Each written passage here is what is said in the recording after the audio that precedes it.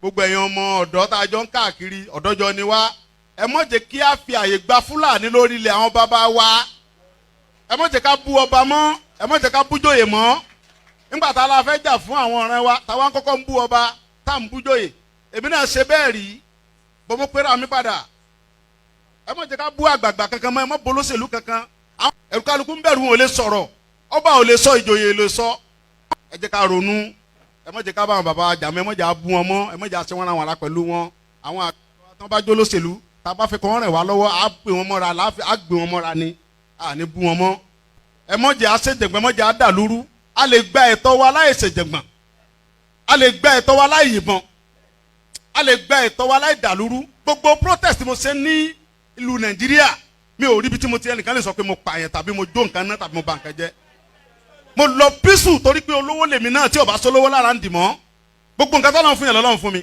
mi ṣe tálákà tó dé pé mo dìde fún jà Yorùbá big man ni mi àwọn tó jẹ́ ọ̀rẹ́ mi tó súnmọ́ mi tó ní owó ní kí ni mo wá lọ bẹ̀ pé sọ́wọ́ lè mi mò ń fẹ́ ni kí n sọ yìí tí mo fẹ́ mo ní ìsọ̀rọ̀ owó àní ọ̀rọ̀ ìran mi ni mò ń sọ kí n wọ gbowó kí n gbéra kí n pé mò ń lọ ọ̀dọ̀ ọba àgbowó mò ń lọ ọ̀dọ̀ oníbodè òfin gbowó kí n kójó wọlé kọ́kàn mi balẹ̀ kí n dá wa mọ́tò kí n mọ́ rìn bọ̀ kí Fúlàní mọ́ da mi dúró ń títì kí n délé kí bàbá sọ pé kí n gbé tírélà sùn kí n mọ́ gbé lọ àwọn bàbá wo lè lóko mọ́ wọn ò lè lódò ẹ jẹ́ ká fọwọ́sowọ́pọ̀ ká ti àwọn bàbá wa lẹ́yìn ká dá security ti wa lẹ̀ ká sọ fún wọn kí wọ́n bá wa fọwọ́ tì í ká lé wọn kó nu oko wa ẹ ṣé mo dúpẹ́ Jésù Olúwa wa.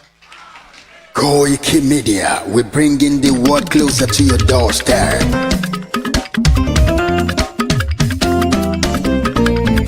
Koikimedia, Koikimedia, Koikimedia, we bringing the world closer to your doorstep. Koikimedia, Koikimedia, Koikimedia, we bringing the world closer to your doorstep. Àwọn sálára àgbà yìí dá, àwa ló láṣà àti èdè. Ìgbéde lárugẹ nílẹ̀ Oòduà o, àwa gangan ni bàbá. Koikimedia, Koikimedia, Koikimedia, we bringing the world closer to your doorstep. They never sabi wetin we carry for her. But they move closer before they go sabi. I said they never know wetin we carry for body. But they move closer before they go sabi. Ọ̀kín lọ lọ́jà ẹyẹ, kìnìún ló ló lajú. Ẹyẹ tó lórí kodò bí àdán ọ̀pẹ̀jẹ̀ lẹ́nu. Ká ṣiṣẹ́ fún ilẹ̀ bàbá wa, ká ṣiṣẹ́ fún ìlú bàbá wa, ká jùmọ̀ sowọ́pọ̀ ká lè tó dúdú àga. Odùduwà kò bá lè gbé wá. Ọmọ Odùduwà ṣègìrì, ẹ dìde fún ẹ̀tọ́ adúláwọ̀, ká lè jọ jùmọ̀ gbé délẹ̀ ìlérí, ká wálé gba ògo ilẹ̀ wa, ká ṣiṣẹ́ ká lè jọ gbàdé, ká lè gbàdé adé adúláwọ̀, àwa ni mọ̀lẹ̀ tí yóò tàn káàkiri. Ọmọ Odùduwà ni wá. Koikimedia, àwa là ń gbé tó lárugẹ. Ètò tó pọ̀jù owó tí wọ́n mọ̀ ní. Kásá ẹgbẹ́ polówó ọjà wà kájé gbùgbà yín jẹ. Ètò tó pọ̀jù owó tí wọ́n mọ̀ ní. À ń gbé tó lárugẹ, à ń gbàsà lárugẹ. Ètò tó pọ̀jù owó tí wọ́n mọ̀ ní. News and sports ẹ máa rí gbọ́. Ètò tó pọ̀jù owó tí wọ́n mọ̀ ní. Ọmọ Ìjẹ̀bú Alárẹ̀mí ló ní kí n máa ké tantan.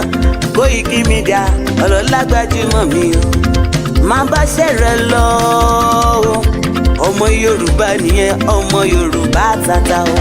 À ń gbádùn rẹ ọmọ Ìjẹ̀bú Alárẹ̀mí, ṣẹ́yìn ló máa fi dìbò tẹ̀ mọ́lẹ̀ o. Ẹ̀yin lọ́mọ onígbò máa ń dé mádémádé, ẹ̀yin lọ́mọ onígbò máa wọ̀ o. Igbó máa wọ̀ gbàjòjì ò gbọ́dọ̀ wọ, àjòjì tó bá wọ bẹ̀ á tẹ̀lé ní ẹbọra. Ẹ̀yin lọ́mọ lọ máa náwó kóyìnbó tó dé ìgbà tó yìnbó dé o owó náà dẹ́ tún pọ̀ sí o Koikimedia ṣàwa ní bàbá. Koikimedia àwọn ní bàbá. Koikimedia àwọn ní bàbá. Àdáńtọ́ àtúnpèrègèdè. Koikimedia àwọn ní bàbá. Àwa là ń gbé tò lárugẹ jẹ́ ká jọ gbọ́ o. Koikimedia àwọn ní bàbá. Àtúnjàfẹ́tọ̀ ilẹ̀ wa fẹ́tọ̀ ilẹ̀ Yorùbá. Koikimedia àwọn ní bàbá. Ọmọ Òdùwà ni wá o tọkàntọkàn. Koikimedia àwọn ní bàbá. Ikú tí ó ṣe bí lébi òsì àdìmú bàbá yọ. Koikimedia àwọn ní bàbá. We bring you work closer to your doorstep. Koikimedia àwọn ní bàbá. Afẹ́fẹ́ tó ń fẹ́ òòtún kan kí oko lára ni. Koikimedia àwọn ní bàbá.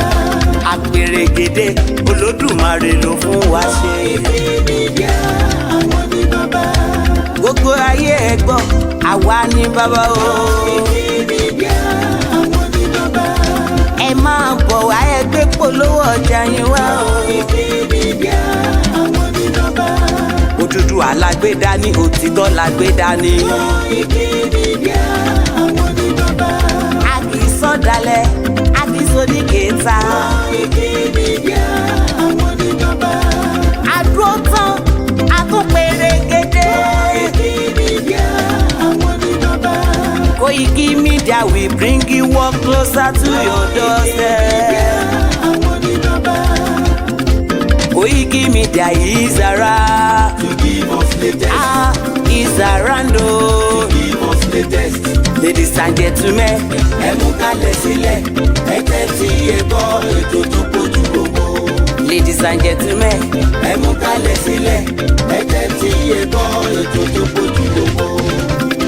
Koikimedia is around. To give us latest. Koikimedia. Impediment to Yoruba development is the impediment to Oodua development. Without Nigeria, we won't be where we are. 1962, we were far ahead of South Korea and North Korea. We were far ahead of China even. We had television before France. We had radio before South Africa. Now look at where we are today. I think it's a shame that even any Yoruba man can be talking about restructuring at this point in time. What are we restructuring? This country that is already shot to pieces? I don't think that's what we want. But they are always talking about giving Nigeria a chance. The patience of Yoruba with Nigeria has come to an end. That's all. But there seems to be some confusion in Yoruba land. I see that maybe perhaps the generality of the people do not feel as passionate about self-determination. And secondly, there is all kinds of positions. Afenifere is talking about restructuring. You are talking about self-determination. You don't know this. You don't know the nature of the Yoruba society. You don't. Most of the young people, and they are the majority in Yoruba land, want the self-determination of their Yoruba nation. That's the truth of the matter. That's what is keeping the movement going. And they are also doing so in the diaspora. Yoruba young men and women all over the world want their own country, separate from Nigeria. You cannot deny that. No matter how much you want to pander to the government, you cannot deny that. But that's the truth. But anyway. The important thing, however, and I'm surprised that you are not talking about that, is that the Yoruba people who are fighting for self-determination are telling the world and telling themselves that they will do it only peacefully. We are Yoruba. We know our status in the world. We know our status in the black world. We do not want to destroy the peace of Nigeria, and we do not want to bring difficulty into the lives of any other group in Nigeria. But we want to get out of Nigeria. That's it. Well, Prof, you are a strong member. And you're not talking about that. You are asking me questions. You are asking me questions as if what Onitiri did has the support of the majority of Yoruba people who want self-determination. It is not true. Well, Prof. She has a small minority of a section that is ready to do illegalities.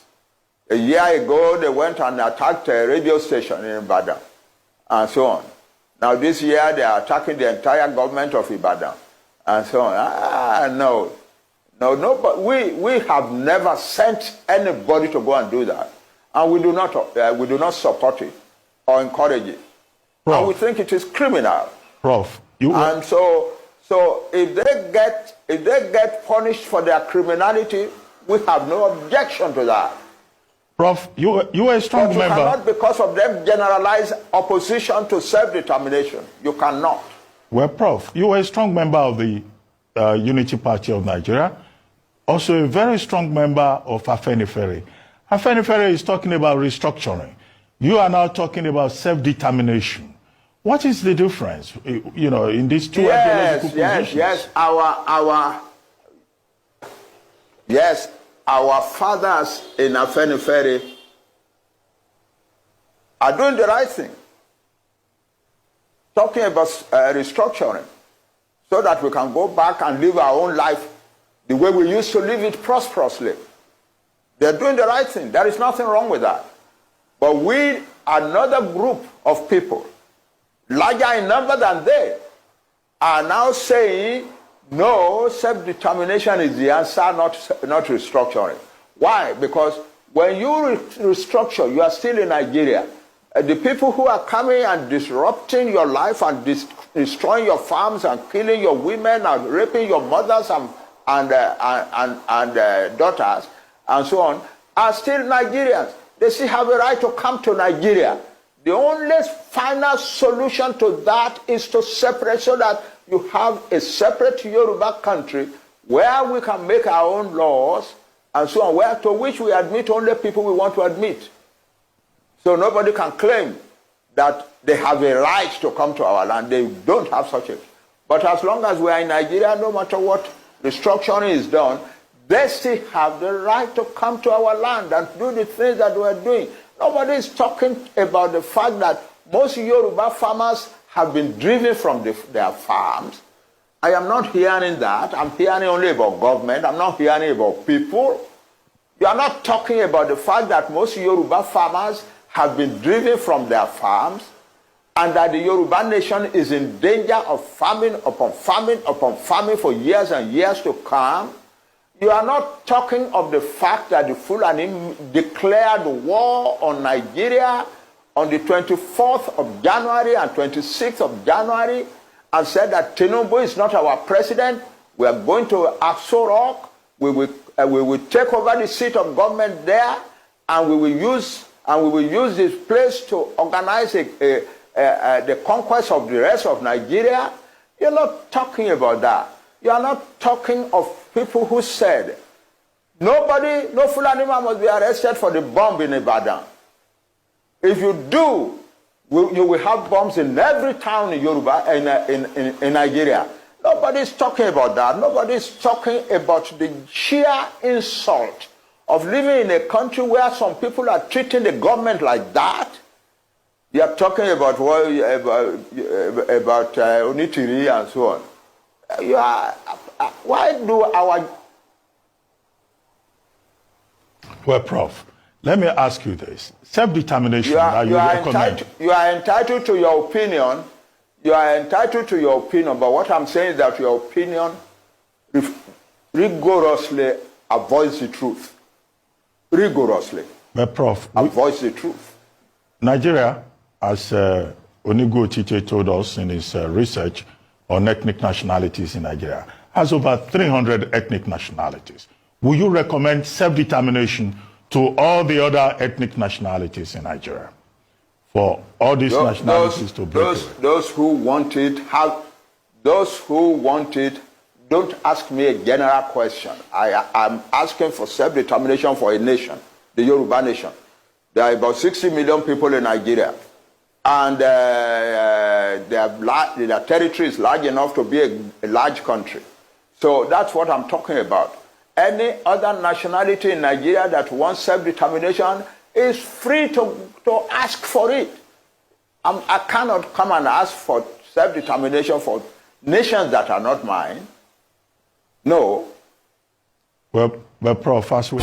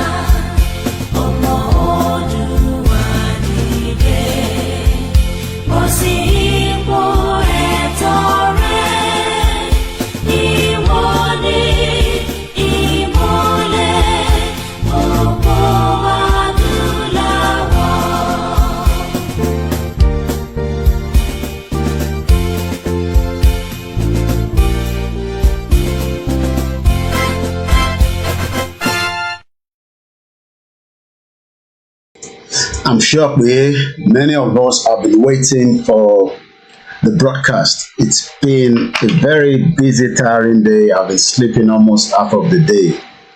I believe it's part of the lack of sleep. A dúpẹ́ f'Ọlọ́run pé a tún láǹfààní àti padà sí ibi tí a mọ̀ jẹ. Nǹkan pè lámọ̀ jẹ ni pé Yorùbá nation no going back.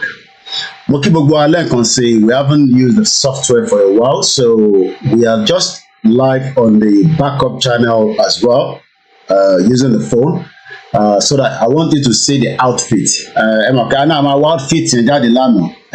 A sì máa wọ̀ lọ́sàn-án lọ́la, so mo kàn ní ká wọlé ni pé ká fi dúpẹ́ lọ́wọ́ fashion designer tí ó ń gé aṣọ sí wa lára pé Mr. Koiki, eléyìí tá tún fi ránṣẹ́ yìí. Gbogbo ta kúkú fi ránṣẹ́ ẹ̀wọ́, and I hope you can hear me very well. So I've been very busy. So ẹni tó bá wá nífẹ̀ẹ́ sí màá sọ bí tí ẹ ti lè kàn sí wọn. And ẹ̀yin tẹ́ wà labroad, summer ti wà ní gbòòrò báyìí, where many of us will be having parties. Èmi ò ní party tèmi ń lọ, party tèmi ní orí social media. Ibẹ̀ làwọn ti ṣe party, but I'm sure many of you have weddings, graduation, naming ceremony, so anything tẹ́ bá fẹ́ ṣe, I can assure you, Konshiti Buhari o, that if you want something like this, tẹ́ bá lọ sórí, tomorrow I will show you properly, but I'm sure you can see it. Ọ̀rọ̀ àpọ̀ ní dàṣíkí lélẹ̀, wọ́n ní ká máa fi bá ti use wọn ká máa wọṣọ Yorùbá nation. So sometimes, almost all the outfit of a ránṣẹ́, but bí ìpín mọ̀mísí mi ló gbélé ìdé mo gbọ́dọ̀ value ẹ̀. So mo kọ́kọ́ kí Professor Adébánjí Akíntóyè, Baba Lálùbáríkà, we love you, we appreciate the work you've done so far and the work you are still doing for our race. Without you, we'll probably just be mourning just like others. What is wrong with the bí àwa náà bí a tí kò bá sí Baba Akíntóyè ká bẹ̀rẹ̀ Yorùbá nation, bí àwa náà bá tún máa ní protest, protest, àṣé intanidi gangan òun ni self-determination. Ṣé mọ̀ pé for a very long time àwọn kan ní wọ́n ti ń sọ̀rọ̀ Yorùbá nation, gbọ́ ní ẹ̀ sọ̀rọ̀ Yorùbá nation. Kódà àwọn tán ní wọ́n sọ restructure gbọ́, a kò ń gbọ́ pé àwọn Afẹ́nifẹ́re àwọn ni wọ́n ń sọ̀rọ̀, àwọn ló jẹ́ gẹ́gẹ́ bí agbẹnusọ fún gbogbo ọmọ Yorùbá. A wá realize pé in táwọn àgbàlagbà fi ń jẹun lọ́rọ̀ Afẹ́nifẹ́re. Lóòótọ́ kò ń ṣe gbogbo wọn, but níbi tá a délé ní ojú máa fẹ́ tó tì wọ́n torí pé Tinubu ò ní dá gbogbo yàn lóhùn. Ọmọ olódò ọdẹ kò ń gbọ́ràn, ìyẹn Tinubu jagaban àfìgbà tó bá tẹ́ kó tó padà sílé. Ọmọ Yorùbá ni, kódà àwọn ọmọ Ìgbò ní kò ń ṣe ọmọ Yorùbá, but as far as we know ọmọ Yorùbá ní Tinubu, but kò ní gbọ́ràn, is a weak element. kò ní gbọ́ òun fẹ́ fix Nàìjíríà tí ó mọ̀ dájú kó tó débẹ̀ pé àwọn tó pa MKO Abiola àwọn náà lọ fẹ́ ṣekú pa àwọn fúnra rẹ̀ báyìí àwọn tó pa MKO Abiola pẹ̀lú bó ṣe lé kò sí kan tó ní kò sí connection tó ní àwọn ló padà pa kódà mò ń gbọ́ Prophet Tibetan ìyẹn mo ṣe try pé ká lo software lálẹ́ it's been a while so that ká lè fan àwọn kankan wọ̀nyí lẹ́yìn mo kọ́kọ́ kí bàbá Akíntóyè ká tó máa tẹ̀ sínú program mo kí yín pé àgbáyé adalẹ́ àmàrí yín bá gbogbo ìgbà kí ìgbà tó bá ti jáde tó bá ti sọ̀rọ̀ yín láì dá irú àwọn bàbá yìí lóge àwa máa jáde á máa sọ̀rọ̀ yín ní ti dáadáa mo rántí nígbà tí mo wà nílé torí pé Yorùbá Nation tá à ń ṣe yìí àwọn ò ṣe lórí social media we went home and àdèdúpẹ́ pé after tí wọ́n rí mi pa ní Nàìjíríà olóyè ní gbogbo ìgbà kí ìgbà tó bá ní nǹkan tó urgent tá a fi bára wa sọ̀rọ̀ lórí special number tí mo fi ń bá wọn sọ̀rọ̀ máa gbé màmá ẹ̀ dìde kó wá bá mi ní Bẹ̀nẹ̀ ìwọ sọ sí létí òun á sọ sí mi létí àti bàbá Akíntóyè but ìwọ sì dúró síbi tó wà mo ní ìdẹ níbi tó wà yẹn torí pé mídíà tiẹ̀ òun ni Sultan of Sokoto fi ń sọ fún wọn pé Koiki bá ti sọ̀rọ̀ olóyè ló ń sọ̀rọ̀ mo dẹ̀ dúpẹ́ pé they tried to kill us èmi àtolóyè lọ fi pa sínú ilé bó a dúpẹ́ pé Ọlọ́run ò fi kú wa sí wọn lọ́wọ́ and we are very grateful because we have a father like Baba Akíntóyè tó wá ní no ìtàn ọmọ yìí ṣe kò tí tó nǹkan tí kò tẹ kódà àìtẹ́ tí gbébọn bọ́ a ní ìlàdẹ̀ tí gbébọn kò tó bá yẹ pé ibi ta ti ń gbébọn nísìn kò bá dà bí ìgbà tó jẹ́ pé a ti wà ní stage kan Bàbá Akíntóyè wá ní no self determination èèyàn máa ń sọ̀rọ̀ ni dialogue máa ń wà nínú ẹ̀ is a lot of conversation àmúlẹ̀dúpẹ́ pé ìgbà tí mo lọ rí wọn nílé àwọn nǹkan tó bá mi sọ gẹ́gẹ́ bí ọmọlúàbí tí a jẹ́ a gbọ́ sí wọn lẹ́nu torí ìdẹ́mi gbé lọ Nàìjíríà kò ṣe máa kà síta when I went home in 2021 but I give thanks that ajẹ́ni tó ń bá sọ̀rọ̀ tó ń gbọ́ torí ẹni tó bá ń bá sọ̀rọ̀ tó ò bá ti gbọ́ they are likely to be danger kò bí pé torí pé a wà lórí social media we have to have decorum and respect for each other. ọ̀rẹ́ mi tí ó jẹ́ Balógun Èkó ẹ wo bó ṣe bú Tinubu títí each time tí bá pè á ní Koiki mi ò mọ bí wọ́n ṣe ń ṣe o we are still friends kò mí pé tó ló lọ endorse Tinubu kí n delete tí bá pè báyìí nísìn àfi tó bá busy ó máa gbé mo ti mọ̀ as far back as 2006 lèmi àti ẹ̀ ti mọ́ra nílùú yìí kó tó di pé gbogbo yín mọ̀ Balógun Èkó 2006 ni a ti mọ́ra and we are still friends so having or asking for self-determination kò gbọ́dọ̀ mú enmity àbí hatred to the extent pé a máa léra wa pa as Yoruba people. I disagree with a lot of Yoruba people. Mo ń bú Ààrẹ Kánú wí tàbá débi tá à ń lọ lọ́jọ́ iwájú we will have a lot of peace but for now lórí ìrìn àjò yìí let us not debate self-determination là ń béèrè fún ẹ̀tọ́ ọmọ ènìyàn ni. Whether some of us agree with it or not, whether some have gone with the politician, kódà èmi ní as much of Yorùbá tó bá wà nínú politics lẹ́nu ẹ jẹ gbádùn yẹn dáadáa torí pé Tinubu will be the last president lágbára Elédùmarè kò ń ṣàwà là ń sọ lágbára Jésù Kristi Tinubu must be the last president of the Federal Republic of shit hole country tó ń pè Nàìjíríà tó kì í ṣe country. Because if we allow another president to come in after Tinubu, ó ṣọdún mẹ́jọ ni, ó ṣọdún mẹ́rin ni, we are all in problem.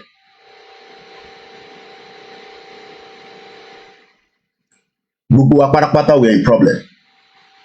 So what we should be asking for is for everybody to pray as much as work hard pé Tinubu gbọ́dọ̀ jẹ́ the last president. Àwa lọ bẹ́ẹ̀ akí Ọ̀túnba Adémọ́lá of the YSDM. The YSDM will continue to be reformed torí pé wọ́n dàrú, wọ́n dáwọ́rú. Bàbá Yílóge dáwọ́rú, kò sí nǹkan tá lè sọ sí yẹn, ó dáwọ́rú. Ìyẹn ń ṣe ń tàṣẹ máa tó padà sẹ́yìn, ó dáwọ́rú. For the 2 years, kò jẹ́ kó progress. And mo dẹ̀ lè jókòó síbí kí n fi gbogbo ẹnu mi sọ, kò sí bá bá lẹni tó lè sọ pé ká má sọ yẹn. That man is a born bastard.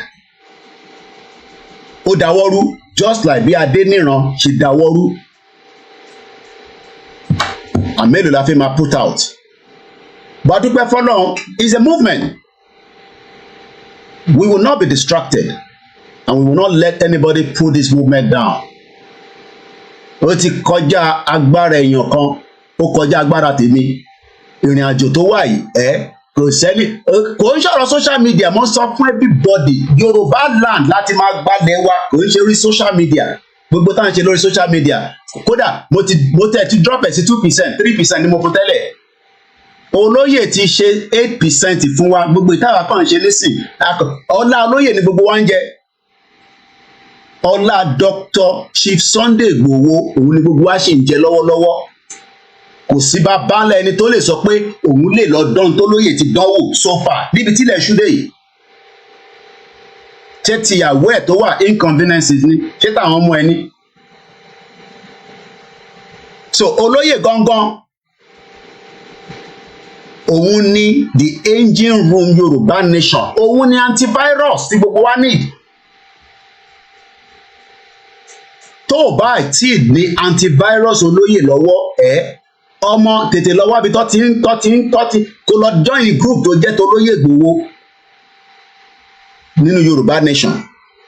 Tí bá dẹ̀ ní group kò ń ṣe dandan pé o gbọ́dọ̀ wà lára Ìfẹ́lódùn. I am just talking about Yorùbá nation generally. But tó bá ṣì wà lábẹ́ antivirus Tinubu, ó ti compromise. Tinubu antivirus tá mọ̀ tẹ́lẹ̀ kò ń ṣe virus antivirus tá mọ̀ nísìn. Wọ́n ti infiltrate ti Tinubu, àwọn málà ti wọnú ẹ̀. Ìyẹn ni bàbá Akíntóyè ṣe ń pè pé ọmọ lódú ọdẹ wá ń bí. Kò sí bó ṣe fẹ́ dàgbà tó, mo sì dàgbà jù ẹ lọ. Kódà bí Tinubu bá ti change age ẹ̀, torí a mọ̀ pé ó ti lo football age lọ́wọ́lọ́wọ́ yìí. Kò lè dàbí. And that is why Baba Akintoye is advising him, is guiding him. But kò fẹ́ gbọ́.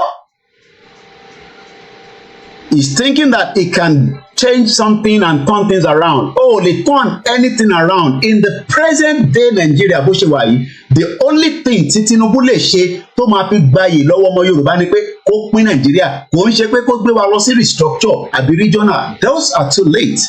It's just too late for all that. But we will pray for him. In as much as we disagree with him, we will pray for him and hope that one day, bóyá tètè ṣe tó yẹ kó ṣe, bóyá á ṣe tó yẹ kó ṣe láti lè jẹ́ kí olóyè Ìgbòho kó ní gbogbo freedom tó kù fún. Kò yẹ pé olóyè ò lè lọ Nàìjíríà. Ẹni máa kú, ẹni máa yè ni. But because we are just trying to be very, very diplomatic. Torí pé bólóyè bá wà ní tó bá wà ní Ìbàdàn, tẹ́ bá wá bá níbẹ̀, á dìjà ni.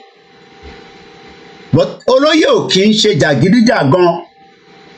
Ìyẹn ni expectation wọn pé tó bá bá nílé, tó dẹ̀ confirm pé ó wà nínú ilé ájà. But wọ́n ti gbàgbé pé ẹni tí Ọlọ́run ń bẹ lẹ́yìn ẹ̀ òun lọ̀rọ̀ olóyè. Ẹni tọ́lọ̀ bá dẹ̀ ń bẹ lẹ́yìn ẹ̀ kọ́ máa gbìyànjú ni. And we give thanks that he is still with us today. Bó dẹ̀ sọ pé táktọ̀ bá ti kú nínú movie yẹn ti tán. Actor mi tó bá lọ gbé wá kò lè dàbí. Olóyè is our antivirus. Because virus ti wà nínú Nàìjíríà. Virus ni àwọn Fúlàní, and they are not just only in the forest. If you are expecting that the virus is just in the forest, ó jù bẹ́ẹ̀ lọ.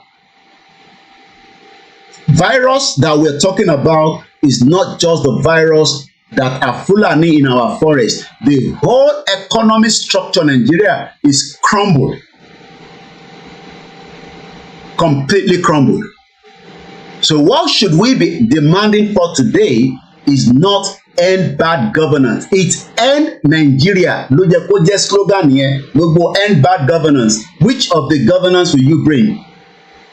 Because these people does not have respect for human rights. They don't have respect for human beings. They are all animals. But animals abroad are well treated and respected. Tẹ́ bá like interface wa, ẹ jẹ́ ká mọ̀. Because àwọn kan complain pé Koiki àárí ẹ dáadáa, ó dà pé background ẹ̀yẹn ó ti busy jù. So I ti try láti adjust it a little bit. So ẹ bá wa comment ká mọ̀ bóyá background yẹn ó dà. That is when I'm using the software. But tá bá ń lo mobile phone, it's a different thing entirely. So mo kí gbogbo alẹ́ nǹkan sí, mo kí àwọn Koikimedia backup team. Mo sí lórí TikTok, tó bá ń báyàn kan sọ̀rọ̀ lórí TikTok, ó ti wọ one chance nìyẹn. But I am live on Facebook, Twitter.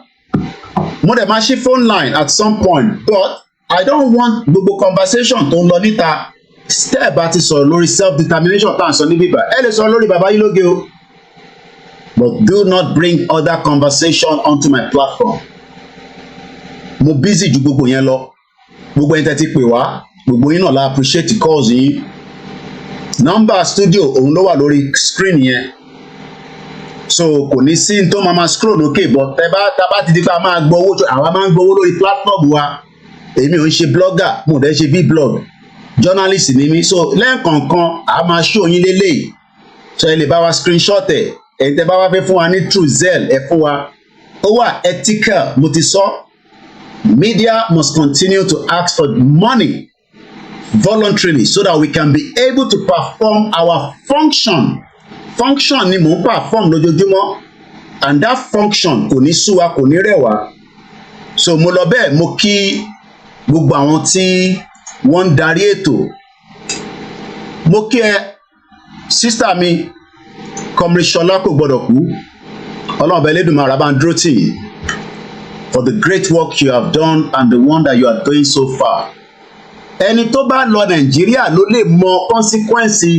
Àwa ti yàtọ̀ sí ẹni tó kàn máa ra tíkẹ́ẹ̀tì bí ẹ̀yin nísìn tó máa gbéra tó ń lọ Nàìjíríà. When Ṣọlá kò gbọdọ̀ kú was in Nigeria up till when she had a program nínú ọdún yìí just some few months back, gbogbo ilẹ̀ rí wọ́n rán DSS lọ síbi tó ti ń ṣe event yẹn.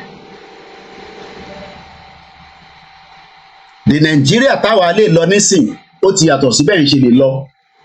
Èmi ò lè gbéra nísìn kí n gbéra lọ́nà ẹ̀. Tẹ́ àwọn DSS ò bá tẹ̀ dá mímọ̀, àwọn tájọ́ máa wà lórí flight àmà ní arákùnrin tó ń lọ Ìkóìkì ni tó bá dẹ̀ dé sálẹ̀ wọn ní ilé ló fẹ́ da Nàìjíríà rú lọ́kàn wọn, because some people think that èmi ni mo fẹ́ da Nàìjíríà rú èmi àti gbowó.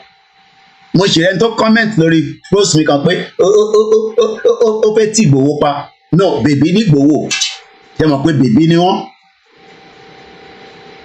À ń sọ pé we are all entrapped in a country that is virus. Àwa need antivirus láti fi get out. A lot of people said no, we want Nigeria. Nigeria cannot work. Kọ́fì Nigeria sílẹ̀ for the next 60 years again. It can't work. So ṣé wọ́n wá ń gbàdúrà kí Nigeria ṣì exist for the next 60 years? Èmi ò gbàdúrà ẹ̀. I pray that Nigeria goes down today. But it needs every one of us to line, but line together, because those that wants to enjoy the political tenure of Tinubu will not support and endorse Yoruba nation. It's as simple as that. If you are expecting any one of them, ìbẹ́ gbọ́ gbogbo kábàkàbà tí rẹ́nu sọ. Even though pé òun ò tẹ̀ jẹ́ lára Tinubu presently, àfi tó bá jẹ́ pé ó ti ń jẹ ní background, torí pé Tinubu náwó, ó mọ bó ṣe ń náwó owó gbà níbẹ̀ yẹn, ẹ bá wa ṣe nǹkan kan níbẹ̀. Wọ́n ní gbogbo ẹgbẹ́ ló dàrú. Kò ń ṣe àwọn tó mọ̀ dáadáa l'Amẹ́ríkà, àwọn tó mọ̀ ní UK. So if any one of you is expecting Tinubu to come and give us Yoruba nation, kò ní fún wa ní Yoruba nation, but that does not mean we should not engage him. That does not mean we should not negotiate with him. That does not mean that a gbọ́dọ̀ máa ra lẹ́pọ̀n, a máa ra lẹ́pọ̀n. So that kó lè mọ̀ pé ibi tó ń gbé wa lọ ló fẹ́ fix economy Nigeria. You can't fix all that. It is too late. The country cannot work. So the expectation of many people, where bóyá àwọn governor wa yìí, we love them, but we need to talk to them. Kò ṣe pé torí pé à ń jáde à ń bú wọn, no, we appreciate them, but in tá à ń sọ ni pé ọ̀rọ̀ Yorùbá nation ní òkúnkúndùn ọ̀rọ̀ tó jẹ wá lógún nísìn, gbogbo pé ẹ fẹ́ fix Nàìjíríà lábẹ́ PDP APC is not going to work. So why then are we stressing ourselves that a sì fẹ́ wà nínú Nàìjíríà? A fẹ́ ṣe Nàìjíríà mọ́ la ṣe ń sọ fún yín gọ́vnà pé we want you to give the directives láti inú state yín pé Yorùbá nation is the solution to majority and 100% of all the troubles that our people, àsọpọ̀ àwọn ọmọ Igbo, àsọpọ̀ àwọn Hausa, àwọn èèyàn yín tí ẹ̀ ń ṣe ìjọba lé lórí, because whether you like it or not, àgbàdúrà kún fún yín, but you will leave that position just like others have done. Ẹ lọ bèrè lọ́wọ́ àwọn tó ti kúrò lórí oyè. Níbo Dáńbọ̀dé wà nísìn? Àgbúwò ẹ̀ mọ́. Gbogbo owó tó bá ní Sákọ̀rà máa ná ni, á dẹ̀ máa ṣe fàájì ẹ̀. And he's not likely to become a governor of Lagos State again. Kódà Tinubu ò tí mọ̀ slot tó fẹ́ fún, ó possible pé wọ́n lè fún ní ambassador lọ sí ìlú kan within Africa pé ṣáà máa lọ fìyẹn jẹun tó jẹun sókè ní Tinubu. So what we are saying today is that the future of Yoruba people is no longer in Nigeria. Our future is more around having an independent Yoruba country that we will set up our own government. UK government wọ́n ti bẹ̀rẹ̀ iṣẹ́ under the Labour Party. A fẹ́ government tiwa tó máa recognize wa, tó máa fún wa ní freedom tí à ń béèrè fún, tó dẹ̀ máa respect wa. We don't want a country that doesn't have the value of our people in heart. We want a country that respects us, and that is what Olóyègbò stand for, and that is what millions of Yoruba people stand for today. Àwọn tí wọ́n ní understanding ẹ̀, ẹ má jẹ́ ká blame wọn. Ẹ tó wà nílé, I keep telling you, you are better off us here if the country was working in the direction that is meant to be. But Nigeria is not working in that direction, and that is why diaspora kan ká máa dàbí gbà tẹ́ pé àwọn làwọn mọ̀tàn tó lọ́wọ́ abroad. Abroad is nothing. Mo ń gbé abroad and there's so bloody what? Ìwọ ló máa kọ́kọ́ gbé abroad ni. Ṣé mi ni máa kọ́kọ́ wá sí abroad? Abroad is nothing. So look, iṣẹ́ tá à ń ṣe ní bíbà majority iṣẹ́ tá à ń ṣe ní bíbà a lè ṣe ní Nàìjíríà if it has the value for that kind of job. So when somebody thinks that because òun wà labroad òun máa sọ̀rọ̀ sẹ́ni kankan ní Nàìjíríà, whether they like it or not, wọ́n kàn tọ́ra wọn ni. Abroad is nothing.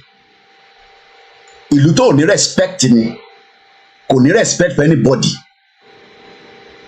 Ìgbà pàwọ́ akọ́jọ́ ọmọlúàbí láàrin ara wa la ṣe respect ara wa. Abroad has no respect for anybody. Sẹ́yìn tẹ́ wà nílé, ẹ má nítorí pé àwa kan wà labroad, àwa ń fún yín ní owó bí àtọ́dá fi ràn yín iṣẹ́ àbí ẹ tọrọ owó lọ́wọ́ wa. Any right láti tọrọ owó is because Nigeria is what it is. Tí Nigeria ò bá jẹ́bi tó wà ní àwa ló yẹ ká máa tọrọ owó lọ́wọ́ ẹ̀yin, torí pé púpọ̀ bí ṣe wà lé báyìí nísìn, within yesterday till today mo ti ná over £300. £300 yẹn ọ̀dẹ̀ kò ń ṣe owó tó easy láti rí lọ́bìrì lọ́wọ́ anybody. Àwọn tó ń ṣe odù owó bẹ́ẹ̀ yẹn ó kéré fún wọn. Àwọn tó ń ṣe drug, àwọn ò ṣe drug nílùú òyìnbó, and that is why we can stand here and face anybody. Yíyan kan gbé fáìlì mi jáde ní UK pé arákùnrin tó ń sọ̀rọ̀ ẹ̀ kó gbẹ́nu sàn wọ́n ò lè gbé jáde. Àwọn ò ń ṣàwọn ẹ̀gbọ́n tó dé nígbà kan tó nọ́ọ̀kì, àwọn ò ń ṣàwọn ẹ̀gbọ́n tó gba lóhùn tó san padà, àwọn ò gba fóònù tí a san padà. Gbogbo àwọn púpọ̀ nù yín, púpọ̀ náà àwọn fóònù tó ń gbà yẹn ó lè lọ́fìgbà. Irú àwa ṣe lè dúró ká jáde nísìn ká fèsì gọ́ọ̀mẹ̀ntì UK pé ìta ń béèrè fún ẹ bá wa dá sí, bọ̀ kọ́ tó lè dá sí a máa ti wà lórí M1. Àná síjẹta gbogbo àgbáyé wà ní chaos. Kí ló ń pè ní chaos? There was a spark, SPARK, Sarah Papa Alpha Romeo Kilo. A ní the spark ní Nàìjíríà. Àwọn tó fẹ́ jáde fún protest àdúrà la máa fi sìn yín, bọ̀ ẹ máa rántí pé tó bá yìnbọn fún yín ìyàn mí pé kẹ́ back down. 15 people have been killed in Bangladesh. Àwọn ọmọ yẹn sì wà nígboro wọn náà wọ́n nígbàsẹ̀.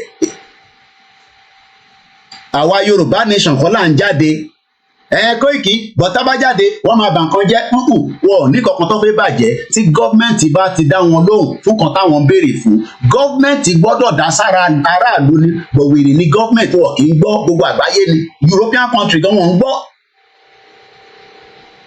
So the right to your protest any right wẹ́ẹ́ máa rántí pé you would have to face monsters along the route. But àwa tá a wá fẹ́ Yorùbá nation, what is the way out? We will continue to engage. Bẹ́ẹ̀ni, Balógun Èkó is also your family because ọmọ Òṣòdì ni máa ń ṣe tèmi náà. Ọ̀rẹ́ mi dáadáa tímọ́tímọ́ ni. Tímọ́tímọ́ tó ń ṣe kíní o. 2006 ni mo ti mọ̀ láti jẹ́ ọ̀rẹ́ and we are still friends till today. Àárín wọn dẹ̀ bàjẹ́. Yes, position tiẹ̀ ni pé òun fẹ́ Nàìjíríà tó lè fix èmi ọmọ bọ́yìí fẹ́ fix Nàìjíríà because you can't fix the country. It is just too late. O lè fix Nàìjíríà, it is too late.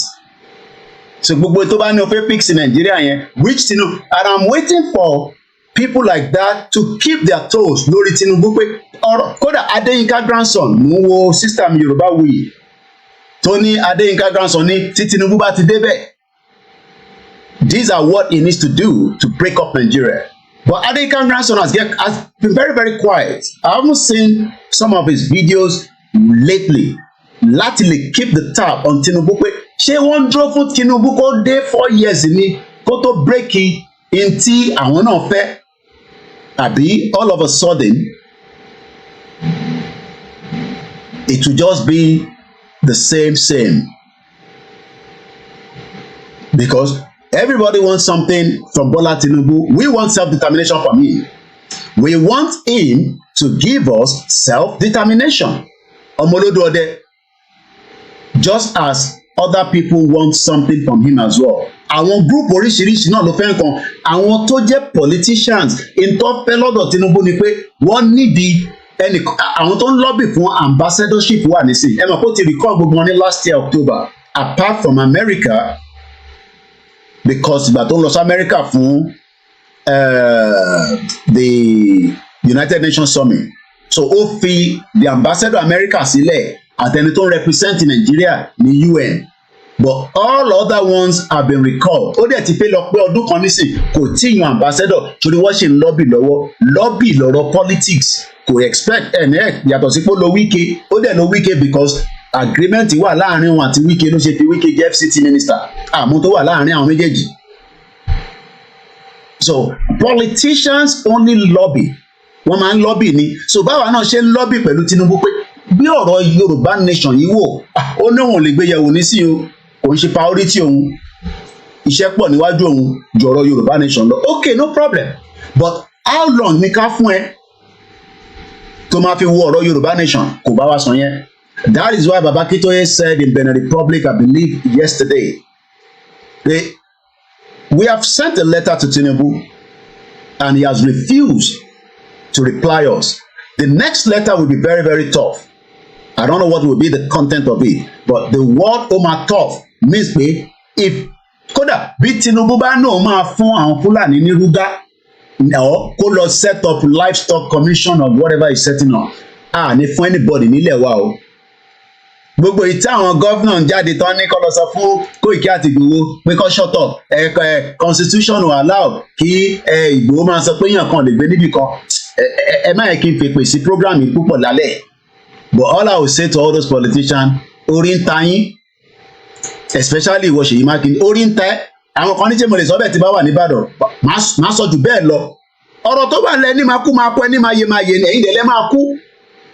Ẹ lè dẹ́rù bà wá. Kò tí dé stage ni. Pé ṣe ti bá wà nílé màmá sọ tí mò ń sọ ẹ̀.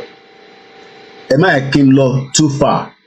Tó bá jẹ́ pé in tí mo ní kó jẹ́ ká activate ní 2021 ni ẹni táwọn àgbẹ̀ bíbẹ̀ ẹ̀kọ́ lọ sí àyè náà ní sí lórí social media mọ́ by this time of the day.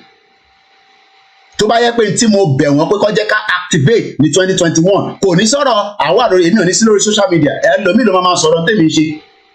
So don't let anybody deceive you pé wọ́n wà powerful. They are not powerful. And that is why we are trying to say let us negotiate this country. can negotiate so that we can have a peaceful exit. They saw dìjà, need the bloodshed. Bloodshed ti pọ̀ jù already in Nigeria. Lost hospital go àwọn tó ń kú lójoojúmọ́. Many of you in tó máa ń fún yín ní Nigeria ní drip. Mélòó èèyàn ló lè gba drip mọ́ nísìn? Bọ́bá fún ẹ ní drip mẹ́rin ní Nigeria lé ní nísìn. You must have at least nothing less than 40,000 naira. Ṣé ẹni tó ọ̀sán salary 40,000 fún? Á lọ máa gba drip 40,000. Mo pa Luka lánàá. Ó ti tójọ́ mẹ́ta mo ní máa send change kékeré kan sí kókò fi ṣe data. Mo wá send owó yẹn sí. Ó wá ní rẹ̀ òun. Ó ní kódà wọ́n fún òun ní drip ni. Ìbí báyìí nísìn kò sẹ́ni tó lè rẹ̀.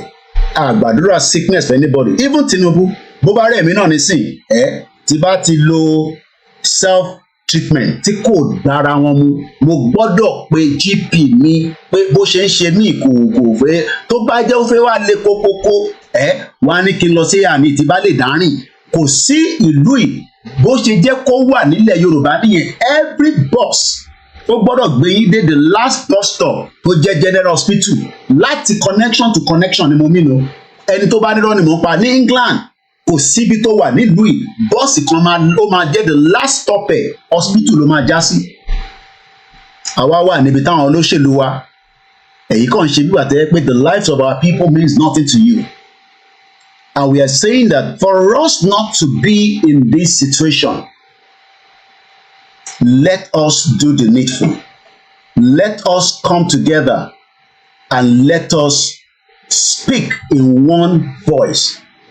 Do we still want to be part of Nigeria? If we are going to be part of Nigeria, ọ̀nà wo ṣé pẹ̀lú gbogbo jàgbàjàgbà tẹ́ ń ṣe yìí where Yoruba people doesn't have a say even in Lagos State around tó ṣàn complain pé and I understand your faith on that kódà mo rí story kan nísìn láìpẹ́ yìí pé wọ́n ní ọmọ Ìgbò lọ gbé Ọ̀ṣun Òṣogbo festival ní lọ́wọ́ mo ní how láti bó síbo I don't know how true is it but mo rí lórí sister wa kan tó ń pè ní Ṣọlá arábìnrin and I'll see if I can give you the what she said ọlọ́dẹ ẹ má bínú the ìjọ́jọ́ mẹ́ta so I don't know the system might be back but the internet is okay and let me know in the comment section if it is stable. I welcome you if you're new to this platform. Máa bá wa sọ̀rọ̀ ká fix in Nigeria. We are not interested in fixing Nigeria. We want to get out of Nigeria. We want to set up our own system. We want to move forward out of this contraction. And that is why we are sending a message again to our politicians. Ẹ má jẹ́ kó pẹ́ kẹ́ tó engage Bàbá Akíntóyè. Ẹ engage wọn. Kò sí nǹkan tẹ́ ní láti máa bẹ̀rù nípa àwọn málà. Kò sí nǹkan tó lè fi yín ṣe. Tẹ́yìn bá ti engage wa. Let them talk about pé kí ló dé ta ṣe fi kúrò ní Nàìjíríà. Bí àwọn lọ ní Nàìjíríà ni. Àbáwọn lọ ní ilẹ̀ wa. Lọ sí ilẹ̀ Haúsá, ilẹ̀ Málà kan. I'm not asking for Yoruba country in Kano. Kò sí tó kàn mí pẹ̀lú Kano. Kódà ẹlòmíì nínú yín gan mo máa ń wonder. Tó máa fi kú òní dé Sokoto. Yes, we have Yoruba people that are living there just like we have Hausas that are living with us as well. So for the fact that pé ṣé gbogbo wa la máa dé north? No. Why then do you want to be part of that country that they are holding back technology and innovation away from us? Many of you will never. Mo kí gbogbo alẹ́ kan ṣe má bínú pé I'm not mentioning him but mo rí àwọn comment bó ṣe ń flow. Àjẹmọ̀ pé tí bá ti wá bẹ́yẹn ká kọ́kọ́ flow ká lè jẹ́ ká gbé ọ̀rọ̀ jáde. Ọlọ́run dẹ̀ máa fún wa sọ lè gbọ́n wọn mọ́ wa lẹ́nu kò possible. Mo appreciate gbogbo wa lẹ́ẹ̀kan sí gbogbo èèyàn alálùbáríkà tẹ̀tí wọlé àtẹ̀yìn tẹ́ máa tún wò. Yorùbá nation ìrìn àjò Ọlọ́run ni wọ́n lè dàrú gbogbo yẹn fọkàn balẹ̀. Koiki mo ló tún fẹ́ já sí kò já sí anywhere. We are still on the right track. Ti gba country yes 63 years ní Nàìjíríà fi run lórí bó easy bẹ́ẹ̀ ni àdẹ̀ náà jà àdẹ̀ fẹ́ jà ọmọlúàbí ni wá. So don't let anybody think that àmọ́ ta lè ṣe àmọ́ mẹ́wàá ta lè ṣe but we want it done in a way that it will not have pain to many of us. So ẹ jẹ́ kí kọ́kọ́ lọ gbé article yẹn as I was just setting up ní mo rí. I don't know how true is it. Mo tẹ́ ẹni tó ní page yẹn but wọ́n ní wọ́n ti gbé Ọ̀ṣun Òṣogbo lé ọmọ Igbo lọ́wọ́ ọmọ Igbo ló I don't know let's read it because kò tẹ̀ yé mi I just read it briefly so I'm gonna because we're using the software let's show you some of those background mo kí gbogbo alẹ́ nǹkan ṣe gbọ́ wọlé share button kẹ́ bá wa love kẹ́ bá wa like it program wire 5 minutes past 11 àṣẹwọnú ètò ni tíyàn bá lọ party náà time tíyàn máa ń dé party náà báwa dúdú mo kí ẹ dizzy man 1 2 3 it is time to break free from what we have been told. Our true strength lies in our ability to determine our destiny of purpose. Let's embrace Yoruba self-determination now to unlock our full potential. Wallahi, mo kí àtòbí mi náà mo kí gbogbo ẹ̀yin ọmọ Yorùbá. Sometimes oríṣiríṣi a máa lọ lórí social media ẹ má jẹ́ kí gbogbo ẹ̀yin kó distract wa. Let's focus on our message. So I jẹ́ ká wo ntí sister mi kọ I don't know who is behind this page but what I've read briefly the vanishing of Yoruba race will come from the hands of Yoruba males. Special gratitude to @Yomi Ebu. We are in big trouble in Yoruba land. Àti sọ yẹn tipẹ́tipẹ́ ẹni tó bá náà sí ìgbé and if you want to call into the program nọ́mbà yẹn ló wà lọ́wọ́ ìsàlẹ̀ ẹ̀ẹ́dẹ̀rí pé a ti ṣe kó má wà too busy. Gbogbo tó máa ń scroll lókè yẹn a ti take it down but tá a bá fẹ́ gbọ́ owó máa show yín ní page tí mo ti set up pé owó rèé o ẹ bá wa fowó sí account so àwa ń gbowó níbí báyìí bẹ́ẹ̀ là ń béèrè owó fún Yorùbá nation self determination tó ń pè ní ẹ̀wọ̀ Ọ̀rànmíyàn àwọn kan ní Koiki a ti ń san owó YSDM tẹ́lẹ̀ ṣé ká má san gbogbo ẹ̀ mọ́ ni pẹ̀lú gbogbo awuyewuye bàbá Yílóge mo ní bàbá Yílóge bomb bastard níṣẹ́ gbogbo ẹni mo fi sọ ẹ máa sanwó sí YSDM bàbá yẹn ti lọ bó tún gbóhùn síta àwa náà máa dá lóhùn adẹ̀dúpẹ́ lọ́wọ́ Yorùbá World Media akúṣẹ́ takuntakun adó lọ́wọ́ home based media so YSDM lélẹ̀ ká tó lọ sórí the other side so wà straight forward fẹ́yìn tẹ́ wà ní abroad very very straight forward ẹ̀yin tẹ́ wà Nàìjíríà owó tèmi náà dà wọ́n bá mi mú wá láti Nàìjíríà mo dúpẹ́ lọ́wọ́ mọ́ sí mi torí mo request pé tó bá ń bọ̀ mo need àwọn real currency àti èyí tí èmi fi lò lórí burúkú tó fi pawọ́ rẹ́ so o lè sọ fún mi pé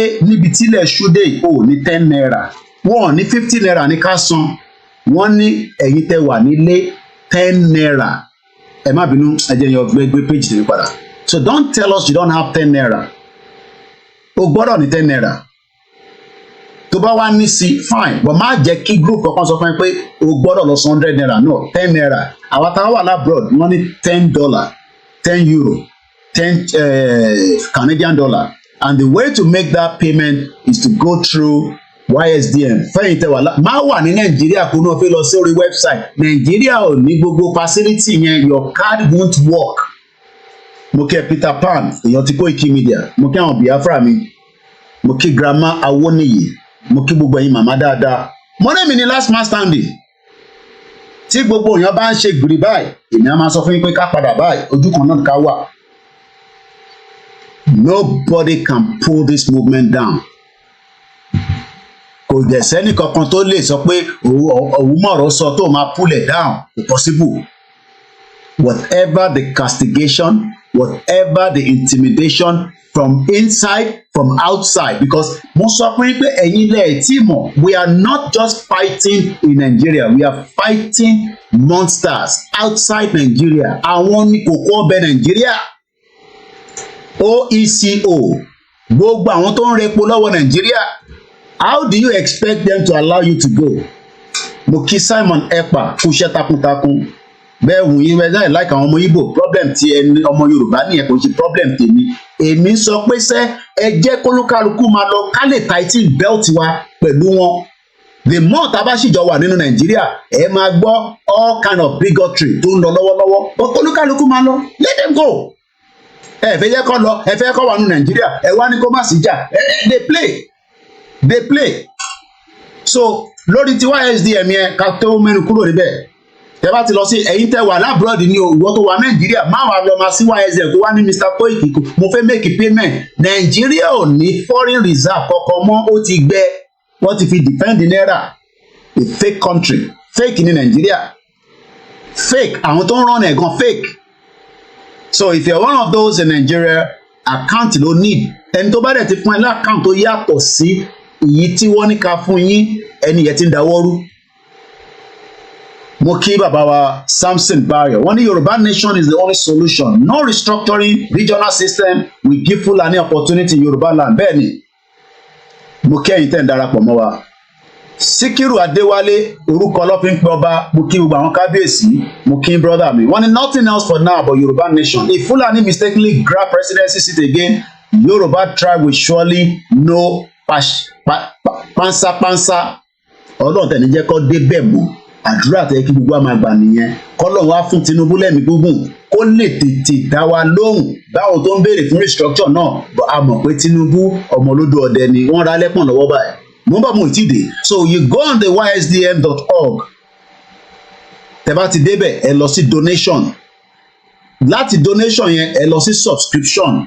Ó máa ní kẹ́ register kò ń ṣe big deal. Ẹ kàn fi orúkọ email yín sí. Ẹ dẹ̀ fi password sí. Reason ni pé wá lè máa issue receipt fún yín. Ẹ má torí pé bàbá yìí lóge kò sí bàbá yìí lóge. Ẹ máa dáwó sínú ysdm. Ẹ má worry nípa gbogbo awuyewuye. Normal nìyẹn. Ọ̀rọ̀ bàbá yìí lóge ò ní kẹ́ má dáwó sínú ysdm. Bàbá yẹn ti lọ. Awuyewuye tó bá tún ṣẹlẹ̀ láàrin ẹ̀ kò ní kankan ṣe. ysdm is an independent. Wọ́n ń ṣe government. Wọ́n ọ̀dẹ̀ lè lo as a government. It's a movement. Wọ́n ń gbọ́ mi. Gbogbo àwọn tó wà lábẹ́ ysdm. But ẹ má nítorí pé ysdm ń wà lára conversation tó ń lọ lẹ́nujọ́ mẹ́ta yìí. It does not matter. Kò ní ká má dáwó sínú ẹ̀. A dẹ̀ lè sọ gbogbo tó ń fowó ṣe kò possible bí ọkọ̀ bá ní ẹ òun láṣìírí kan lọ́wọ́ láṣìírí kankan. Àṣírí wo lẹ́ni? Lọ́ba gba owó tó fi ra kì í ṣe ká máa jáde ká sọ pé àfowó rà fún ni. Ẹ̀yin kàn ní sọ pé ẹ stupid. Ṣé ká máa sọ owó pápá fowó àfi ṣe ìtùtù? Ṣé bí ẹ̀yin ò mọ̀ pé politician náà ń ṣe ìtùtù? Wọ́n náwó fún àfà, wọ́n náwó fún mọ́ṣáláṣí, wọ́n náwó fún church. Ẹ mọye church tí ẹ mọye mọ́ṣáláṣí tó sọ pé ní north wọ́n kówó fún wọn láti fi convince àwọn ọmọ ọkọ dìbò fún Tinubu àti Shettima. Ṣé má wá síbẹ̀ kí nǹkan máa sọ fún wa pé òun láṣìírí kankan kò sẹ́ni kankan tó láṣìírí kankan lọ́wọ́? Jágbájágbá lọ, àṣírí wo lẹ ní? So the ysdm will remain a body for self-determination. Wọ́n kì í ṣe government. Gbogbo ẹni mo fi sọ ysdm kì í ṣe government. Kò ń ṣe government Yorùbá nation. It's just a movement body. Ẹ̀dẹ́ kí the canton mean fún yín tó bá ní kí ni ysdm ẹlòmíì ò tẹ̀ mọ́. Yorùbá self-determination movement and Yorùbá world media is an independent body away from ysdm. Àdèlè wà lábẹ́ ysdm kò possible. ysdm máa ṣe tí àwa máa ṣe tí wá ní. ysdm bá wà lẹ́nu movement yìí ni. Lóòótọ́ àwọn tó wà nínú ysdm wọ́n bá kódà Yorùbá world media lẹ́nu ẹni. Kò dẹ̀ sẹ́ni kankan tó lè pull Yorùbá world media down. Kò possible. Ẹ bá gbìyànjú ẹ lè pull it down. Because I am the founding member of Yorùbá world media. Ó dẹ̀ ṣì máa dúró bó ṣe máa lọ tá a bá débi tá à ń lọ à lọ set up Yorùbá bíi ti NTA bíi ti BBC bíi gbogbo ìlú ló ní government media tiwọn. And we are all independent away from the Yorùbá world media. Dẹ̀ lè gbé Yorùbá home based media sílẹ̀ náà as well. Kò possible. Ìyẹn kan bá jẹ́nu jẹ́lẹ́gẹ̀ kò possible. And people will come in and go out. It's as simple as that. So kí ló ń pè ní ysdm gangan? ysdm stand for Yorùbá self-determination movement. But tá bá wá lọ sí about yẹn nìyẹn máa ti mọ kí ló iṣẹ́ ògan ló yẹ kí ó ṣe kí ló wà fún. Kò sí bẹ́ẹ̀ ṣe fẹ́ ṣe movement tí kò ní sí àwọn tó máa darí ẹ̀. Wọ́n darí ẹ̀ ní àwọn kan ní government. They are not Yorùbá government and they cannot be a Yorùbá government. And we have the right to call them to attention at any bloody time. Like any right. Especially tabashi ń polongo ysdm. Àfi tí ysdm bá fọ́ tẹ́gbẹ́ yẹn bá fọ́ àdẹ̀gbàdúrà kó fọ́ kó dẹ̀ lè fọ́. Àwọn tó lè jẹ́ pọ́pọ́ ni bàbá yìí lóge adẹ̀ tí gbá àti fẹ́kun àti jádàánú ti tẹ́pẹ̀ tí ń jòg lọ́wọ́lọ́wọ́ báyìí níbi tó wà. One bastard. So ẹ jẹ́ ká fún ní a bit of the background of the ysdm. History of the ysdm. Kí ló ń pè bẹ́ẹ̀? Mo fẹ́ kẹ́yìn tẹ wà lórí ìjókòó ká gbọ́ ọ̀rọ̀ ysdm yẹn dáadáa. Ṣé ẹ má yẹ kọ́ ọ̀rọ̀ gbogbo awuyewuye tó ń ta satan tó ń ta sọ́ọ̀sì ìyẹn ò lè stop ẹ̀yin àtẹwá pé ká sì máa support ysdm. support YSDM because of any individual person. You are supporting that YSDM because it is the self-determination movement for the Yoruba people. But for now, they have competent people. Yes, we would have different kind of people in different part of the world. Wọ́n lè máa align. Kò pọ̀ sí oríṣi dandan. Ṣé Tony Blair nígbà tẹ́mi dé sílùú ní 1998? A nífẹ̀ẹ́ Tony Blair la ṣe tẹ̀lé Labour Party àwa kan. Eventually ó gbé wa lọ jagun tí kò gbé ajá, and we pull out from it. But ìyẹn wa nígbà tó fẹ́ dìbò after 14 years of the failed conservative, a lé conservative lọ. A lé wọn lọ after 14 years. So the YSDM remains the body, but they cannot. Yoruba World Media they wà lábẹ́ YSDM kò possible. Pé ká wá lọ jókòó sábẹ́ YSDM ká wá máa control Yoruba World Media kò possible. Yoruba World Media is an independent media tó ń sọ̀rọ̀ on behalf of Yoruba people. Dúpẹ́ Onítìrí olórí burúkú bombastar 2x2 òun ló kọ́kọ́ fẹ́ da Yoruba World Media rú. Kò dẹ̀ sẹ́ni tó lè dàrú, and I remain a full member. So about the YSDM, Katuma tẹ̀síwájú at exactly 16 minutes past 11 p.m. Koikimedia bringing the world closer to your doorstep. Mo kí ìyàwó Ṣadé, mo ń wo screen mi níwájú mi báyìí, ó fò lálẹ́ àbẹ́ láìkẹ́ bẹ́ẹ̀ tó ń ṣe ó ní portrait tí mo máa ń lò lẹ́nu ọjọ́ mẹ́ta ẹ̀. Mo kí ìyàwó Adébísí Bòbóyè, mo tí rí ya mi Ọláníyan, nígbà tó bá wọlé mo gbọ́dọ̀ gbórúkọ yẹn lóra wọn, obìnrin yá.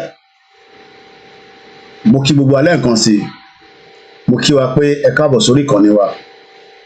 Ẹ má bínú pé a tún wà live lórí YouTube ní portrait. Ó ní kankan tí mò ń test níbẹ̀ ni, even though we are live as well on the full transmission as well. We are also live on the Twitter space. Let me appreciate you tẹ̀ káwọn tó wà lórí Twitter space.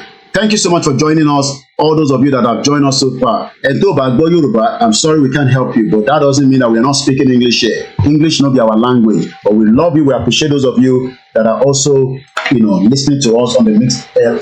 Our lórí MixLR is a full transmission. Tàbá ti lo software, mo máa ní extra mobile phone lọ́wọ́ láti fi ṣiṣẹ́ tí a gbé lọ́wọ́. Àgbéyàn kankan wọlé nísìn láti wá sọ̀rọ̀. So, but Mr. Babson fi sọ̀rọ̀, ẹ jọ̀ọ́ ẹ̀rọ tẹ́ bá fi sọ sọ̀rọ̀ àwa no tẹ́ bá fi sọ̀rọ̀ ẹ lè resend ẹ má bínú ẹ jẹ́ n sáré gbé yín wọlé kí n gbọ́n kọ́ tẹ́ fi sọ. So ní kíákíá, so ẹ bá gbóhùn sókè sà. Wọ́n ti padà sí listening, okay? Bí ẹlòmíì ò mọ̀ nípa testing phone. All right, let's go further. Yoruba Self-Determination Movement wọ́n pè ní YSDM. Koiki, I'm in Ghana. Help me to contribute 10 Ghana. Want to donate my Yoruba Nation. Ẹ lè san sí náírà. Ẹ ní láti san ní 10 Ghana because Ghana money. Ẹ̀bẹ̀ ní bẹ́ẹ̀ ṣe máa ń fáwọn èèyàn lówó ní Nàìjíríà.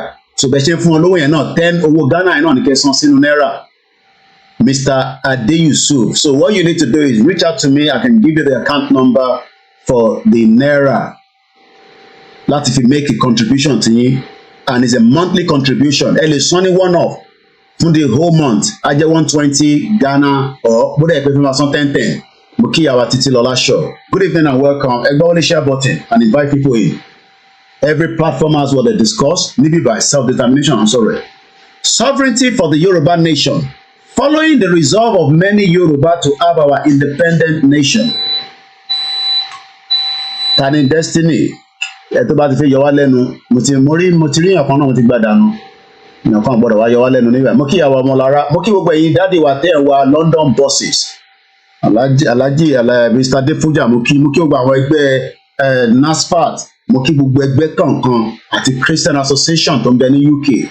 Just reasoning, we have wished Nigeria to progress for almost 64 years, but no luck. We are not wishing Nigeria bad news, but Nigeria is just unworkable for its people, its current state. Kò lè whack. Bẹ́ẹ̀ni, mo like ọ̀rọ̀ tí just reason sọ́mọ̀ ẹ̀ bàbá mi dáadáa. Mo kí gbogbo ẹ̀yin tí ẹ wà lórí ètò. Ẹ máa ká fi delay sí ká máa báṣẹ lọ. Mr. Kọ́láwọlé, èmi náà monitor gbogbo comment tó ń wọlé lọ́tún lọ́sìn. Mr. Ayanṣọlá Joshua, mo kí yín. Good evening and welcome. Mo kí gbogbo alẹ́ nǹkan sí pé if you are new to this platform, Yoruba Nation is the discussion here. Following the resolve of many Yoruba to have our independent nation outside the Union, we now know as Nigeria, several individuals established various groups and organizations to pursue the dream of a sovereign Yoruba nation. Tó o bá ti wà lábẹ́ Bàbá Akíntóyè, á jẹ́ pé o wà on your own nìyẹn. Àwọn kan wà on their own, but wọ́n fẹ́ ṣì máa align pẹ̀lú Bàbá Akíntóyè. But reason ni pé wọ́n ò fẹ́ gba directive lọ́dọ̀ Bàbá Akíntóyè. Ẹ mọ̀ pàdé jẹ́ ọmọ ìran kan débi pé bàbá dẹ̀ ti sọ, a máa ń dẹ́gbẹ́lẹ̀ tó pọ̀ ni. Látayébáyé nìyẹn. But lórí pé kí gbogbo wa wà lójú kan ni wọ́n ṣe dá YSDM sílẹ̀. That is the only purpose. So èèyàn kan lè wá lò as anything against ọmọ Yorùbá. For these reasons, the vision of the Yoruba self-determination movement emerged. Gbogbo nǹkan ló ní vision. Nígbà tí gbogbo wa bẹ̀rẹ̀ Yorùbá nation, ẹ rí pé olúkálukú bẹ̀rẹ̀ sí sá this that olúkúlùkù oríṣiríṣi. Yes, normal, àwọn kan take advantage. Àtayébáyé nìyẹn, kò sí nǹkan tẹ́ máa ṣe sí yẹn. But for us to be very very àkáǹtì UK yẹn ọ ti ń béèrè àkáǹtì ẹ má bínú ọ̀rọ̀ owó ṣe pàtàkì tó fẹ́ fún wa lówó mọ tó ń béèrè so òun ló wà lórí screen yẹn tẹ́ bá ti sáré copy ẹ bẹ́ẹ̀ bá dẹ̀ get ẹ confirm ẹ pẹ̀lú mi máa send ẹ sí so òun ni mo gbé wá sórí screen padà yẹn lókè. It's a tied account with the sort code 040605 account 161906228. Koikimedia Limited. Ẹ ṣé gan ni. A dẹ̀ ń sanwó fún gọ́ọ̀mẹ̀ntì ìlú yìí náà. So gọ́ọ̀mẹ̀ntì náà ń gba tax lọ́wọ́ tèmi náà. Kò síbi tó ti ń san tax. So ẹ yẹ ká padà sórí program yẹn. Mo kí gbogbo alẹ́ kan sí. Ọ̀túnlá Tèmítọ́pẹ́ ẹ ṣé gan ni ìyá wa Ṣadé Lotto and the rest of you that are joined that are watching. Adebisi Boboye is a man also known as Tokyo 778. Okay. Ó dàbẹ́ bàbá mi. Now I know. Ẹ ṣé gan ni. Thank you so much. Or Instagram ni máa ti ń rí logo yín ẹ ṣé gan ni mo kí gbogbo alẹ́ nǹkan sí let's continue to do our lecture a ṣe pé wọnú 1 hour and you can always call in at any time number yẹn ló wà lábẹ́ screen tó jẹ́ +4474 WhatsApp only nìkan la máa ń gbà àwọn èèyàn máa ní kí ló dé ṣe máa ń gba WhatsApp because tá a bá gba call tẹ́lẹ̀ mi pé lórí WhatsApp ó máa disconnect wọn so let's just keep it as WhatsApp only tẹ́ bá nìkan tẹ́ fi bá wa sọ number yẹn náà lè máa fi bá wa sọ̀rọ̀. So at any time but fẹ́ gbọ́rọ̀ Koiki bá wa pè gbowó ẹjọ́ ẹ jẹ́ ká fi gbìyànjú sílẹ̀ so we have so much to deal with already and we are trying to deal with that so ẹ jẹ́ ká kàn sọ díẹ̀ nípa self-determination lábẹ́ YSDM so then shout out to those of you on the Mixlr mo kí ẹ Ògúnmọ́lá Abíọ́dún ẹni tó bá fẹ́ líǹkì Mixlr yẹn kọ́mọ rántí post ẹ̀ síta ó ní ó ti láti fi síta yẹn so. For those of you that are back home, it is much cheaper for you to listen to it because we must save really megabyte dear. Now, let's go further. So, the vision of the Yoruba self-determination movement emerged as a collaborative body. It was a collaborative body. It take a while to get it right now. Because olúkálùkù ti ní group kankan àwọn kan ti set up àwọn kan fẹ́ align but eventually watch out just to get everybody together so that kọ́rọ̀ tá à ń sọ kó lè wà sequence because tá a bá ti ń sọ̀rọ̀ tó wà sequence ó máa kó rẹ̀wẹ̀sì sáwọn èèyàn lára ní àwọn tó bá dẹ̀ ṣe fẹ́ movie tó fẹ́ ṣe fracas that's fine kò sí kankan tó rán níbẹ̀ èmi kan ló ti ṣe fracas kódà àwọn ìyá kan wá láti di Dublin mo èmi àti ẹ̀gbọ́n mi a lọ sí Sarport wọ́n jára wọn sí wòwò ńbẹ̀ ni so fracas ò ń ṣe new thing ó dẹ̀ tàtàyébáyé dẹ̀ nìyẹn ṣùgbọ́n tí yẹn kàn lè gbé movement wá sílẹ̀ ṣe má jẹ́ kéèyàn kankan kó rẹ̀wẹ̀sì sí lára ẹ̀yin ìyá wa yìí bàbá wa season film ni àwọn kan á máa ṣe normal ni that is what they are good at so let's just remain wọ́n sì ń ṣe fracas dọ̀la lórí social media so pé èèyàn kan Yorùbá lè jọ yìí ilẹ̀ tó fẹ́ dálẹ̀ yẹ ọmọ ẹ fọkàn yìí balẹ̀ kò sí kankan ìdíyàn kan kó rẹ̀wẹ̀sì sí lára so kò sí nǹkan tá a lè ṣe sí yẹn. Collaborative body of the Yoruba self-determination groups or organizations to create a framework gbọ́dọ̀ wà tí kò bá ti sí framework is a very very useless mo kí yàrá ìyá dáadáa ìyá Koikimedia àwọn náà ṣe kí ni wọ́n ní fúnṣẹ́ takuntakun tá à ń ṣe wọ́n fún wa ní super chat wà kò sí lórí Koikimedia wọ́n ti disconnected látọdún kan nísìn ọdún kan àtàbọ̀ iṣẹ́ Lai Mohammed nìyẹn ó ní kọ́ máa san ó ní bí owó tó ń san fún wa lórí YouTube òun la ṣe ń pariwo la fẹ́ fi fọ́ Nàìjíríà bàbá wèrè so eventually they took it off monetization but àwa ní díẹ̀ lórí the backup YouTube but not many people knows that so you know and you can also support through Kofi mo ṣáà rí tẹ́ bá ń support Kora náà àbúrò mi dáadáa ní America so everybody asks for support but as a journalist it is important that you keep that support going. We need a lot of naira to work with. Likewise, we need pounds to use for other things and to also help the family, as you all know. Má ní kí n lọ wáṣẹ́ mọ̀ nídìí iṣẹ́ kankan iṣẹ́ tí mo gbé dání náà ti tó ká tó gba call ká tó response message 8 hours ti pé níyàn bá lọ ṣe 8 hours náà wà lọ́lé ti tèmi nísìn 24 hours àfi tí bá pa fóònù tí bá pa àwọn èèyàn máa ń pè àwọn Amẹ́ríkà tó bá di àwọn sì wà lọ́wọ́ ọ̀rọ̀ lẹ́ni sìn wọ́n máa fi di bíi 2 nísìn gbogbo tó ti gbọ́ láti social media ìgbà ló máa fi báyàn sọ̀rọ̀ Australia ti wà ní ilẹ̀ ti mọ́ báyìí nísìn China ti ilẹ̀ ti mọ́ so we are dealing with different time zone mo sùn látẹ̀kan sórí pálọ̀ mi níbà ẹni bẹ́ẹ̀ tó lóyún ni kó tó di pé a tún wá lọ wẹ̀ pé ká bẹ̀rẹ̀ iṣẹ́ lóògùn ṣe bàbá kí ló dé ní ìdíwọ́ máa gbóná táwọn àgbà Yorùbá nation torí wọ́n ní fún wa lọ́fẹ̀ẹ́ and that's why we are doing what we are doing tonight. It was a movement that was emerged as a collaborative body of the Yoruba self-determination groups or organizations to create a framework for achieving the task ahead. Kí ni task ahead? Òun ṣe fún politics. Ẹ má pè wá pé Koiki lọ darapọ̀ mọ́ politics. Mo kí àwa Joy Mercy. Ẹ ṣì gan-an káàbọ̀ sórí ìkànnì wa. Lọ darapọ̀ má pè mí pé mo kí láti gbogbo Libya.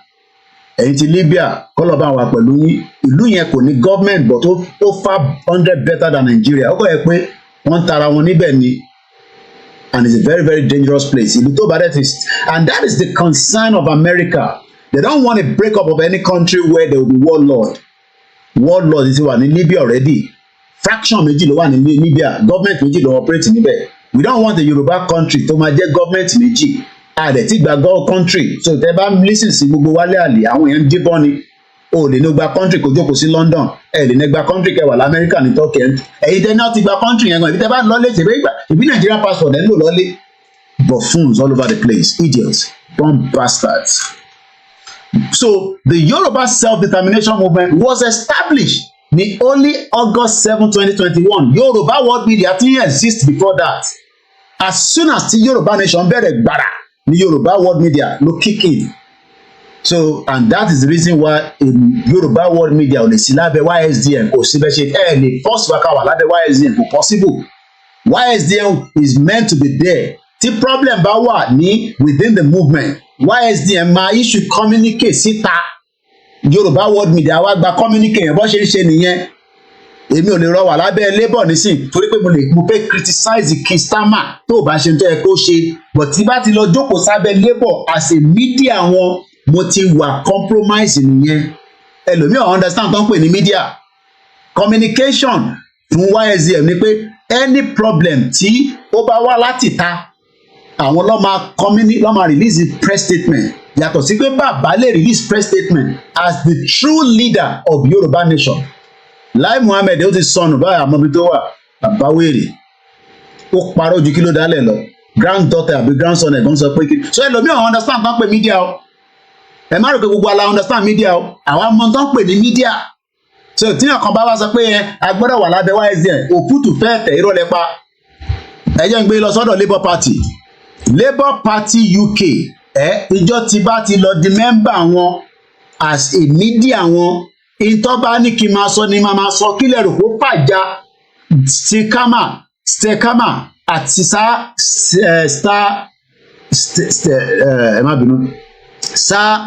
stelkama àti ẹ̀rọ mi lórí tí tó wà ní Slinton yẹn mọ̀ sí tí kò tó lọ as an independent nísìn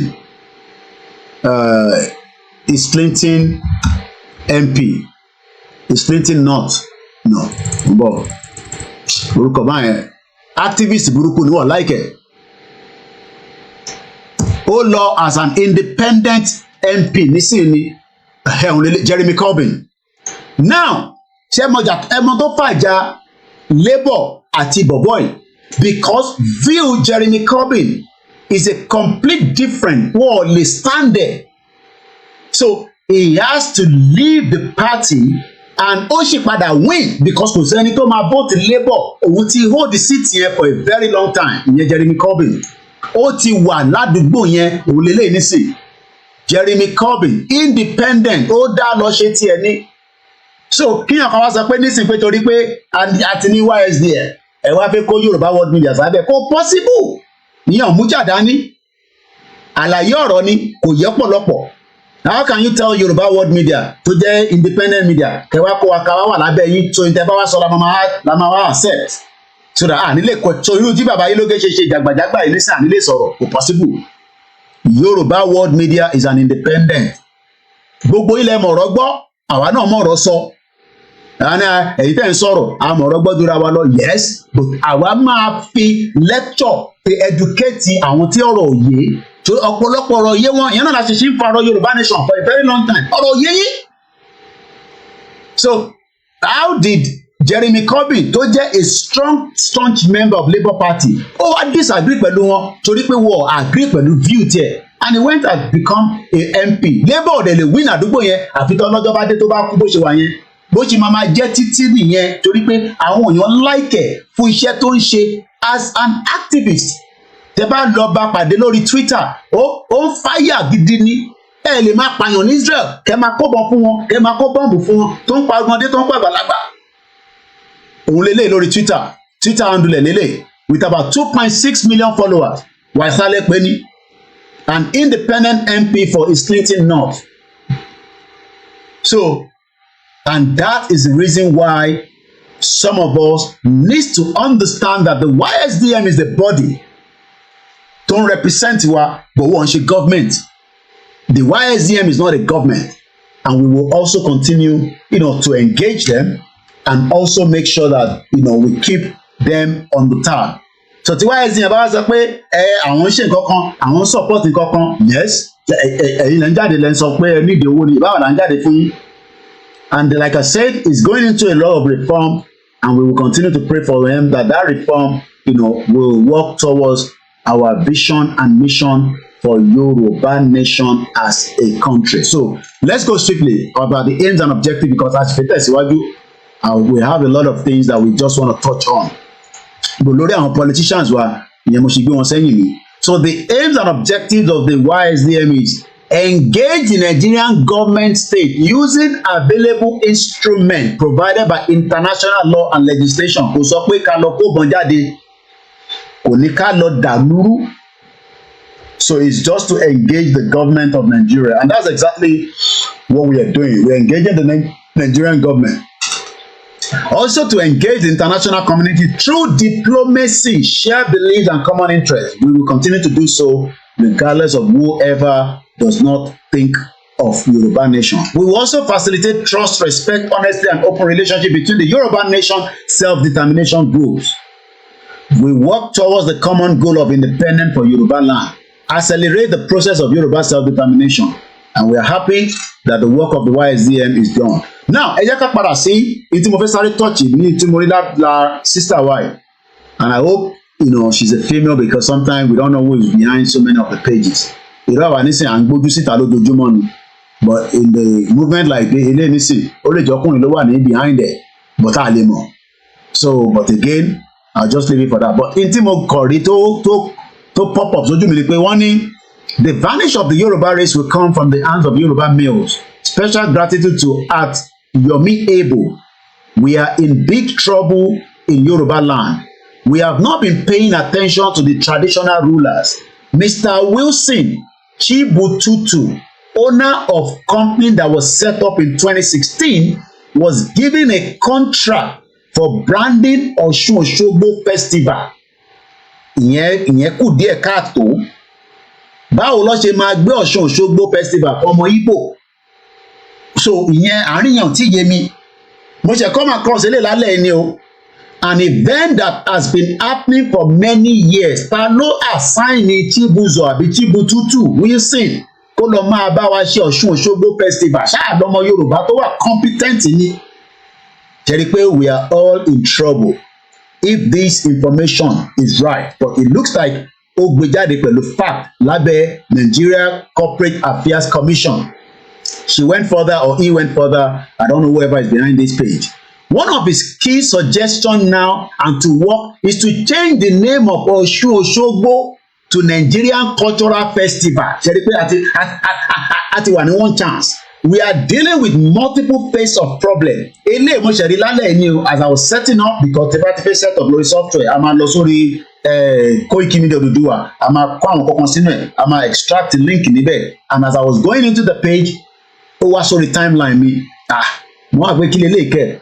One of his key suggestions tí Chibuzo àbí Chibututu tó fẹ́ ṣe ni pé ó fẹ́ change orúkọ Ọ̀ṣun Òṣogbo lọ sí Nigerian àbí kí ni mò ń kà yìí Nigerian culture, kí ló ń jẹ́ Nigerian Cultural Festival. Mo kí bàbá wa Adéríbigbé Àlàní, mo kí gbogbo ẹ̀yin dáàdì wa nínú Olúwa. Àdúrà ni kẹ́ máa gbà pé kírin àjò yìí kó má dàrú, kó túbọ̀ máa gbè síwájú ni. Ẹ ṣé gan ni ìyá wa Ṣadé, mo ti rí ọwọ́ yín ẹ̀yin grandma. Bẹ́ẹ̀ ni no amount bẹ́ẹ̀ fún mi ní £1 gan-an mi a máa dùn torí pé every little help ni tí bá ní £1 lọ́nà èèyàn mẹ́wàá £10 ni irú àwọn expenses tèmi náà carry gẹ́gẹ́ bí baálé ilé. Àwọn ọ̀dẹ̀ wa tọrọ owó à ń sọ pé ẹ support media wa. So and it is not me alone, it is done by every media. So mo dúpẹ́ lọ́wọ́ grandma, mo ti rí mẹ́sẹ̀gì pé ẹ̀dẹ̀ bá ń gbọ́n ó ṣàwò ẹ ṣé gan ni. Gbogbo bẹ́ẹ̀ wá ṣe ń support àṣìfẹ́lẹ́ ẹ̀dẹ̀ wà ń lé ẹ máa support wọn. Kò sẹ́ni kankan tó ń ṣàgbé bí Nàìjíríà bá dání, kò sẹ́ni kankan tó máa tọrọ owó lọ́wọ́ anybody láti Nàìjíríà. Ṣé tó bá lè support àwọn èèyàn nílé, please do so because the country is going through a lot of hunger. So wọ́n náà arákùnrin fẹ́ change Ọ̀ṣun Òṣogbo lọ sí Nigerian Cultural Festival. So as Nigeria has stolen, wọ́n gba WNTV lọ́wọ́ wa, wọ́n gba the embassy wa níbí báyìí. Mokidizzy man, only they can keep their suggestion to themselves. Thank you so much. Wọ́n gba OAU lọ́wọ́ wa and etc. Now, looking to steal an important Ìṣẹ̀ṣe festival. Eléyìí a gbọ́dọ̀ pariwo síta o. Note that the same Nigeria does not recognize Ìṣẹ̀ṣe law. So 1999 constitution will respect Ìṣẹ̀ṣe law. Ìyẹn lẹ́wà ní ìwọ wá ní ọmọ Yorùbá nìyẹn, ó fẹ́ keep Nigeria.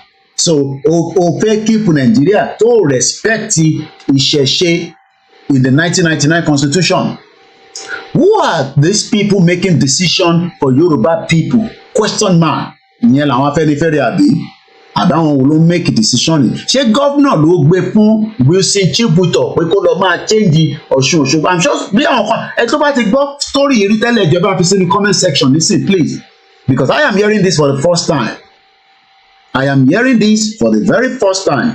Lẹ́ẹ̀kan sí mo kí grandma mo mọ̀ pé ń wò mí lọ́wọ́lọ́wọ́ báyìí, mo ti rí mẹ́sẹ̀gì náà tẹ̀lé Koiki, mo ti bẹ́ẹ̀ gbọ́n ó ṣàwò ó mọ̀ pé mi àwa ti retire. Ẹ ṣé gan ni, thank you so much. We love you all, we appreciate you, and mostly important àwọn ọ̀rọ̀ kò ń ṣe owó ní gbogbo nǹkan ẹlòmíà pè wá ẹ bá wa sọ̀rọ̀ tútù. Koiki ẹ ṣe báyìí Ọlọ́run wà pẹ̀lú yín. Dáàdì wa kan àtàwọn èèyàn máa ń gbọ́ mi láti Nàìjíríà dáadáa, wọ́n ní antivirus ní Ìgbòho. Mo níbẹ̀ ni Ìgbòho is our antivirus. Ẹni tó bá wá náà wọ́n like antivirus Ìgbòho lọ lo antivirus ti Tinubu because ti Tinubu ti wà ó ti wọnú ẹ̀. So if you're one of those that still think that Tinubu antivirus is working, ó ti wà compromise. Mo fẹ́ lọ wo àwọn tó bá ń kí wa látòrí Koikimedia ni òtòrí Koikimedia Oduduwa ni mo ráwọn èèyàn níbà. Mo kí gbogbo alẹ́ nǹkan sí i. Ẹ má ìkẹ́ni kankan distract wa. Wọ́n ṣeré ni kò síbi kankan tí Yorùbá nation lọ́jú pé ó ń tẹ̀síwájú ni. So gbogbo tẹ́ bá ń gbọ́ lọ́tún lósì awuyewuye ẹ má jẹ́ kí yẹn kó rẹ̀wẹ̀sì sí gbogbo wa lára. Mo kí gbogbo alẹ́ nǹkan sí pé good evening and welcome to the live transmission live flower ní èní ní 20th of July 2024. Mo kí bàbá wa Yínká Ògúndélé brother mi ní gbogbo Àlímọ̀ṣọ́ local government. Mo kí ẹ Adéwálé Adéyẹmí, ẹ túbọ̀ máa ṣe meeting, ẹ máa ṣe pàdé, whether there is a rally, there is a protest. Síkírù Àlàní mo kí, let's continue to engagement ni. Mo kí brother mi náà, I just saw your comment now, ó dẹ̀ ti sá lọ nísìn, máa pick again. So mo kí gbogbo alẹ́ nǹkan sí, let us continue to move forward we are not doing bad. Mr. Lawrence Abioyemoki, Coopman, thank you so much. And the rest of you that have not, comment, Mr. Okay, Kayode, thank you so much. Now, these are the companies only our heritage branding and advertisement. Ìyẹn Chibuzo àbí Chibututu yìí. So I don't know how he got that tó di pé òun lọ gbé ọ̀rọ̀ Ọ̀ṣun Òṣogbo festival ní lọ́wọ́. This should be something that every Yoruba should be concerned about. Gbogbo ọmọ Yorùbá pátápátá ẹ má bínú ẹ̀ tẹ́ wà ní orí Instagram iná tí àtànṣojú ló ń reflect sí inú kámẹ́rà yẹn má bínú ẹ bá wa gbà bẹ́ẹ̀. So this is something that we should be concerned and worried about, that an Igbo person has been given Ọ̀ṣun Òṣogbo to manage, not just manage, ó tún wá fẹ́ change orúkọ mọ́ wa lọ́wọ́. That for me is a no-no. So we hope that this development will be looked into by those that need to look into it. Now, let's come back. Mr. Koiki, we need to protest against this plan of giving Yoruba contract to Igbo man, and they are planning to. Animo Sherini said. So I'm going to speak to all our medias and them. No, the more media made to the program for Lumi. So, but I will have a discussion and so that everybody can highlight it quickly. Because báwo lẹ ṣe máa gbé ẹ jẹ́ ká lọ wo Ọ̀ṣun Òṣogbo yẹn, àwa ti lọ síbẹ̀ tí Koiki ti bá yín lọ ṣe iṣẹ́ láwọn tó wà Nàìjíríà ń ṣe. Ẹ tó bá ní àwọn tó wà nílé òṣìṣẹ́ ẹ jẹ́ káwọn náà lọ́lé kọ́ lọ ṣe tán ṣe. A lè jókòó sórí screen ká máa bring àwọn tó wà nílé down. I keep saying it.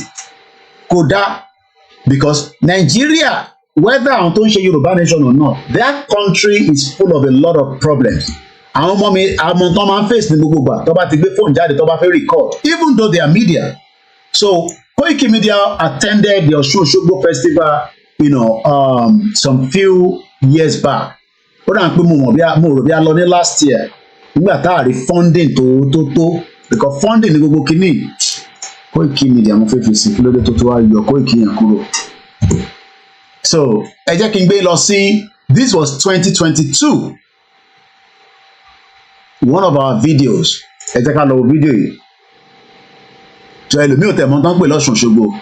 This is what it looks like. So ẹ jẹ́ kí mi mute mic mi because there will be interference, but I'll bring my mic back up if I want to later in a minute.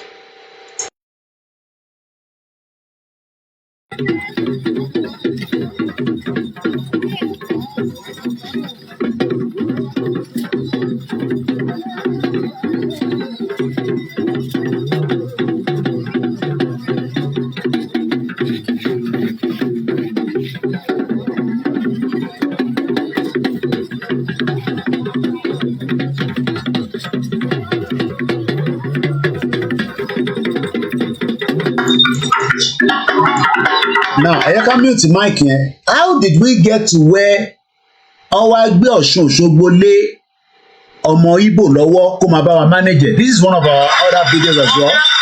This was even in 2021. So Kelly, mo rántí brother wa yìí. Kelly, rántí pé we have been doing a lot on our platform just like any other person. This was 2021 Ọ̀ṣun Òṣogbo festival. So báwo ló ṣe wá di pé Ọ̀ṣun Òṣogbo ti wá wà lọ́wọ́ ọmọ Igbo? Kódà this is a full video, I believe it's about 1 hour. Pẹ̀lú ojú rẹpẹtẹ àìmọye fún àwọn ọmọ yẹn tó bàjẹ́. Ibẹ̀ náà a gbé campaign Yorùbá Nation lọ. Brother mi lélẹ̀ Ẹniọlá. This was in 2021. Àwọn team wa lélẹ̀ working tirelessly in that weather, representing us and doing Ọ̀ṣun Òṣogbo festival. So lélẹ̀ inú òjò burúkú you can see. So how did we get to where wọ́n wá ń gbé ṣé kò sọmọ Yorùbá tó wà competent àbóyìnbó wo ni máa lò that would not be able to operate Ọ̀ṣun Òṣogbo on our behalf? So this was the Koikimedia team pẹ̀lú ojú rẹpẹtẹ gbogbo ilé náà nísìn wọ́n máa náà kan máa ń wá látàbúrò fún, but kò wá enough. We need to have an independent Yoruba nation so that all these our festivals, all these our cultures we can transform them. Ẹ̀jẹ̀ àgbọ̀n kan tí sísá wa yẹn sọ. Ẹ rí i pé wọ́n gbé Yorùbá nation dání nígbà yẹn. Gbogbo eléyìí náà ló ń bí wọn nínú nígbà yẹn. Pé ṣé tí wàá fẹ́ sọ Yorùbá nation di ẹlẹ́bọ ni? Àwọn Kìrìsìtẹ́nì ńkọ́? Ẹ jẹ́ ká gbọ́ díẹ̀. Ẹ má bínú pé we just have to go into that direction because ntí mo rí náà ni mo ṣe fi gbé wá. Mo kí ẹlẹ́ẹ̀kan sí Síkírù Àlàní. And shout out to Baba mi Jamo Abiodun ẹ káàbọ̀ sórí Allen Conde. Why all our leaders are acting like fools? Mo kí wa lẹ́ẹ̀kan sí pé they are fools. Kí lẹ́ ń gbé Ọ̀ṣun Òṣogbo lé ọmọ Ìgbò lọ́wọ́? Bẹ́ẹ̀ ni ṣe gan ni ìyá mi Jeremy Corbyn mo fi sọ lẹ́ẹ̀kan.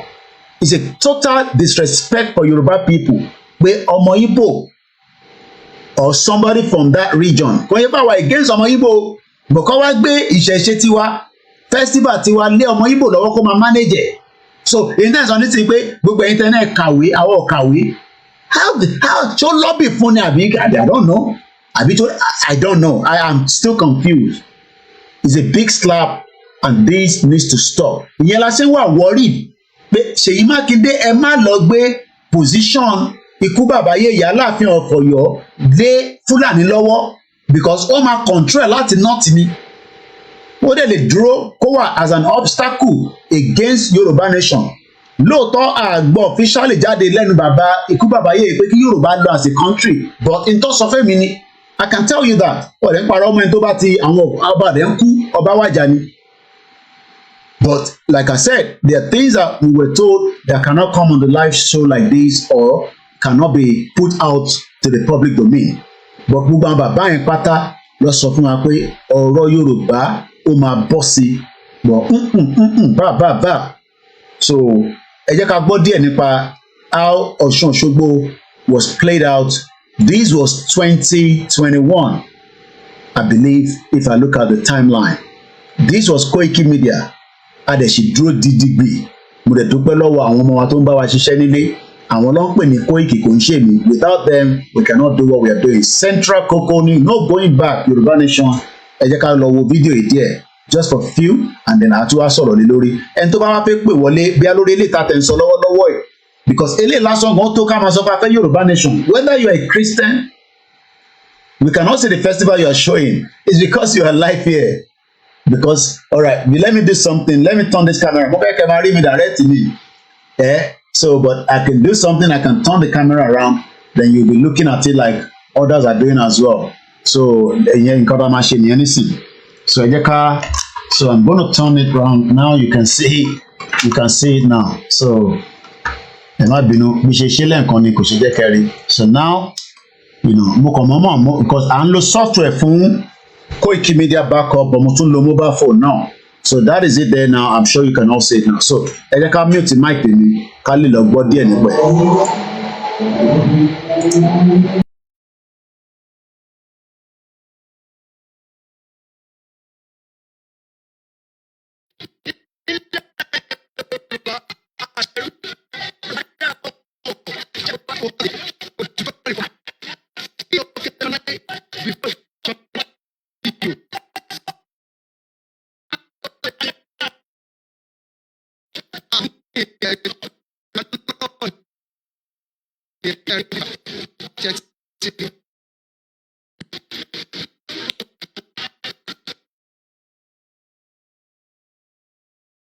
The quality of the audio was very bad, and I guess it was because of the internet in that location as at the time. So what I'm going to be doing, so let's go back again backwards.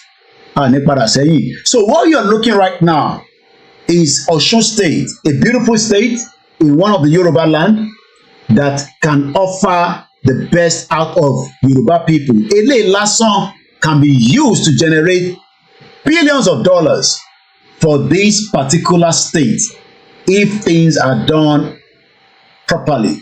Akí gbogbo àwọn ìyá wa tí wọ́n ṣì wà pẹ̀lú wa tó dúró tán, mo kí Ìyáfẹ́. Kódà Ìyáfẹ́ is a very strong, staunch Yoruba supporter. Wọ́n dẹ̀ ní small little school tó ń operate nílé. Wọ́n dẹ̀ ń pọ̀tẹ̀ náà fẹ́ ṣe nǹkan kan on the 27th because she asked me to support them as well. She's a very ìgbà COVID ní sẹ́rí pé ìgbà yẹn ní gbogbo face mask in sell. Tọ́ni ìgbà yẹn gan náà kàn jẹ́ pé àwa náà nìkan tó lè stop gbogbo àìsàn yẹn but it's just that our governors were they keep listening to the international community. So what you're watching right now was that this was 2021 Ọ̀ṣun Òṣogbo. So mo fẹ́ káwọn èèyàn pè wọlé kẹ́ bá wa sọ̀rọ̀ lórí tẹ́ ń wò lọ́wọ́lọ́wọ́ yìí +44 74 044 05917. These are the reasons why we want Yoruba country. We do not want anybody to manage our culture on our behalf. Fẹ́ kó Ìgbò máa manage culture wa, fẹ́ kí Ìgbò manage ẹ̀ bẹ́ẹ̀ ni fẹ́ káwúsá. Wọ́n lè ní understanding ẹ̀ bí àwa. This is something that we must not accept. But tá bá ṣì wà nínú Nàìjíríà, àwọn governors wa ti tà wá. How did we get to where a very powerful event like this is now given to somebody to manage? Àwọn tí Ṣòwòrẹ́ nìyẹn, àwọn ní orange beret. This whole place should be transformed. What are we going to do about the Sultan that came to crown Olubadan? Ṣé ní láti rìn yẹn ni? Kò sí nǹkan tẹ́ máa ṣe sí. Ọ̀gá ti crown already. Ìtọ́ ti crown already lẹ́sẹ̀ ní kí lẹ́ máa ṣe sí. What we need to do is to say we want to Yoruba country so that we can easily move out. So ẹ jẹ́ ká lọ gba call lọ́dọ̀ àwọn grandma láti gbọ́ nǹkan tó bá a sọ. Ẹ bá mute Tinúlé, ẹ ti wọlé mute Tinúlé tẹ̀ ń gbọ́ yẹn. Kó má máa ní interference. Ẹ káàbọ̀ sórí ìkànnì wa. Ẹ̀dọ́ Mr. Koiki kálẹ̀ o. Ẹ kálẹ̀ grandma. Ọlọ́run lójúmọ́ra tó kọ̀ máa gbọ́wọ́ ẹ̀ sí ìdájẹ́ máa ràn lọ́wọ́ àtọ́jú ilé àtọ̀nà ẹ̀. Ṣé ẹ rí nǹkan tí mo gbọ́ lálẹ́ yìí ó bà mí nínú jẹ́ pé wọ́n gbé contract Ọ̀ṣun Òṣogbo fún ọmọ Ìgbò. Àní mi kan ṣọ́ọ̀kì mi. And he tried to change the name to Nigeria Festival. Ẹ jẹ́ ká tètè pariwo eléyìí. Ẹnikẹ́ni tó bá gbé fún tó bá gbà lọ́wọ́ wọn kọ́ gbé fọ́mọ Yorùbá ká máa pèpè sí wọn ká pariwo síta káwọn ọmọ Yorùbá tó bá wà nílé kan dìde. Let them rise up. Ṣé ọmọ Ìgbò lè gba eléyìí pé kọ́ gbé a festival Ìgbò fún ọmọ Yorùbá? And they tolerate that. Kí ni wọ́n fẹ́ sọ ilẹ̀ Yorùbá yìí? Àwọn governors kí ni wọ́n fẹ́ sọ yìí? They have to stop it. They have to stop it. Ìyẹn jẹ́ nǹkan tí mo fi bá yín sọ. Bí a ṣe máa ṣe ká máa protest ní gbogbo àwọn bíbí àwọn Prọfẹ̀tì Ayọ̀délé Olókùnlé àti gbogbo wọn pátápátá tó máa gbọ́ ká máa pariwo síta. We have to. Benny, I'm going to escalate it to our world media as well, and I'm going to escalate it to Baba Kitoye as well, because I'm sure pé bí a bàbá gan tí I'm sure màá bá olóyè náà sọ̀rọ̀ láti lè sọ fún wọn pé ṣé o ti gbọ́ lè pé Igbo ni ó ń manage Ọ̀ṣun èmi ò àmàtí àti wà ní one chance báyìí Ọ̀ṣun Òṣogbo festival. Igbo is managing Ọ̀ṣun Òṣogbo festival on behalf of Yoruba people. How come? How? Láti bo síbo. Ẹ̀gbọ́n ó lè kí Ọlọ́run àdúgbò máa fún ẹ ló kàdàgbàrà dúró tiẹ̀ báwa pariwo ilé síta. Kọ́ tètè lé ọmọ Ìgbò yẹn kúrò níbẹ̀ kíákíá níbẹ̀ gan wàhálà máa ṣẹlẹ̀. Wàhálà máa ṣẹlẹ̀. A ò ní gbà. Unbelievable. A ò ní gbà. Because nǹkan mi wà tó jẹ́ pé tí ọ̀bá ṣàṣìgbà ṣe a ò ní gbà pé kọ́mọ Ìgbò kó wá manage festival wálẹ̀ Yorùbá. O tún wá fẹ́ change orúkọ ẹ̀ sí Nigerian heritage. A ò ní gbà ẹ tètè jẹ́ ká pariwo tó bá jẹ́ àwọn ọmọ ológun wa la fẹ́ kó lọ síbẹ̀ a ò ní gbà á di wàhálà lẹ̀ Yorùbá. Á di wàhálà ẹ jẹ́ kó di wàhálà. Ẹ ṣe gan ni I'm gonna have ẹ ṣe gan ni mo kí grandma ẹjọ yín èèyàn wa ilé ìrìn ṣàsìkò láti má dá sórí program báyìí because ilé ìta tó gbọ́ lálẹ́ ilé lásán tó mọ̀ pé mo ò tẹ̀ mọ ilé tẹ́lẹ̀ nígbà tí mo ń ṣe write up ni pé àfi wá bá àwọn olóṣèlú wa sọ̀rọ̀ bá wọn jà o bàbá ń ṣépè fún èèyàn nípa bá wọn jà o tó bá jẹ́ ní èpè á mú wọn tó bá ń ṣe ní èpè kò ní mú wọn but what I'm hearing tonight bẹ́ẹ̀ náà ṣe ń gbọ́ ni pé wọ́n náà gbé contract Ọ̀ṣun Òṣogbo fún ẹni tó wá láti south east tó jẹ́ ọmọ Igbo and that is the picture here tá à ń show lẹ́ǹkan mọ́ bá ẹ jẹ́ ká padà sórí this is very very terrible wọ́n rà pé bọ̀bọ̀ náà dẹ̀ wà lórí Twitter so I'm gonna find that Twitter handle now so ẹ ká padà sọ́dọ̀ Ṣọlá arábìnrin ni ara ẹni náà ń jẹ́ arábìnrin ni àti rí information yẹn arábìnrin ara Yorùbá àmàtiwá wọ̀ nǹkan máa ti délẹ̀ Yorùbá báyìí so bọ̀bọ̀ náà ni Wilson Chibututu ẹ jẹ́ ká lọ wá jáde Wilson Chibututu I don't understand òun lélẹ̀ Root and Culture Network wọ́n máa parọ́ èyí yẹn wá wọ́n máa parọ́ ó máa náà máa ń ṣe branding communication àti marketing expert máa lòun CEO at our Heritage Branding and Advertising Limited Root and Culture Network ṣé bísínẹ́sì lọ fi gbélé lọ́wọ́ ní àbí báwa I don't understand but ẹ ká lọ́wọ́ àwọn nǹkan tó iṣẹ́ tó ti ṣe ìyẹn la máa fi mọ̀ ṣe jẹ́ ká ka àwọn nǹkan tó ti ṣe Root and Culture was founded 8 years ago ní 2016 ta ni governor yìí nígbà yẹn bá mi máa fi sí comment section who was the governor of Osun State how did he get the contract for Osun Osogbo one of our very most important ẹ jẹ́ ká pọ̀ sílẹ̀ níbẹ̀ àmọ́ bọ̀ ìyá fẹ́ mo kí ẹ lẹ́ẹ̀kan sí i. So, expanding the branding through international editor with a focus on promoting root and culture worldwide. So, we don't bá promote root àti culture wa ọmọ Yorùbá. Ẹ̀yẹ́ ọmọ Yorùbá máa ń sùn. Àti wọ one chance o, àbí mò ń lálàá ni. Ó gba àbí abẹ́ ló ti wọlé sí wa lára o.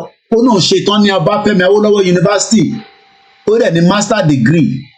Ó dẹ̀ ṣetán ní ó tún gba master of social work ní Calabar òun ti rí niche market nìyẹn àná òun ti rí business ọmọ Yorùbá ẹ ti sùn ó máa sọ lóòótọ́ countdown just begin 10 days before Ọ̀ṣun Òṣogbo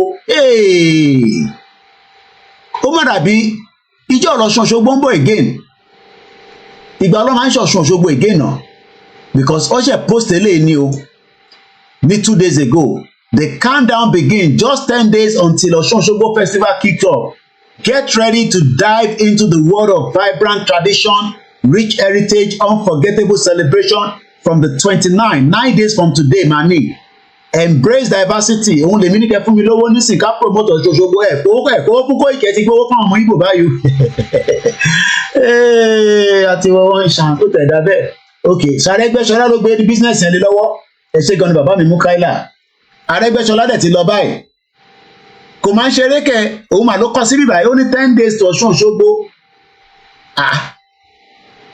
important public notice attention to media house àwọn ló ń bá sọ̀rọ̀ yẹn social media influencer skit maker and merchandise we are excited to celebrate the grandeur of the Ọ̀ṣun Òṣogbo Festival 2024 but we must ensure its integrity is respected. Please note no content related to Osun Osogbo Festival, logo, photo, video, audio, clip, digital material can be broadcast, published, or used without writing to consent. Àti wọ wàhálà o. Ó ní mo lè lo Osun Osogbo àfi tí bá kọ́kọ́ contact òun náà. Ó tẹ̀tí wá dà bẹ́ẹ̀. Ṣé náà ẹ̀fẹ́ Yorùbá nation ni? No problem. Ìyá mi Àṣàkẹ́ TV ẹgbọ́n ilé ní ká fi ṣe program láàárọ̀ la ẹ̀ máa ti kí mi wọ́n ní Ọ̀ṣun Òṣogbo ti wà lọ́wọ́ ọmọ Ìgbò ló ń direct Ọ̀ṣun Òṣogbo nísìnyí o òun là ń sọ lọ́wọ́lọ́wọ́ ìyá mi ẹ̀ máa ti kí mi ẹ bá fi kíkí sílẹ̀ ẹ bá tẹ́tí kẹ bá gbélé yìí o wọ́n ní Wilson òun ló wà in charge Ọ̀ṣun Òṣogbo kódà wọ́n ní ó fẹ́ dá padà sí Nigerian Culture Festival òun ló wá ń sọ fún wa níbí báyìí ó ní orúkọ ìlélẹ́yìí o Wilson at Ọ̀ṣun Òṣogbo Festival email ẹ̀ nìyẹn ó wá lo Yorùbá kan náà Oyinda a máa ti wọ́pọ̀ ó ní mo lè lo Ọ̀ṣun Òṣogbo ó ní mo gbọ́dọ̀ contact òun mo máa ti wọ́ problem báyìí Ọlọ́run máa ṣàánú mi o nílẹ̀ Yorùbá wọ́n níbo lọ ní ọ̀fífẹ́ wà èmi ò mọ̀ o wọ́n ní abomination ṣé business lòun àti Arẹ́gbẹ́jọlá lọ ṣe ni ṣé kò wá sọmọ Yorùbá kankan náà tó ń ṣe mo understand o I'm a little bit lost here so kò sọmọ Yorùbá kankan tó lè gbé contract yẹn fún I don't know important pop kí ló kọ sí bíbá Ọ̀ṣun Òṣogbo Festival 2024 no media house ó máa lọ́kọ́ sí bíbá yìí Oyinda sọ pé kò sí media kankan tó gbọ́dọ̀ lo logo nǹkankan ó ní ká kọ́kọ́ email Wilson òun lọ́kọ́ sí bíbá Wilson lórúkọ ẹ̀ wilson@osunosogbofestival.com bàbá mi àbí ìyá mi dẹ̀ ni wọ́n ní how can an Igbo man be in charge of Osun Osogbo festival abomination oh my God a ti wà ní problem a ti wà ní problem yeah we are in problem tòótọ́ mà ní kẹ mo mà rò wọ́n ń ṣeré mà ní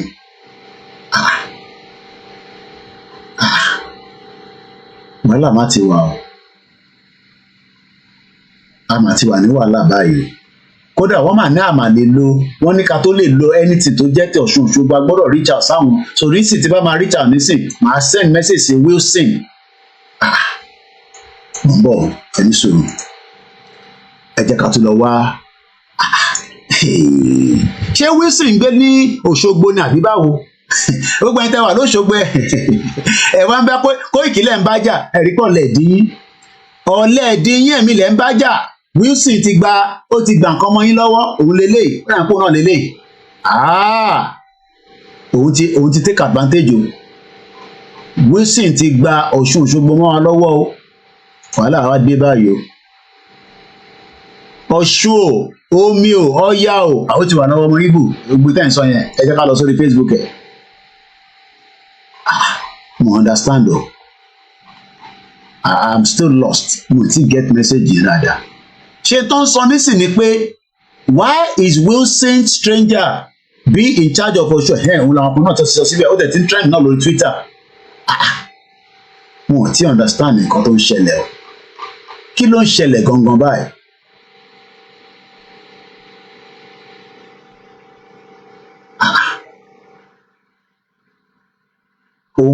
why is Wilson Chibututu stranger be in charge of Osun Osogbo media? It looks like a scam. Ẹni náà máa béèrè ó look like a scam.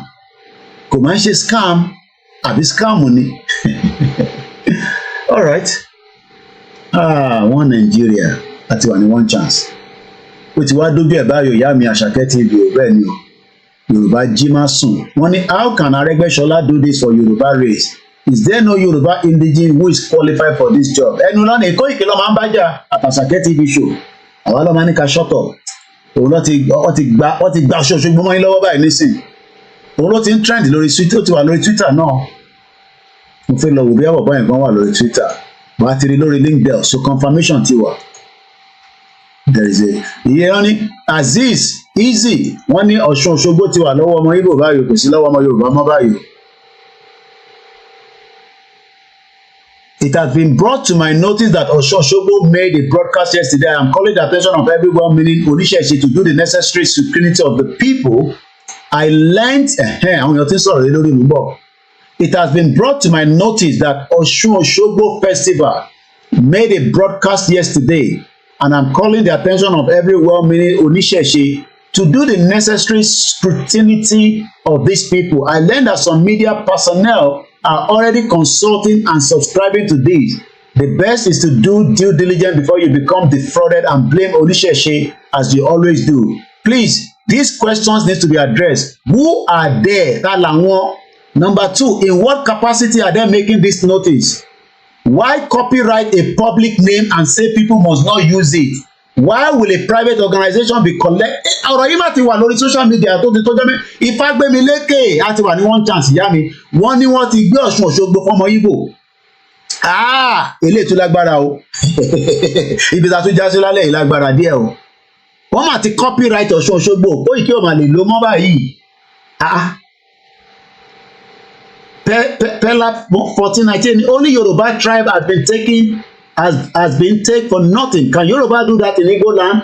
Only Yoruba land. Elema to take advantage. Ìyàwó Olúrẹ̀mí Ọ̀gábíkílà kò ní Òṣogbo is a Yoruba cultural ìṣẹ̀ṣe. This is very wrong. It is not the same as having Rishi Sunak, who was the former UK Prime Minister. Wọ́n máa ní wọ́n ti máa lè lo Ọ̀ṣun Òṣogbo bíi ti tẹ́lẹ̀ mọ́. Mo rò pé a ti wọ one chance, a ṣẹ̀ wá wọ one chance báyìí o. Èmi ẹja agbọn tarakùnrin sọ bí ẹ̀mí ni mò ń tẹ̀ mò ń bọ̀ kí lẹ sọ sà ẹja agbọn tẹ sọ. ẹni sùúrù ẹja mute wọ́n mà náà ti ọmọ àti private organization arákùnrin ẹ̀ màlélẹ́ yìí ojú ẹ̀ màlélẹ́ yìí Wilson má ti gbọ́ Ọ̀ṣun Òṣogbo mọ́ wa lọ́wọ́ òun màlélẹ́ pẹ̀lú àwọn bàbá wa kọ̀ọ̀kan ta ló mọ ojú ẹni tó wà níbí báyìí ọba olélẹ̀ ẹ bá mi sáré bí kò ń ṣọba ta lọ bá èmi àti olóyè Ìgbòho ó fẹ́ jọba yẹn o I don't understand what is going on kí ló ń ṣẹlẹ̀ gangan báyìí ọba olélẹ̀ ta ló rọ́jú ta ló mọjú ọba ìbomọ ọba tú ọba ìfẹ́ ẹja rójú yìí glasses tẹ wọ̀ yìí ànílè dá yín máa fẹ́ dárúkọ yín ni bàbá mi disrespect yín o Silver Badman, that is what they are trying to do in Oyo State, to put Fulani as the king also. Bàbá mi Adédèjì mo kí yín. Ìyá mi Ṣadé ni they have already sell us out for Igbos and Fulanis. Àti wà ní one chance. Ẹ jẹ́ agbọ́n tí bàbá yìí sọ. Kí lẹ sọ sà? Ẹ jẹ́ mute mic mi mọ́lẹ̀.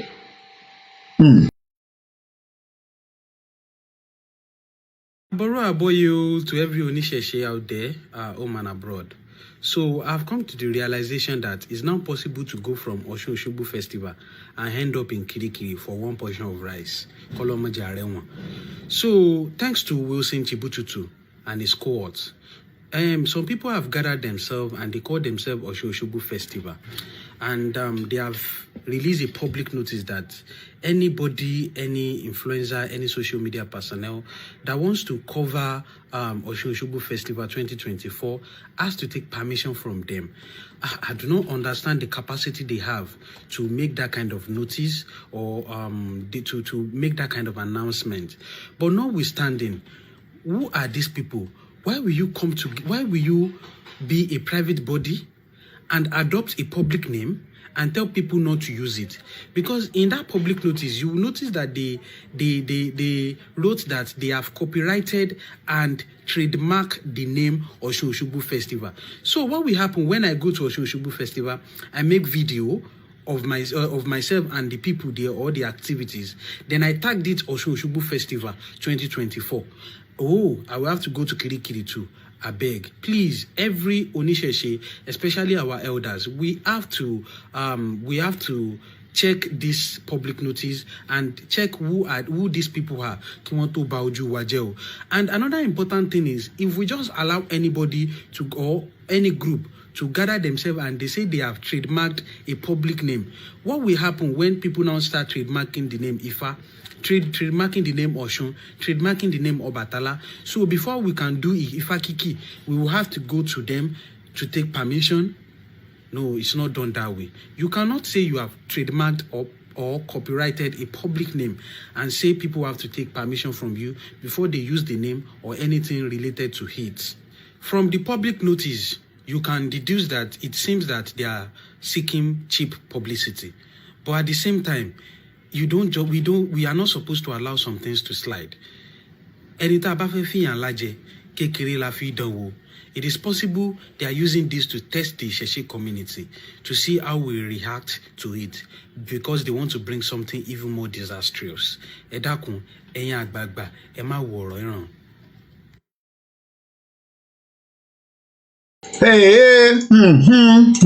Ìyá mi Fagbemileke ní kílẹ̀ sọ. Ẹni Yorùbá the most colonized, Yorùbá the most unpatriotic people on earth. Àwọn ọ̀dàlẹ̀ òṣì. Mo máa dúgbọ́rọ̀ ilé ìdíkẹ̀ láyé mi. Tsunami pé Koikimedia bá fẹ́ lọ nísìnyí kọ́kọ́ gbọ́dọ̀ kọ lẹ́tà sí wọn pé Koikimedia ń bọ̀ ní ìṣẹ̀ṣe fẹ́ Ọ̀ṣun Òṣogbo. Ṣé máa fún wa láyè ká lo àbí ẹ̀yin èèyàn pé wọlé àwọn èèyàn ọ̀fẹ́ pè wọlé ìtẹ̀ ká dá sí nísàn àtàrí tó wáyé pé fracas àgbéwá lálẹ́ nísìn ẹ máa pè wọlé eléyìí tẹ́ ká pè wọlé ká sọ̀rọ̀ lé lórí nọ́mbà nìyẹn lórí screen kò sẹ́ni tó máa náà wọ̀n rí nísàlẹ̀ yín +44 yẹn pè wọlé ká gbóhùn yín kó má jẹ́ pé Koiki nìkan ló ń sọ̀rọ̀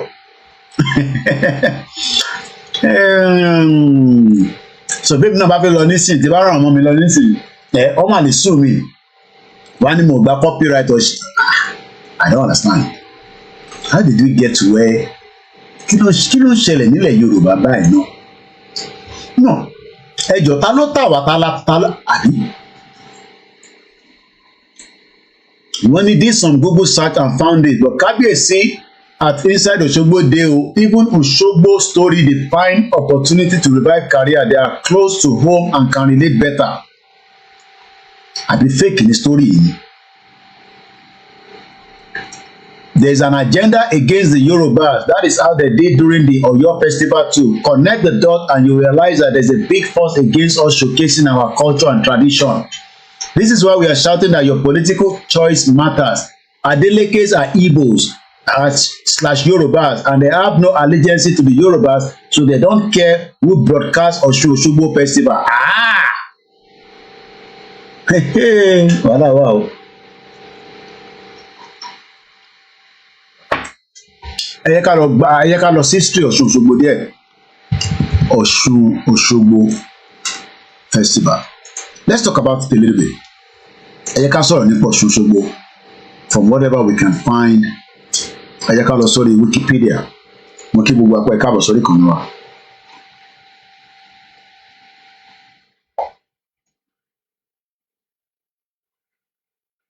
Ẹ má bínú sí wa. Ọ̀rọ̀ yẹn gbọ́ mi díẹ̀ ni òǹgbẹ́gbẹ́ mi wá nígbà tí mò ń ka gbogbo tí mò ń gbọ́ yìí. Wọ́n ní wẹ́rì bàbá wa Yẹmí Ẹlẹ́bùbọn bẹ́wọ̀ tí ò rí àwọn lè má tí ò rí dánísì tí Kóìkì ti gbé jáde bí àwọn máa rí. Let's read a little bit. I don't understand what is going on in Yoruba land anymore, so àwọn ẹlẹ́wàá mi bá à ń pariwo Yorùbá nation, whereas we have many people keep attacking us back to back. Because to them, àwa ni enemy yín, àwa lè sọ di enemy Yorùbá people. Wake up, mo kí ẹ sọ́nkì, ìyẹn mo ṣe sọ pé lecture room ní bíbá ẹ̀. Please Koiki, ẹ pé àwọn bàbá wa Ẹlẹ́bùbọn. Well, I mean, I'm gonna speak to Professor tomorrow, then I'll make 1 or 2 calls as well because I don't know, I don't understand what's going on. Because Koikimedia bá fẹ́ èmi tẹ̀ wá mọ̀ kó tẹ̀ so kí ó dà fún àwọn ọmọ ẹ̀ tí ń sọnà, so tá a bá rí sponsor àná bá rówó àlọ́ tá a bá ti rówó kò sí bá ṣe fẹ́ lọ, owó ni àfiṣe media, so tẹ̀ bá fún wa ní enough owó tí mo lè fi kọ́ àwọn ọmọ yẹn lọ síbẹ̀, because at least àwọn ọmọ bíi 4 lọ́ máa lọ wá sùn sókè wá jẹun àtúnṣe this that so I lè rí life fit just like we saw it here. This was 2021 nígbà tí Koikimedia lọ òun lélẹ̀ àṣìmọ̀ show video yẹn one more time again. I would have loved to be showing this video at my background. Let's see if I can do that. I'll come and roll the background name, but I don't know if I can get that done. Web page. On Jackie, copy now, paste the website to this link. Control P. All right, and Jackie will be my lord. facebook.com/watch/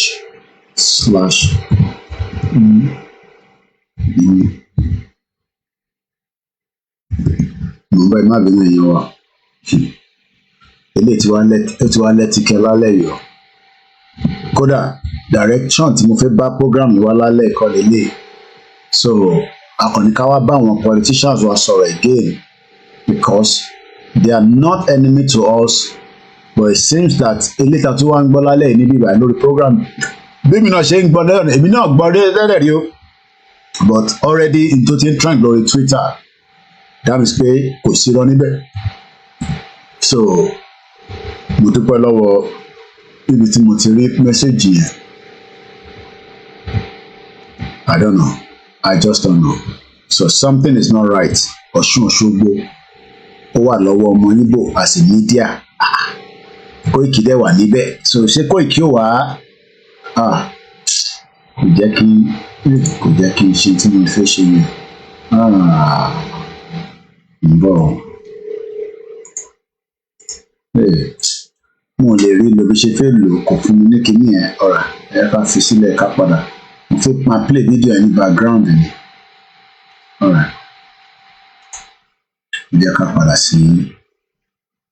Mo kí àwa ẹ káàbọ̀ padà láti Benin Republic tí wọ́n bá wa lọ kí olóyè Ìgbòho pẹ̀lú àwọn tí wọ́n jọ lọ náà ẹ káàbọ̀ padà sí London.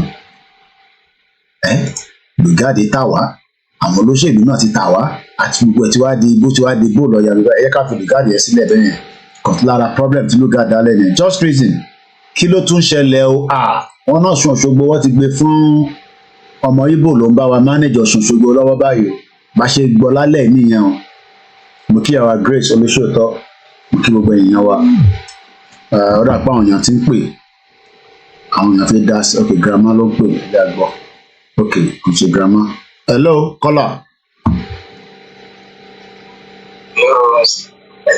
ẹ jẹ́ ẹnísùrù kọ́kọ́ kí ìyá wa Yorùbáwùyí ẹnísùrù àká àwọn mídíà dáadáa tó ti wọlé please tell me ọmọ Igbo that get the copyright ọ̀nà Òṣogbo wúlélẹ́yìí o màá sẹ́ndẹ̀ sí nísìnyí Yorùbáwùyí wọ́n ń pè ní màá sẹ́ndẹ̀ gbogbo information yẹn wọ́n ń pè ní Wilson tẹ bá lọ sórí page kan tó ń pè ní Ṣọlá arábìnrin Ṣọlá lórí Facebook báyìí tẹ bá lọ sórí page yìí ibẹ̀ lèmi náà ti rí kí tó bẹ̀rẹ̀ program lálẹ́ mo rí information yìí rí alẹ́ ni mo ṣe rí ẹ type in Ṣọlá arábìnrin Ṣọlá ẹ wá rí gbogbo information yẹn Wilson Chibututu wọn náà ni ó gba contract Ọ̀ṣun Òṣogbo báyìí òun ló ń bá wa manage Ọ̀ṣun Òṣogbo kódà àti wá lọ sí LinkedIn ó wá fi communicate síta pé Yorùbáwùyí o Àṣàkẹ́ TV o Yorùbá World Media o Koikimedia o kẹ tó wá sọ pé ẹ fẹ́ rìkọ́dù Ọ̀ṣun Òṣogbo ẹ communicate pẹ̀lú àwọn kẹ má bàa gbé sí kirikiri o Ọlọ́run jà ṣẹ wọn bí ṣe rí náà nìyẹn o àbọ̀mọ Ìgbò já o èmọ Ìgbò kan mò ń bá já o mo kàn ń béèrè ìbéèrè mi o ẹgbọ́n sókè so ètò nìyẹn o. Àṣẹ Èdùmàrè o. Agbára Ọlọ́run gbogbo ìgbà tí a bá máa gba Yorùbá nation oníṣẹ́ yìí. Àmì o. Oníṣẹ́ yìí wà náà. Fídíò tẹ ẹ má bínú fídíò tẹ kàn wò lọ́wọ́lọ́wọ́ báyìí nísìn ṣẹ̀ṣẹ̀ ń gbọ́ wa lórí program tí a mute ara wa fídíò yẹn Ọ̀ṣun Òṣogbo ta lọ rìkọ́ọ̀dù ní 2021 mo gbọ́dọ̀ dọ́rọ́ ẹ̀wò mọ́ nísìnyí o olú ẹ̀ má lọ ṣẹ̀wọ̀n mo fi ṣẹ̀wọ̀n. Ọlọ́run ìyá ṣẹ̀wọ̀n. Ẹ bá mi kí bàbá wa Sunday Igboho àti bàbá Bánjí Akíntóyè Ọlọ́run máa fún wọn sí agbára olówó gbogbo àti bá máa gba Yorùbá nation mo ní gbogbo wa pátápátá àtẹ̀yìn Mr. Koiki àti bàbá wa Bánjí Akíntóyè àti bàbá wa Sunday Adéyẹmọ Igboho Ọlọ́run ní kí wọ́n gbà lẹ́yìn àmì ìgbà nínú kòtò lágbára Ọlọ́run yóò sojú gbogbo wa láṣẹ Ọlọ́run bá máa wà pẹ̀lú Ọlọ́run bá ń gbé gbogbo bíi tí àwọn èso ara yín wà Ọlọ́run bá máa dáàbò. Inshallah. Ẹ ṣe gan ni. Gbogbo ẹ tó bá fẹ́ pè àsìkò tẹ fẹ́ pè lélẹ̀ ẹ bá wa dá sọ̀rọ̀ tó wà nílẹ̀ Ọ̀ṣun Òṣogbo tí mo ti fẹ́ post fídíò yẹn àtàwọn information yẹn ó máa lọ sórí Ìgbòho Day ẹ̀ tẹ́ bá wà níbẹ̀ ẹ bá wa fọn síta mo ti copy ẹ̀ so mo ń ṣe lọ́wọ́ báyìí a ti wà ní one chance o Ọ̀ṣun Òṣogbo sí lọ́wọ́ ọmọ Yorùbá mọ́ báyìí o ó ti kúrò lọ́wọ́ wa o ẹ má tanra yín pé ẹ̀yin lẹ́ni Ọ̀ṣun Òṣogbo o so images tí mo pick yìí eléyìí mo ti post ẹ̀ síta ó ti wà ní gbogbo ibi tí ó yẹ kó lọ báyìí nísìn so ibi tèmi náà ti rí leléyìí àti wá lọ sórí àti mú confirmation àwọn èèyàn ti ń sọ̀rọ̀ lórí ẹ̀ lórí Twitter pé ṣé Ọ̀ṣun Òṣogbo sí lọ́wọ́ wa mọ́ nísìn òun ni brother yìí fi sọ̀rọ̀ ẹja àtúgbọ́n tí brother yìí sọ bẹ́ẹ̀ bá ṣe ń wọlé ìtẹ̀rí àtúnṣe ibi tá a tún já sí lálẹ́ nìyẹn o wọ́n ní Ọ̀ṣun Òṣogbo bí a kì í ka public notice kí ló ń pè ní public notice ẹ má dán wò má lọ sọ pé orí ẹ̀yin mídíà mi tẹ wà nù ẹ̀jẹ̀ Koikimedia tẹ bá ti ń rí mẹ́sẹ̀gì ẹ bá mi fọn síta mo ti ń pòṣẹ̀ síta báyìí bí èmi náà ṣe rí náà nìyẹn o so ọ̀rọ̀ yìí ó ti lẹ́tìkẹ́ báyìí o wọ́n ní public notice no media houses broadcast print or social media digital platform influencer skit makers or merchandise should broadcast or publish or use any content logos photos videos audio clips etc related to the trademark kí ló ń pè ní trademark àti copyright of Ọ̀ṣun Òṣogbo Festival 2024 without a written consent and permission of the organizer. Àwọn organizer yẹn wá ní mídíà tí ó wà lábẹ́ arákùnrin kan tó ń pè ní Wilson Chibututu òun ni company tí wọ́n ní our heritage branding and advertisement limited. So in terms of ni pé mídíà yìí ló wà ní in charge gbogbo Ọ̀ṣun Òṣogbo tó bá bí ẹ̀dá ìwọ́dánwò lọ lo logo wọn ìyẹn àwa la ní Ọ̀ṣun Òṣogbo bọ̀ ká lọ lò ó bí àwọ̀ ní sùn gbogbo wa sí court in terms sọ nìyẹn o ibi tá a tún já sí lálẹ́ nìyẹn o kò yé mi ní o kò yé mi ní o so àmọ̀gbà tí ó gba contract yìí bí wọ́n ṣe gbá ní bí a níṣẹ́ tí Davido débẹ̀ inú náà kò ń ṣe Davido bàbá ẹ̀ náà kò ń ṣe bàbá ń kú ẹ̀ bí ó ṣe gbá ní bí ó ti gbà ti pẹ́ I don't know but 2016 bàtà lọ́wọ́ link délẹ̀ àwọn information kan tó jáde ó jẹ́ kó yé wa pé ó ti exist láti 2016 agbègbè àgbàtẹ̀ lọ́ ti gbé sórí link délẹ̀ yìí arákùnrin náà lè lè wọ́n ní kí n sign in kí wọ́n lè kalẹ̀ kí n lè rí full profile ẹ̀ ọ̀rọ̀ ẹ jẹ́ kí n ṣe báyìí màá sign in but mo fẹ́ kẹrí ó lè máa bẹ̀rẹ̀ security code so ẹ jẹ́ ká kọ̀ lọ gbọ́ olóyè Ìgbòho ní bíbá ẹ̀ kí n fi padà wá àti wà ní one chance báyìí wàhálà ti dé báyìí màá mute mic mi mọ́lẹ̀ mi bọ̀. gbogbo ẹ̀yin ọmọ ọ̀dọ́ tá a jọ ń káàkiri ọ̀dọ́jọ́ ni wá ẹ mọ̀ jẹ́ kí a fi àyè gba Fúlàní lórí ilẹ̀ àwọn bàbá wa ẹ mọ̀ jẹ́ ká bú ọba mọ́ ẹ mọ̀ jẹ́ ká bú jòyè mọ́ nígbà tá a la fẹ́ jà fún àwọn ọ̀rẹ́ wa táwa ń kọ́kọ́ ń bú ọba tá à ń bú jòyè èmi náà ṣe bẹ́ẹ̀ rí bọ́ mo pera mi padà ẹ mọ̀ jẹ́ ká bú àgbààgbà kankan mọ́ ẹ mọ̀ bolóṣèlú kankan àwọn ẹ̀rù kálukú ń bẹ̀rù wọn ò lè sọ̀rọ̀ ọba ò lè sọ ìjòyè lè sọ ẹ jẹ́ ká ronú ẹ mọ̀ jẹ́ ká bá àwọn bàbá jà mọ́ ẹ mọ̀ jẹ́ á bú wọn mọ́ ẹ mọ̀ jẹ́ á ṣe wọn ra wọn ara pẹ̀lú wọn àwọn àgbà tó bá jólóṣèlú tá a bá fẹ́ kọ́ wọn rẹ̀ wá lọ́wọ́ á gbé wọn mọ́ra á gbé wọn mọ́ra ni à ní bú wọn mọ́ ẹ mọ̀ jẹ́ á ṣèjẹ̀gbọ́n ẹ mọ̀ jẹ́ á dàlúrú a lè gba ẹ̀tọ́ wa láì ṣèjẹ̀gbọ́n a lè gba ẹ̀tọ́ wa láì yìnbọn a lè gba ẹ̀tọ́ wa láì dàlúrú gbogbo protest mo ṣe ní ìlú Nàìjíríà mi ò rí ibi tí mo ti ẹnìkan lè sọ pé mo pààyàn tàbí mo jó nǹkan náà tàbí mo bà nǹkan jẹ́ mo lọ písù torí pé olówó lèmi náà tí ò bá sólówó lára ń dì mọ́ gbogbo nǹkan tọ́lọ́run fún yàn lọ́lọ́run fún mi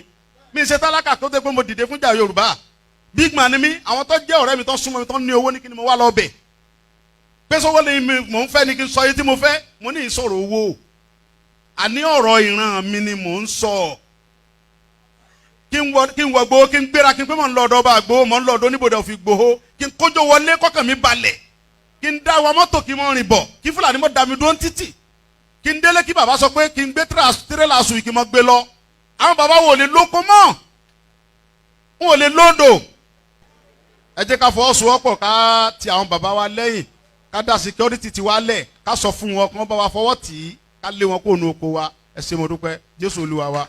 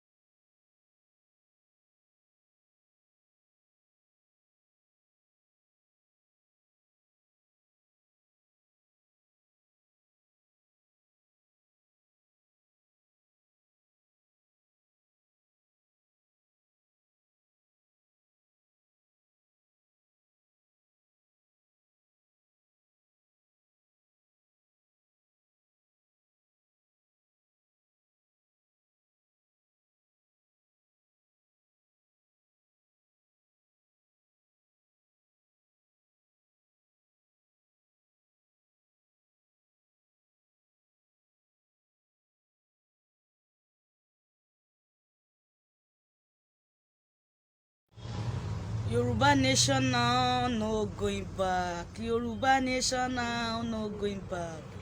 Assalamu alaikum warahmatullahi wabarakatuh. Akí gbogbo wa. A kú gbìyànjú a kú kó lè dá. Ọlọ́run bá Allah á jẹ́ kó dá fún wa. Inshallah rahman. Olóyè Sunday Igboho Ọlọ́run bá yọ wá níwọ̀n ọlá Al-Qur'an Karim. Ọmọ Adéyẹmọ Ìgbòho ṣá o. Owó bàbá Àdámì o.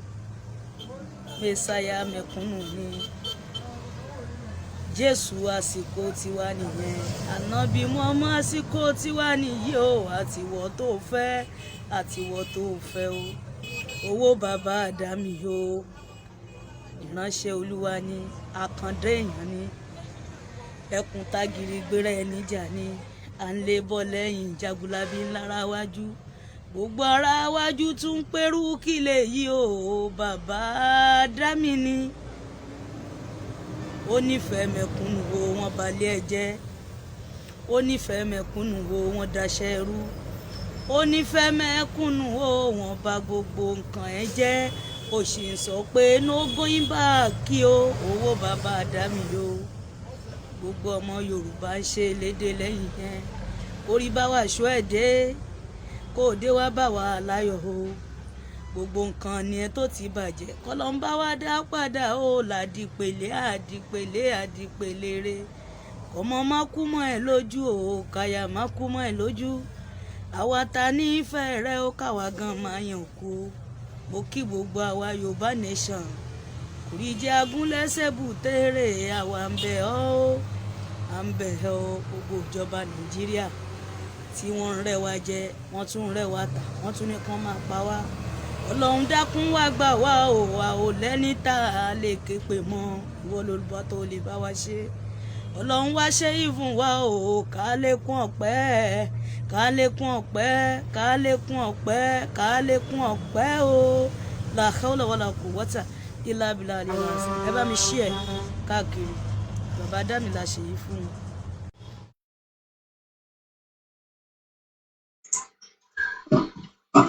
mo kí gbogbo wa pé a tún kàbọ̀ sórí ìkànnì náà ẹ má bínú mo ń try láti login sínú link bell mi but apparently for whatever reason kò jẹ́ kí n ráyè wọlé because ìyẹn ló máa fún mi ní full access pé ká lè rí but picture bọ̀bọ̀ náà ni ìyẹn Wilson Chibututu òun lorúkọ ẹ̀ ó náà òun ni brand communication àwọn ọ̀rẹ́ ń ṣe brand communication mo kí àwa grace lórí All Star Yorùbá TV mo kí gbogbo ẹ̀yin medias wa àtẹ̀yìn tẹ̀ ń wọlé mo bẹ̀ wá pé bá a ṣe ń wọlé ní méjì mẹ́ta ọ̀rọ̀ tí ó wà níwájú wa tí à ń sọ̀rọ̀ yìí òun ni ọ̀rọ̀ Ọ̀ṣun Òṣogbo tí a ṣe ń rí information tó ń sọ pé a lè lọ cover Ọ̀ṣun Òṣogbo because it's no longer in our care ó ti wà lọ́wọ́ àwọn tó gbélé lọ́wọ́ Ọbáfẹ́mi Awólọ́wọ̀ University wọ́n ti send the code kan wá mo bọ̀ ẹ jẹ́ kí n tó ṣe báyìí I will go on a short break again ẹ má bínú sí mi because mo fẹ́ really wọnú kíní mi mo ń bọ̀. Yorùbá nation now no going back Yorùbá nation now no going back asalaamualeykum warahmatulahi wabarakatuh gbogbo wa. a kú gbìyànjú akókó lè dá ọlọ́run bá a lá àjẹkódà fún wa inshallah rahman olóyè Sunday Igboho ọlọ́run bá a yọ wọ́n níwọ̀rùn ọlálùkùránì kẹrin ọmọ adéyẹmọ Ìgbòho ṣá o owó bàbá àdámì o mẹsàyà mẹ̀kúnnù ni Jésù àsìkò tiwa nìyẹn ànábì mọ́mọ́ àsìkò tiwa nìyí o àtiwọ́ tó fẹ́ o owó bàbá àdámì o ìránṣẹ́ olúwa ni àkàndé èèyàn ni ẹkùn tágìrì gbéra ẹni jà ni à ń lé bọ́ lẹ́yìn jagunlabi ńlára wájú gbogbo ara wájú tún ń pẹ́rù kí lè yí o bàbá dámì ni. We're back again. So I will leave that, but for now, what we are saying is that there is a problem because Ọ̀ṣun Òṣogbo. Let's give you the background of Ọ̀ṣun Òṣogbo in case tẹ́ bá mọ̀ nǹkan pè náà ẹlòmíì ò gbọ́ rí o. So ó kàn jẹ́ ọmọ Yorùbá ni ó kàn mọ̀ pé there is a state called Ọ̀ṣun State, but there is an event that takes place in Ọ̀ṣun Òṣogbo every 29th day of the month of July, which is just in the next couple of days. Ìyáwó Olúrẹ̀mí Kílàńkò Gàbíní. It is a shame and a slap on Yoruba people pé Ọ̀ṣun Òṣogbo àwọn mídíà tó manage kò tẹ̀ ń ṣe mídíà ọmọ Yorùbá mídíà àwọn ẹ̀yà kejì wa ni wọ́n ní ó ń bá wa manage. How we got there, I don't know. Who gave the contract, I don't know. What led to that contract, I don't know. All I know is that Yoruba people, Baba wa Samson Bayo, Yoruba nation is the only solution àti ẹ̀rí yẹn tẹ́lẹ̀ ọ̀dà. Mo kí gbogbo alẹ́ nǹkan sí. Ọ̀ṣun Òṣogbo is a scared grove along the banks of the Osun River, just outside the city of Osogbo, Osun State of Nigeria. Osun-Osogbo group is a several centuries old. Ẹgbọ́n kan tó sọ síbẹ̀, several centuries old. N tó ti wà látayébáyé ni. And is among the last of the scared forest that once adjoined the edges of the most Yoruba cities before the extensive urbanization. Even in recognition of its global significances and the cultural value, the scared grove was inscribed as a UNESCO World Heritage Site ní 2005 ni wọ́n fi ṣe ó wà lábẹ́ UNESCO World Heritage Site ìyẹn ní 2005. Now, in the 1950s, witnessed the desecration of the Osun-Osogbo grove. Shrines were neglected and the priests abandoned. Ẹgbọ́rọ̀ yẹn. So ọ̀rọ̀ pé wọ́n ti abandon ẹ̀ kò ń ṣe ọ̀rọ̀ ẹ̀ní, ọ̀rọ̀ tó ti pẹ́ ni. Mo kí ẹ Great Yoruba Nation. Welcome to the program. Osun-Osogbo has been neglected. Mo kí ẹ Ṣẹ́gun Ọ̀nà. Wọ́n ní the wife of the governor is Igbo. Bẹ́ẹ̀ ni, ìyàwó méjì ló ní ìkan Igbo ìkan Yorùbá, ìyẹn Adeleke. Wọ́n ní láti 1950 ẹ jẹ́ ká gbọ́ ìtàn pè ní desecration is the act of depriving something into ẹ kó máa jẹ́wọ́ fún níjẹ. Wọ́n fún ní èèwọ̀ jẹ. Ẹ rántí pé a máa gbọ́ pé wọ́n fún àwọn deities wa ní èèwọ̀. Wọ́n ní kò ń ṣe léni ló ti ń ṣẹlẹ̀. Bishop Adesina mo kí yín, ẹ ṣe ń darapọ̀ mọ́ wa, ẹ káàbọ̀ sórí ìkànnì wa, adẹ̀kórè tí ẹ lọ sí Benin Republic. Ọlọ́run máa bá mi fẹ̀ṣọ́ ẹ̀ṣọ́ yín. Spark Lizzy mo kí yín. Where we are tonight is that our tradition has been desecration. Èmi ọmọ Yorùbá ẹ̀, ẹ̀yin tẹ́ bá mọ Yorùbá ẹ̀ bá mi sí ní comment section. Wọ́n wá ń jẹ́ kó yé wa pé láti 1950s nìkan báyìí ti ń ṣẹlẹ̀ o. Kò ń ṣe ní 21st century tá a ṣe sọ pé ọmọ Igbo ti gba media ṣé wọ́n ti gbalẹ̀ mọ́ wa lọ́wọ́ tán báyìí. And this is why we are saying that we need the antivirus. Olóyè Ìgbòho ni antivirus láti pa gbogbo virus tó ń affect wa nílẹ̀ Yorùbá lénìí. And we are talking about it on Instagram. It's gonna go and come back. But ẹ bá fẹ́ a stable one tó ní máa lọ tó máa bọ̀, ẹ lọ sórí Ọláyọmí Kóìkì. Ìyẹn máa fún wa ní no any reason to go in and out. Allow Baba Moke any 51 minutes ẹ̀yin tẹ́ wà lórí Mixlr. Akin Games good morning àti wà ní 21st ìyẹn níjọ́ Sunday. Ọmọ Yorùbá ẹ jẹ́ ká dìde. Wọ́n ní wọ́n ti ń fún Ọ̀ṣun-Òṣogbo ní èèwọ̀ jẹ as far back as 1950. Ìyẹn ló ń pè ní desecration. Delta Echo Sarah Echo Charlie Romeo Alpha Tango India Oscar November. Kí ló mean? That is the act of the ẹ mọ̀ pé nísìn ìdí tí gbogbo ṣe ń pariwo ni pé ẹ̀rọ oúnjẹ jẹ wọ́n deprive yín lóúnjẹ. The same thing ló ṣe fáwọn deities wa. Wọ́n ní wọ́n deprive wọn of something of a scared character or even the disrespectful, contemptuous or destructive treatment of that which is held to be scared or holy. Ó dàbí kí ẹni tó lọ sí Mecca nísìn tí ẹ bá abuse Kaaba wà tó wà níbẹ̀ wàá mọ tó máa fojú ẹ rí. Ìwọ lọ sí Mecca kó lọ máa gbàbẹ̀ jẹ́ wàá mọ tó máa fojú ẹ rí. Ìtọ́ ṣe fún Ọ̀ṣun-Òṣogbo nìyẹn. Wọ́n fún ní èèwọ̀ jẹ, wọ́n tọ́jú ẹ̀. Àwọn bàbá tó yẹ kó máa tọ́jú ẹ̀ fún wa, wọ́n náà fi bí pa wọ́n. And this is the reason why we are saying lè continue Nigeria báyìí. Mo kí bàbá wa Ọládìméjì.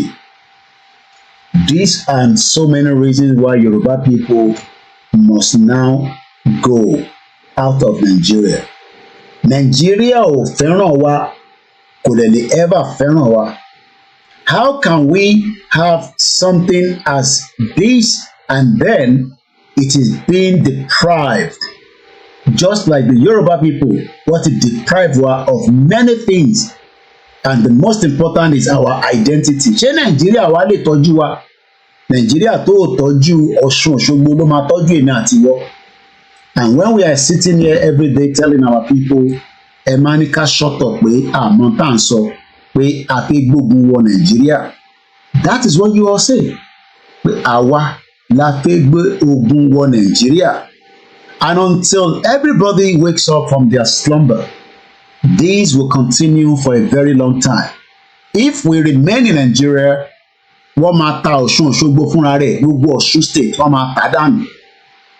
Ní last week, if not last week to time, Alan Conde ní why our leaders in Yoruba land are not ready to change to good, why they are thinking of destroying Yoruba land, and these leaders are their real Yoruba blood. All these evil leaders in Yoruba land putting us down every day. Mo kí bàbá wa Simon Adebisi, Yoruba nation no going back, but ẹnu kọ́ ló fi ń sọ pé Yoruba nation no going back. It has to be a collective effort. Let's go further. Láti 1950s, tẹ́ bá calculate 1950 títí di wákàtí, we are talking about almost 70 years plus ni wọ́n ti fi the desecration of Ọ̀ṣun Òṣogbo Grove. The shrines wọ́n ní were neglected. Kódà àwọn priests abandoned. Mo sọ ní ìjọ Friday last week, kò ń ṣe Friday tẹ́lẹ̀ yìí, tẹ́ bá rántí tí mo wọṣọ military. Mo ní àwọn governors wa mọ tó yẹ kó lè ṣe tó bá tọ́jú àwọn ọlọ́dẹlẹ̀ Yorùbá, àwọn hunters, àwọn àgbẹ̀, wọ́n mọ tó lè ṣe, bá àwọn bàbá yẹn ò lówó lọ́wọ́ láti fi ṣe so many things tó yẹ kó ṣe.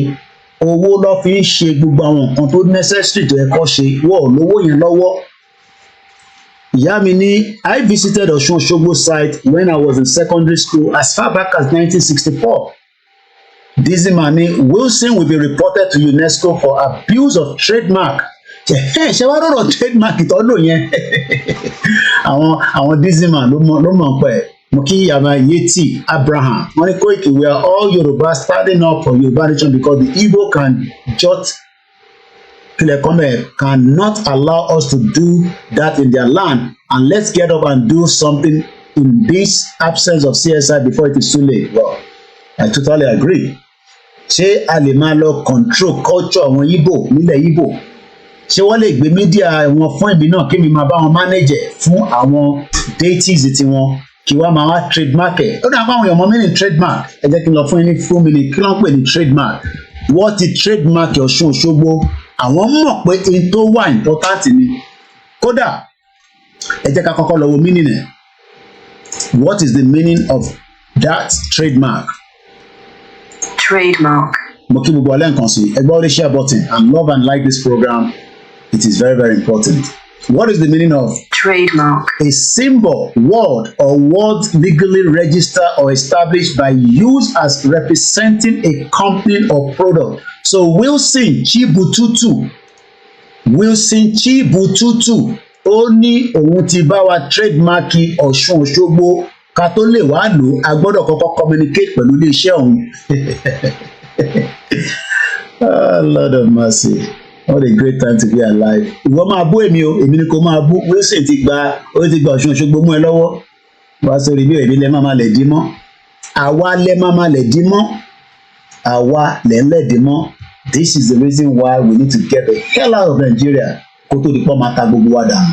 Àtẹ̀mọ̀ bí ó ti tà wá. I said it some few days ago that àmọ̀ bí Ogun State ti gbọ́wọ́ lónìí lé wa lórí. Tó ti ta gbogbo wa akọ̀ǹparí. We still have Yoruba land. We have Yoruba. Which Yoruba land you get? Yoruba land that is now no longer in our care, is now in the care of many people that are taking advantage of it. But nígbà tẹ́ kí gbogbo akáwà together, ẹni Tinubu ọmọ kì í ṣèdí bẹ̀bẹ̀rẹ̀ kágbèdì lọ sí ilẹ̀ kágbélẹ̀kẹ̀lẹ̀ sọ́dọ̀ ẹlòmíì. That's what you've done. So we see how that is going to happen. So let's come back again to trademark. Kí ló ń pè ní trademark? Tá a bá sọ pé trademark. A trademark is a unique symbol. Ọ̀ṣun Òṣogbo àwa la ní. Wilson Chibututu wá bá wa trademark on our behalf. Pé tá a bá ti wá fẹ́ máa lò ó ká kọ́kọ́ máa ránṣẹ́ sí iléeṣẹ́ ọ̀hún náà kó lè máa bá wa ṣe kíni, kó lè máa bá wa sọ pé a máa wá cover Ọ̀ṣun. So now if I want to go and cover Ọ̀ṣun Òṣogbo, I need to communicate with Wilson. Iléeṣẹ́ is the branding communication. Ẹ mọ̀ pé èmi ò mọ̀ yẹn ṣe. Gbàtẹ́ pé ẹ fẹ́ràn Koikimedia, àwọn ọba, àwọn kábíyèsí, ẹ bá wa dá sọ̀rọ̀ tó wà nílẹ̀. Ọ̀rọ̀ tó wà nílẹ̀ kò ṣe eré rárá, and ó dẹ̀ ti wọrí social media. So this was posted even yesterday. So that means pé kìíní iṣẹ́ ń trend ni. So bí wọ́n fẹ́ bò mọ́lẹ̀ ni kó tó di kó jáde báyìí. Àmì fún ìdánimọ̀ ẹ ṣé gan ni àwọn tó gbọ́ Yorùbá ti sọ pé nǹkan pè ní trademark ni àmì fún ìdánimọ̀. So Wilson ti bá wa ṣe àmì fún ìdánimọ̀ àmọ́ lórí orúkọ tiẹ̀. Ẹ ṣé gan ni bàbá Délékè Uncle Davido ẹ kú iṣẹ́ sà. Má ṣe o àti wá di mùgùmù ẹ jẹ́ àgbọ̀n tí bàbá yìí sọ mò ń bọ̀. Àbọ̀rọ̀ àbọ̀yè o to every oníṣẹ̀ṣe. There, home and abroad. So I've come to the realization that it's now possible to go from OSUN Festival and end up in Kirikiri for one portion of rice.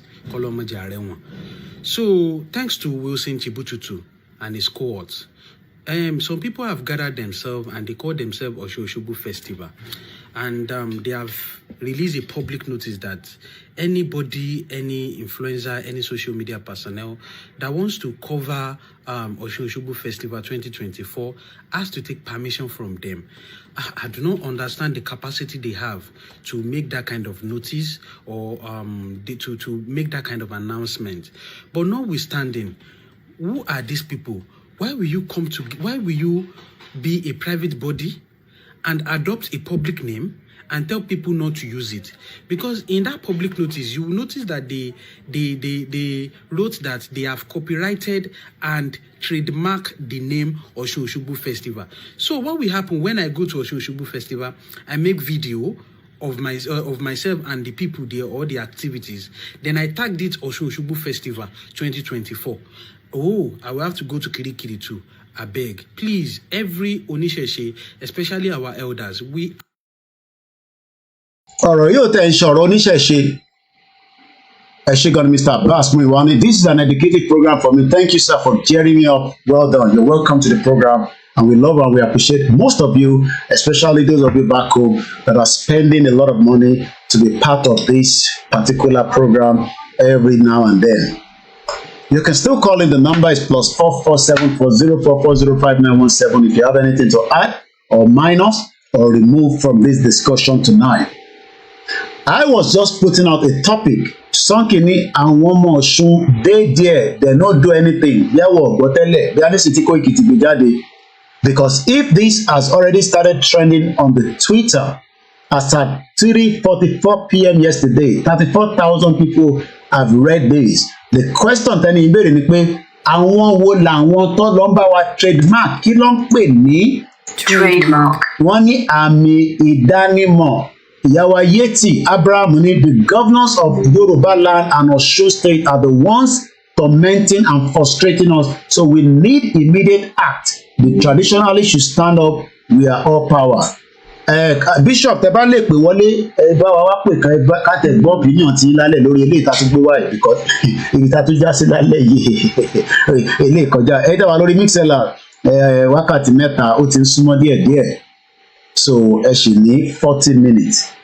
Ọ̀rọ̀ tó ń bẹ nílẹ̀ yìí kò ń ṣọ̀rọ̀ Koikimedia, ọ̀rọ̀ gbogbo wa ni wọ́n ní Ọ̀ṣun Òṣogbo wọ́n ti bá wa trademark ẹ̀. Àwọn wo ta ló fún wọn ní go ahead? Ṣé kábíyèsí ni? Mo kí kábíyèsí o, mo kí orí adé o, mo kí gbogbo àwọn baálẹ̀ o, Ọlọ́run níjà ṣe àwọn ọba wa o. Ṣé gọ́vnà ni ṣé House of Assembly ni ṣáwọn lọ fún Chibututu ní go ahead pé lọ́ọ́ bá wa trademark ẹ̀? Ìbí báyìí ni àwọn ọmọ wa lọ ní 2021. Ẹ jẹ́ ká wo fídíò yìí díẹ̀. Fídíò tẹ́ ń wò yìí, this was 2021 ní Ọ̀ṣun Òṣogbo yìí náà ti wá bá wa trademark ẹ̀ gbogbo títì bó ṣe rí. This was when Koikimedia plus a lot of other Yoruba people tá à ń ṣe Yoruba Nation tá a gbé Yoruba Nation campaign lọ síbẹ̀. A dẹ̀ dúpẹ́ pé kò sẹ́ni kankan tó attack àwọn ọmọ yẹn, gbogbo àwọn tó rí wọn náà wọ́n love it because ìran Yorùbá ni wá, ọmọ Yorùbá ni wá. Haúsá kọ̀kọ̀kọ́ ló fún wa ní orúkọ gbogbo nonsense tá a máa ń sọ yẹn, bàbá ti debunk gbogbo yẹn. Mo kí ẹ Silver Badmus. So look at how this place looks like. Ó yẹ kí gbogbo eléyìí ṣì wà bó ṣe wà ìbọ̀ títì yẹn ó yẹ kó máa lọ bí ó yẹ kó máa tẹ́ lọ ni. Ẹ wo iṣẹ́ táwọn ọmọ yẹn ń ṣe níjọ́ náà lọ́hùn, òjò pa wọ́n ni because it's a raining throughout that period. Tẹ́ bá fẹ́ ká lọ ní in another 8 days, a máa ní ìdòwó tó pọ̀ a lè fi gbé àwọn ọmọ yẹn dìde. If not, ilé ìtọ́tẹ̀ náà ti trademark ẹ̀ káwọn ọmọ ọlọ́mọ máa lọ tó bá lè pọ́n máa so wọ́n mọ́lẹ̀.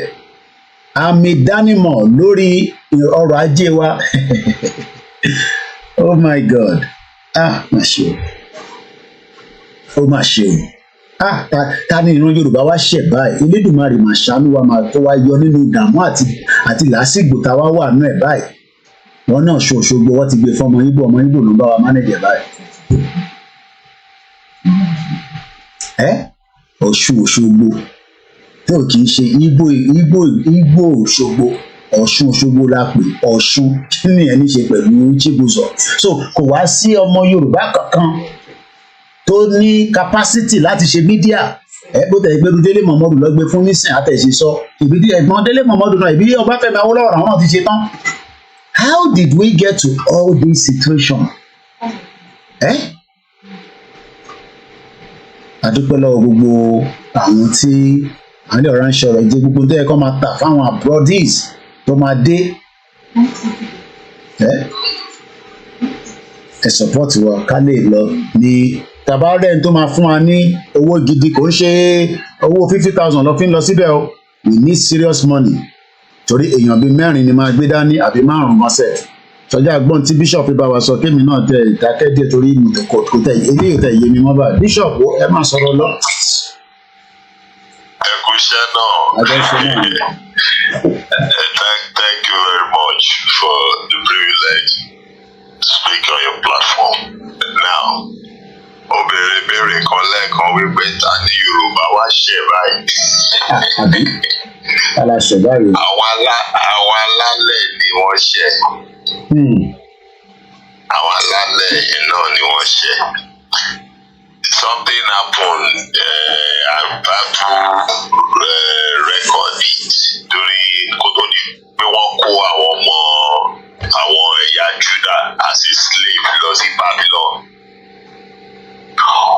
Àwọn alálẹ̀ yẹn ti ń report fún gbogbo àwọn prophet tí wọ́n kàn máa lọ wọ́ọ̀nù wọn pé wọ́n ti ń ṣẹ̀, wọ́n ti ń tẹ ojú wọn mọ́lẹ̀, and the prophets are speaking. Wọ́n sọ fún àwọn bá wọn gbọ́, wọ́n ṣe bó ṣe wọ́n. Nígbà tí wọ́n ti wá disobey to the point, àwọn alálẹ̀ wa fẹ́ punish wọn, wọ́n wá kó wọnú àwọn ọba yẹn fúnra wọn, wọ́n wá arrogate wọn to the extent that wọ́n lọ pe àwọn Babylonians. Bí wípé you are inviting foreigners as a guest. Wọ́n gbé wọn wá sí Juda, gbogbo ilẹ̀ Jerusalem, Judea, ibi tí àwọn alálẹ̀ wọn wà káàkiri. Ibi táwọn tẹ́ǹpù wọn wà, gbogbo nǹkan tó àṣírí. Wọ́n wá lọ fi hàn wọ́n. Wọ́n lọ sọ ilé báyìí náà ṣe ìjọba ń ṣe báyà ẹ̀rí wa mú àjẹbá ẹ̀rí wa mú báyìí. Ibi báyìí ni akọ̀ọ̀kan rẹ̀ náà ti wà. Ọ̀bí kò sí ibi tó lè bá wa jagbó tó bá ti wà mẹ́, ṣùgbọ́n tí ó bá ti síbẹ̀ wọ́n ti kó balẹ̀rù. Gbogbo àṣírí yẹn ni wọ́n lọ àtẹ̀bá sọ pé àwọn alálẹ̀ yẹn ló kù sí wọn nínú kan ṣe kìíní yẹn because they are ready to punish them.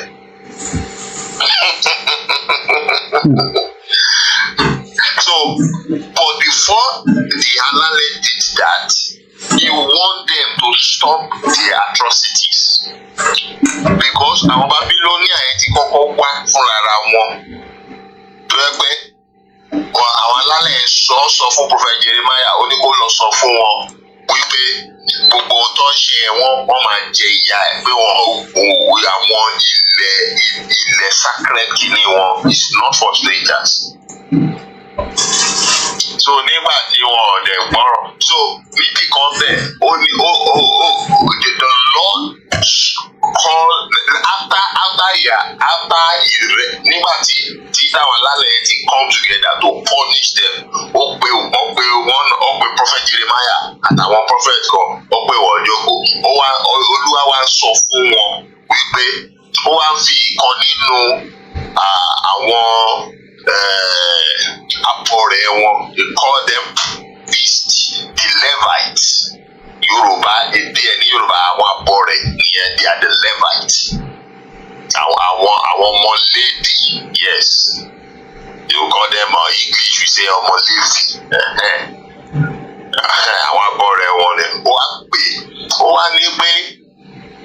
sọ fún wípé kó gbé ọtí kalẹ̀ kó gbé gbogbo àwọn kìnìún kó mú yó àwọn ìyẹn wá ní pé rárá èèwọ̀ ní ìdílé wọn bàbá àwọn sọ fáwọn wípé èèwọ̀ ní fún ọmọlédè láti mọtí. The Levites don't drink hard drinks, wines, no.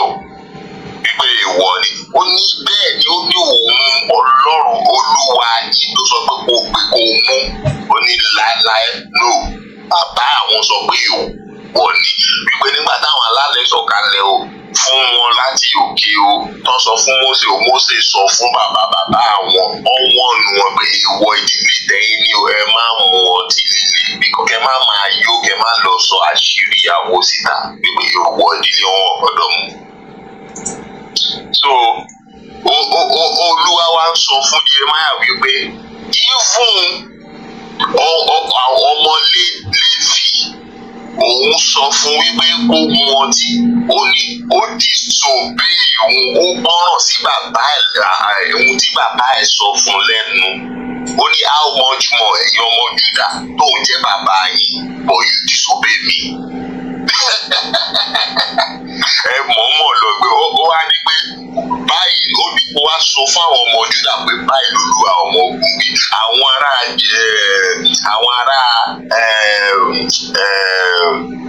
kí ni mo dárúkọ wọn sí Bábílónì tẹ mú ní ọ̀rẹ́ àpàpàǹdodo tẹ wá kó àṣírí ilẹ̀ yín hàn ẹ́ ó ní wọ́n ń bọ̀ láti wá gba gbogbo lẹ́yìn.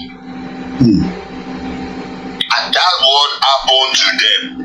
Lẹ́yìn ìtọ́sọ̀ yẹn ni wọ́n wá tún ṣe ìyẹn ò tán wá táwọn yẹn wá as a friend ọtún wọn mú wọn ṣe kíní wọn fi gbogbo kíní hàn wọn kiri nígbà táwọn yẹn wá kókun bá wọn báyìí wọ́n ti mọ ọ̀tá wọ́n ti mọ gbogbo ìwọ wọ́n ti gbogbo àwọn alálẹ̀ wọ́n ti fún wọn léwọ̀ jẹ ibi tó jẹ́ pé wọ́n gbọ́dọ̀ pẹ́ lẹ́dẹ̀ síbẹ̀ tó jẹ́ pé spirit yẹn máa sá lọ gbogbo ẹ̀ náà ti ṣe they anchor that king remove his eyes wọ́n dé ní ṣekéṣeké sẹ́yìn ẹ̀ṣin láti ilẹ̀ Jerusalem lọ sí Babylon. It will take you 2 years to move from Judea, that is the Israel area, to Iraq, the Babylonian Peleshim or kẹ́tẹ́kẹ́tẹ́. It will take you 2 years to travel. When Jesus was born, if you remember the story, the 3 wise men came from Babylon, Iraqi side. That is where they call the East. And they traveled down to Judea where Jesus was born. Nígbà tí kábíyèsí yẹn ń béèrè lọ́wọ́ wọn wípé ìgbà wo lẹ ti rí ìràwọ̀ yẹn wọ́n ní 2 years. That was the years Jesus is already 2 years old at that time. Nítorí ìgbà tó ń bí ìràwọ̀ yẹn ti jáde. So they traveled 2 years. So the distance from that place to Iraq is 2 years. So that's just to buttress the point. So wọ́n sún ọba yẹn ní ṣẹ̀kẹ̀ṣẹ̀kẹ̀ wọ́n wọ lẹ́yìn ẹṣin fún ọdún 2 lọ sóko ẹrú kó tó débi tó lọ because of àìgbọràn. Jẹ́rí gbogbo àwọn gómìnà yẹn Adeleke or whatever gbogbo àwọn administrator ilẹ̀ Yorùbá or gómìnà Mákindé or whatever tí wọ́n ṣe bí drunken sailors now tójú wọn ò là tí gbogbo ohun tó ń ṣẹlẹ̀ sílẹ̀ Yorùbá ẹ̀ àwọn náà máa fi ẹ̀jẹ̀ wọn ṣètùtù fún ilẹ̀ Yorùbá. Ẹ̀jẹ̀ gbogbo wọn because lórí àkété àṣẹ orílẹ̀-èdè Yorùbá tí wọ́n dúró lórí àwọn alálẹ̀ tó ní ẹ̀yà wọn bínú sí wọn. Nígbà tí wọ́n ti pinnu lọ́kàn ara wọn wípé àwọn ọ̀tá Yorùbá làwọn máa ṣílẹ̀kùn fún láti wọlé ti Yorùbá lára ẹ̀jẹ̀ wọn gangan wọ́n máa fi rúbọ. Ó ṣẹlẹ̀ sáfọ̀njá náà tí bá fọ̀njá kó wọn ti ra nígbà tó ń ṣe ó ń dùn mọ́ nígbà yẹn wọ́n rò wọ́n ṣẹ́gun Ọ̀yọ́ Àfọ̀njá dà lẹ́nìí strangers ló gba ipò ẹ̀ wọ́n gba ilẹ̀ ìran ẹ̀ became mixed multitude nílọrin. Can you separate Fulani? Can you today now among Yoruba, Ilorin people are the the most suspicious race because you can't tell maybe they are Yoruba or Fulani. Because Allah beg body. Can see that. So that's ohun tó máa ṣẹlẹ̀ so máa ṣẹlẹ̀ àwọn tí nǹkan tá àdúrà kan ní pé kí aláìṣẹ̀ kò máa àwọn tó bá dẹ̀ gbọ́ràn ni ẹni tó bá ti gbọ́ràn you follow what Professor Banji Akintoye is saying, you follow what Baba wa Chief Sunday Igboho is saying. The same thing òun náà tó bá ti ní ìfọ́nfèrè is a form of alert, warning, signal, even information ìfọ́nfèrè. So when they give a sound like that or give information, you have to follow. You have to take precaution and Nigeria work for or anything with your Nigeria doesn't know you. Because the governor has about 240 police pushing his out. That's madness. Because you have the money is not your own, it's a state money to pay all of them. How you the 200 kilometers, 200, so that shows you pay. Ìwọ nìkan gan 20 ló máa tẹ̀lé ẹ kiri. Iná ọ̀ṣọ́ is that security gbogbo adẹ̀ kó mọ̀ dání. Irú ayé wo nìyẹn? I mean, we have mad people all over the place. So it is well. Thanks so much. Thank you. Yes. Well, òun lẹ ti gbọ́ tí Bishop ti bá wa sọ̀rọ̀ níbẹ̀ yẹn. The information about this particular intansolo lórí Koikimedia àti share káàkiri nísìn so that kí ó lè tàn. We are now in danger as Yoruba people, and I don't know what more we can do to stop this before it goes further. Tibele Latenri, let's read a little bit further of part of what we are discussing this particular hour. This is about 5 months ago on this day. So how this has gone on quietly, but it's just popping up. As the OSUN festival is getting closer. Okay, jẹ́ kí n sáré lọ sọ́dọ̀ brother mi nílùú America kí wọ́n bá wa dá sí program náà. OSUN, according to the This Day Festival, is a new marketing consultant propels project to unprecedented heights. Ìyẹn Wilson Chibututu, in a historic and momentum move, the revered OSUN Festival has unveiled its groundbreaking partnership with our Heritage Branding and Advertising Limited as the festival new marketing consultant under a visionary leadership of Mr. Wilson Chibututu, the esteemed founder and the CEO of our Heritage Branding and Advertising. The 2024 edition of the OSUN Festival is a meticulous crafted to transcend boundaries, elevate the festival to unprecedented standard. Àmọ́ Chibututu ní Koikimedia ọ̀bí ẹ̀dá kò wá record láì má communicate pẹ̀lú mi. Àṣetúwọ̀ another new year boss. Ẹgbọ́n sókè ẹ̀gbọ́n mi, mo ní bíbá ilẹ̀ tí máa kọ́gbọ́n èyí tẹ́lẹ̀fẹ́ Yorùbá Nation. Our own great white man. Ẹ káàbọ̀ sórí ìkànnì náà sà. God bless your wisdom. Amen. And God will continue to strengthen it. Amen. Yorùbá ní tí ìyá kékeré àbí tí ìyá ńlá bá ti gbéyàn ṣubú kékeré á máa gbogbo yẹ ṣe. If you look at my comment and I ask the question, what does this tell us? What does this particular scenario right now playing out even OSUN? It does not even matter. Ó tẹ̀ jẹ́ pé logo design lásán náà fún. Does that mean that in the entire Yoruba land or the entire OSUN state we don't have marketing practitioners? We don't have marketing and digital marketing practitioners that can design something that we can call our own.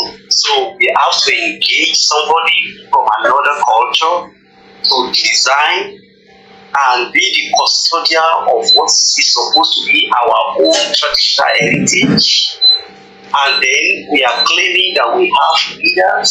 We don't have leaders.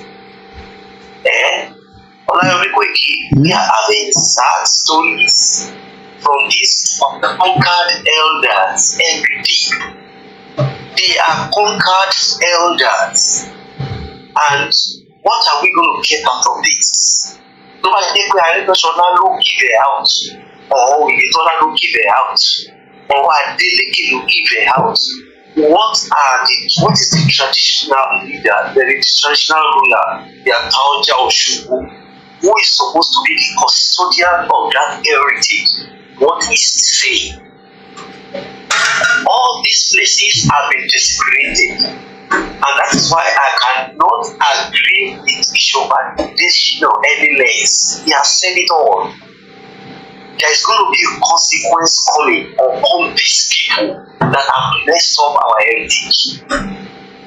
It is very sad because in our quest for a sovereign independent Yoruba nation, leaders or elders. Let's minus it. If we must move forward, let us elders or those who call themselves leaders are responsible.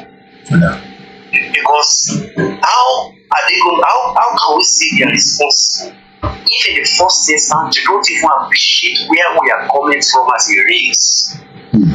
Because to want appreciate the activity as a race, I was having a conversation with my own brother some days ago. Nígbà tí mo rí èèyàn kan wọ́n post adépàtún nǹkan fish development in my own community, and wọ́n wá post wọn ráhùn Fúlàní tó da màálù. Wọ́n sọ pé wọ́n da màálù àwọn ọmọ ìfọwọ́ màálù tí ń pọ̀ àrí ìgbòho wọ́n ti ń rí wọ inú àwọn oko náà tó da. And they were challenging the Fulani boy, he was a small boy. And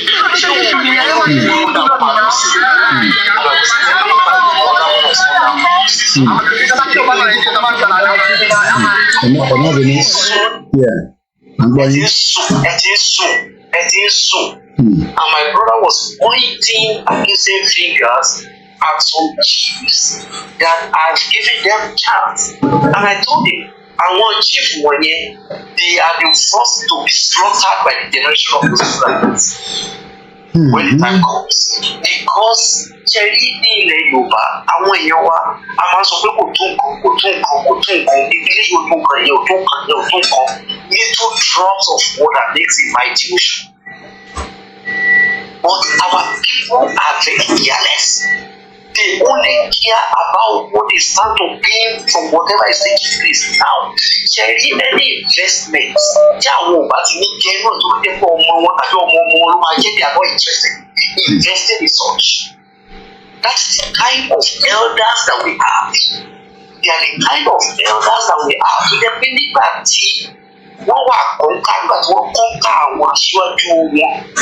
they did not raise their voices up. That is fight. That is what today the people who OLAYOMI KOIKI and Bishop Adesina là ń jà ìjà tó yẹ káwọn bàbá wa jà. Ìjà náà lè jà ìjà tó sọ́dọ̀ àwọn ọmọ tiwa kí àwọn olùwà padà wà bẹ̀rẹ̀ sí jà ìjà yẹn by the time by that time. So what am I trying to say? Nínú movement, let us first of all recognize that we have no leaders. Nínú àwọn táwọn wò ni wà talking about political and some traditional leaders. Not all of them. There will be exceptions. But from the trend of what we are seeing, we cannot rely on them. And if we must move forward, we need to first of all minus them and be ready.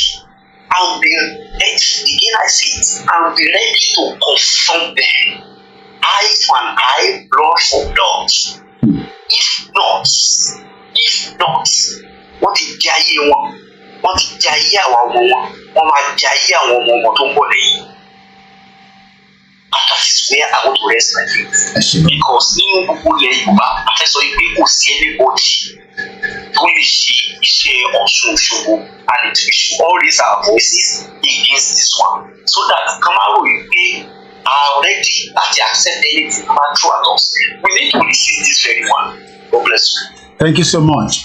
We are discussing a report of news that has come into our platform this evening that OSUN Festival has now been trademarked by a particular company that is owned by someone that is not from Yoruba tribe, Yoruba race, or Yoruba indigenous person, but actually a man that is from the southeast known as Mr. Wilson Chibututu. He's the esteemed founder and the CEO of our Heritage Branding and Advertising, the 2024 edition, and he has also confirmed that nobody will be able to make use of OSUN without reaching out to them. Okiawa Elizabeth Adesoya, that is where we are tonight, and I'm asking the question, just like the question has been asked here, who are they? In what capacity are they making this notice? Why copyright a public name and say, "Eba mute the background nínú ilé yìí pátápátá, ẹ mute ẹ mọ́lẹ̀"? Àti gbọ́ yẹn rárá, ìtòrí orí fóònù láti máa bá yín sọ̀rọ̀. Eba mute yẹn ẹ lè ti wà lórí live show, à ń gbọ́ yín. Àlàyé tí máa yọ̀dé, àlàyé tí máa yọ̀dé, àwa ọmọ rẹ̀ bú sáyọ̀,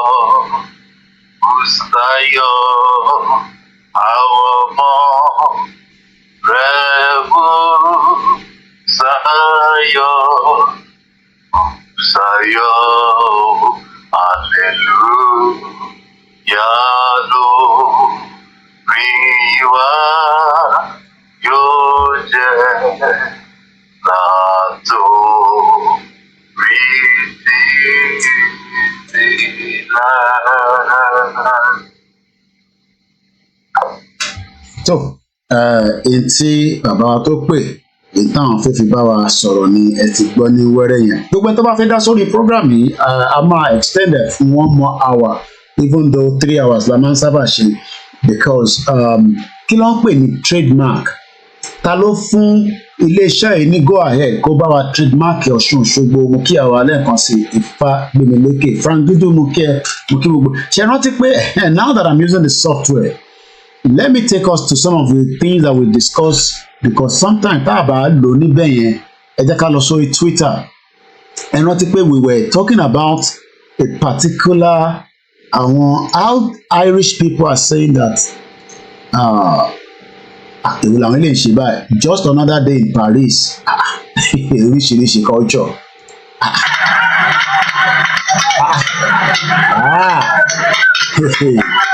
Àwọn lè gbé culture wọn dé Paris ni o.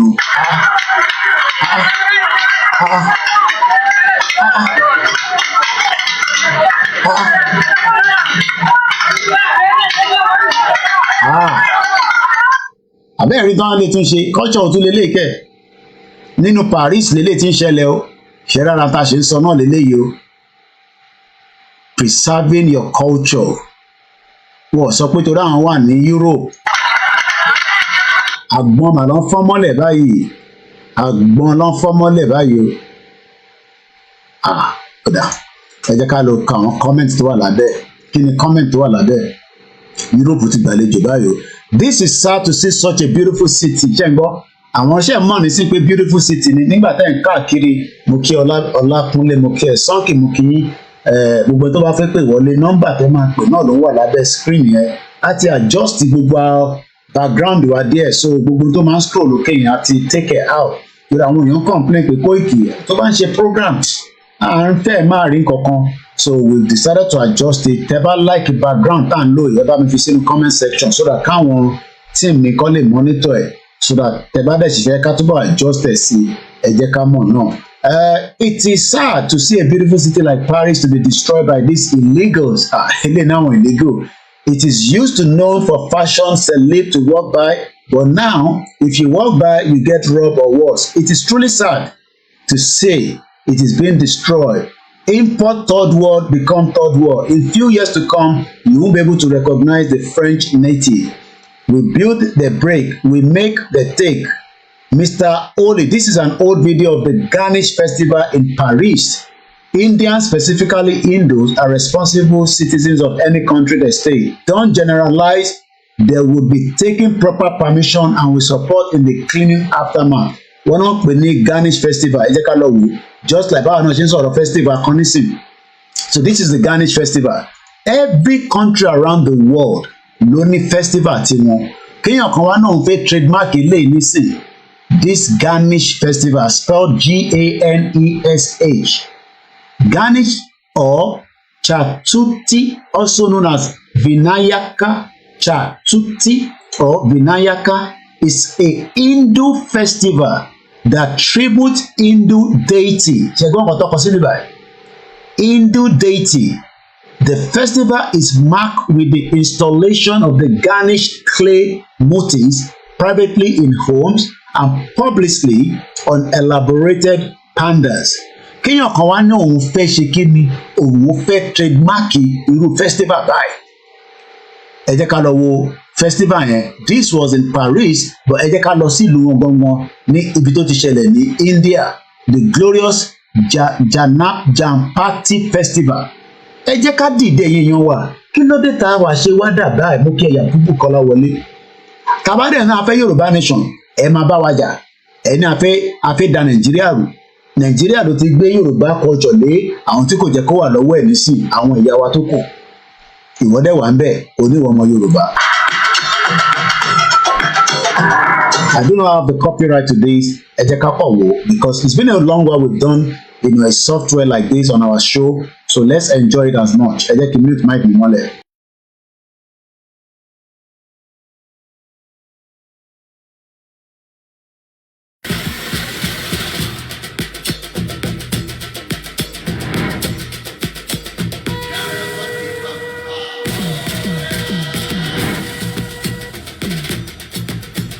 This is nuts! Like absolutely crazy. I cannot even believe my eyes.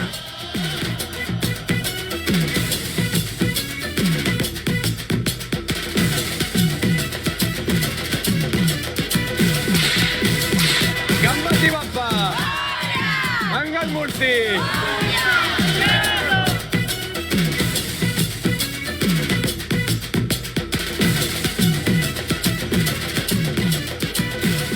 That's why it's called the greatest show on the earth.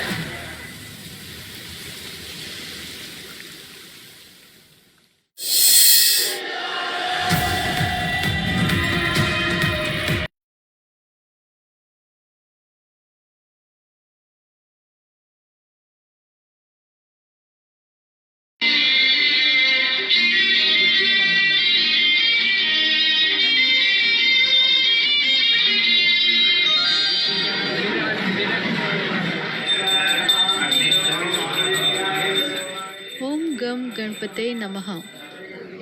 आज हम पेरिस के ला chapel area में हैं, जहां श्री गणेश मंदिर है और यहीं पर हर वर्ष गणेश चतुर्थी बड़े धूमधाम से मनाई जाती है। Àgbẹ̀dẹ tó ń sọ, but at least ẹ wo tí wọ̀nyí ká lọ compare sí tọ̀dọ̀ tiwa náà. Is that not the same thing that we are doing here? Ọ̀ṣun Òṣogbo, this was Koikimedia. So ó yẹ káwa náà máa celebrate ní Europe in a big format, but we cannot celebrate it in Europe because ẹniwọ ò ní kò níta, because Nigeria là ń represent níta, a represent Yorùbá.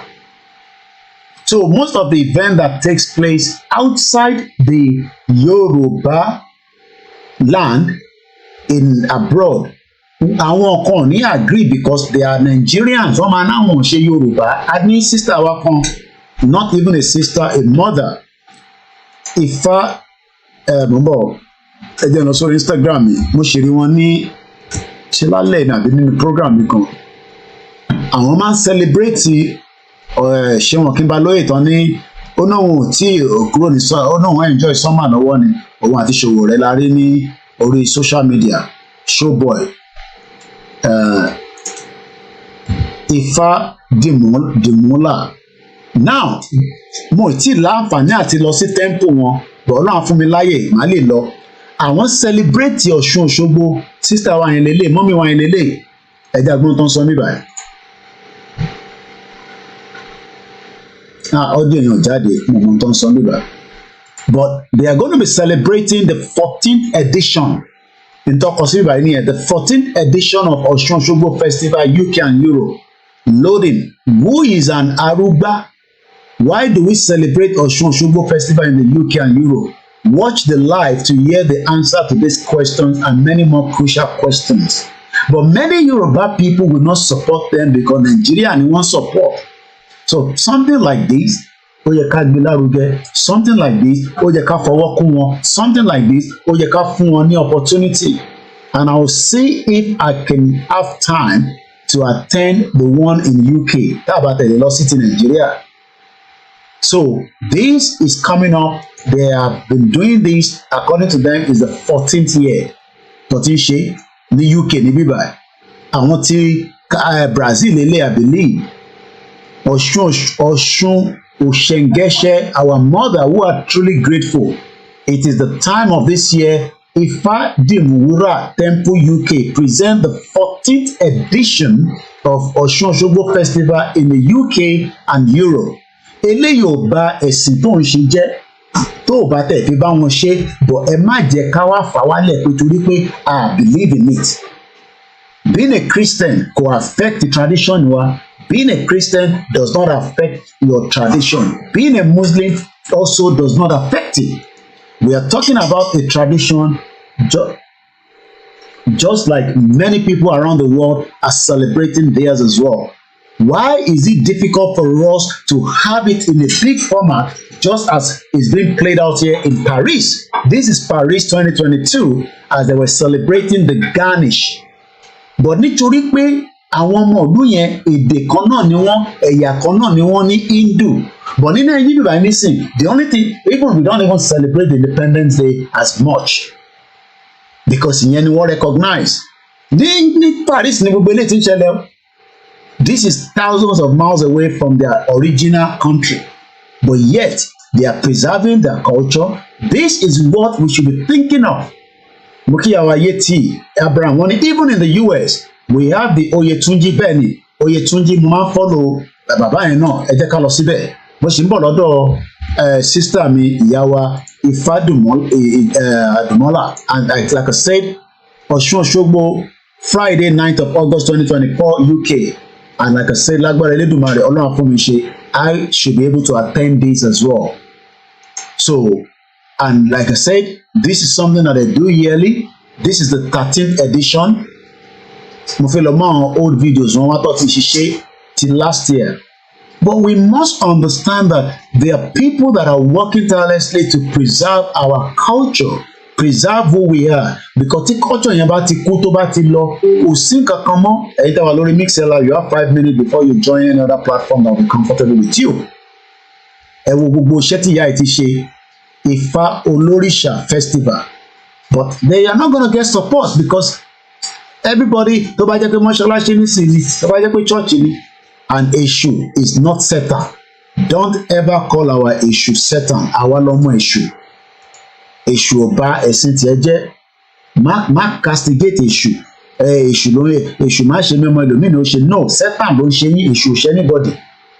These are all the movies àwọn Nollywood lórí burúkú and bomb bastard. Gbogbo nonsense tó ti ṣe nìyẹn, tó ti fi ṣe tó fi sọ fún wa ní bíbá nígbà tá ló wá mínì ni. Tó fi sọ pé láti 1950 ni wọ́n ti ṣe náà pè ní desecration. Kí ló ń pè bẹ́ẹ̀? Is the act of depriving of something. Tó bá deprive of something, àwọn èèyàn máa jáde, wọ́n ní kó máa jáde for protest. People will come out. Nítorí bá máa ṣẹlẹ̀ ní kò ṣẹlẹ̀. Ẹ má dẹ́rù bá àwọn èèyàn pé kó máa jáde. Àwọn tó bá fẹ́ jáde, but the only thing tá a kan sọ fún ọ ni pé that cannot solve the problem of Nigeria. End bad governance. Ìyẹn kọ́ ló máa solve problem. Ó gbọ́dọ̀ di gbòs lórí M1. But something must spark. And that's why we are using the software tonight. Lánàá we had all airports was shut down. Kí ló fà á?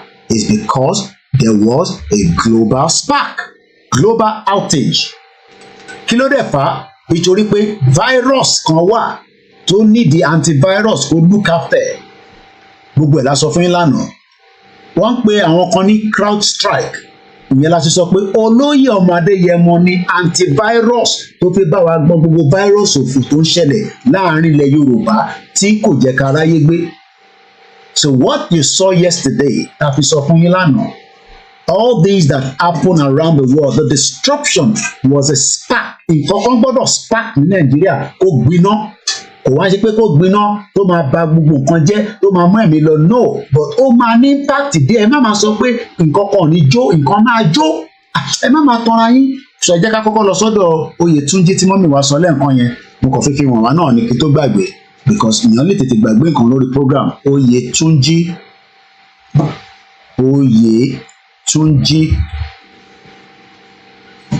báwo lọ ṣe pè lẹ́ẹ̀kan, má bínú, ẹ bá mi lè type ẹ̀ síta.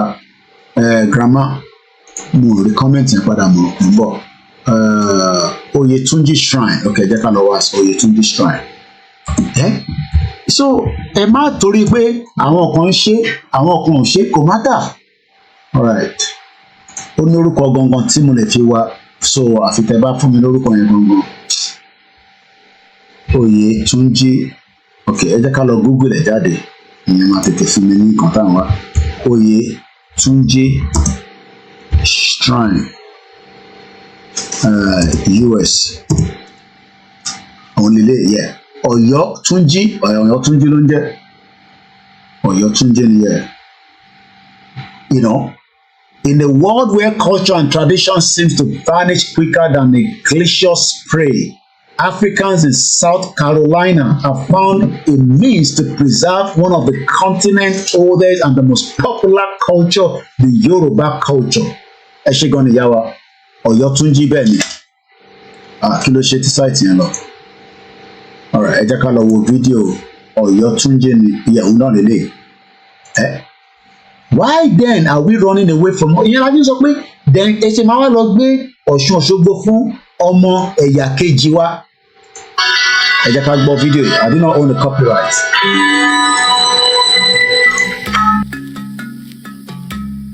Oyotunji Yoruba African Village is one of its kind in North America today, in that it's the only African village with a king, with queens, with king's wives, with chiefs, a school, a library, and all of those good things.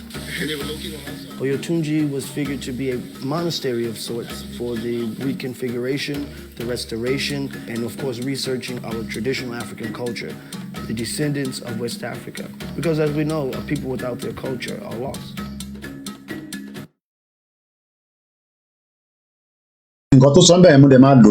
People without their culture are lost.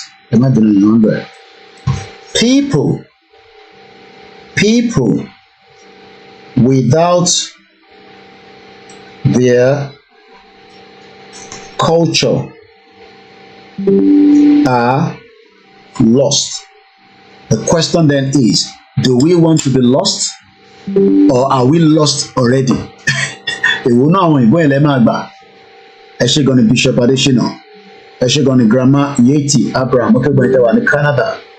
Tẹ́ bá ṣe darapọ̀ mọ́ wa, the show did not want to go this direction, but it looks like ọ̀nà tó gbà wá lálẹ́ èwo là ń rí. Mo bẹ̀ wá, mo rọ̀ wá. Ẹ bá wa sọ fún àwọn governors wa pé nǹkan ṣẹlẹ̀ o, a ti wà in danger and we need to get out as quickly as possible. Ẹ jẹ́ ká kọ́ wo video for a short period and then we move swiftly again. So many things we are showing tonight.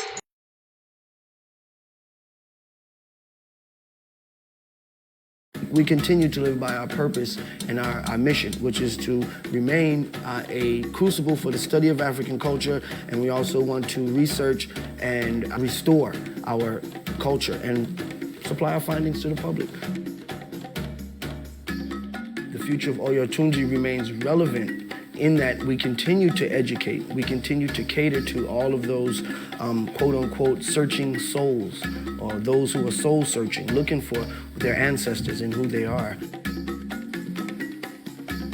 By coming to Oyotunji and paying us a visit, you can get a snapshot of how our ancestors lived before. They're going to get a splash of Africa in one day, from the cuisine to the dancing, the drumming, the atmosphere, the heat from the sun is really reminiscent of Africa. So we have many people when they come to Oyotunji, they're here for the festivals, they forget that they're in North America. Our gates are always open to people to come and we offer them spiritual services, but we do not practice a religion, we practice a culture, and that's what we want people. We do not practice religion, we practice our culture. Religion ẹni ẹ̀sìn, Mùsùlùmí ni mí, Kristẹni ni mí, culture wa ni and practice, culture wa la fẹ́ jẹ́ kó sọnù, culture wa la fẹ́ preserve, culture wa ni a fẹ́ nurture.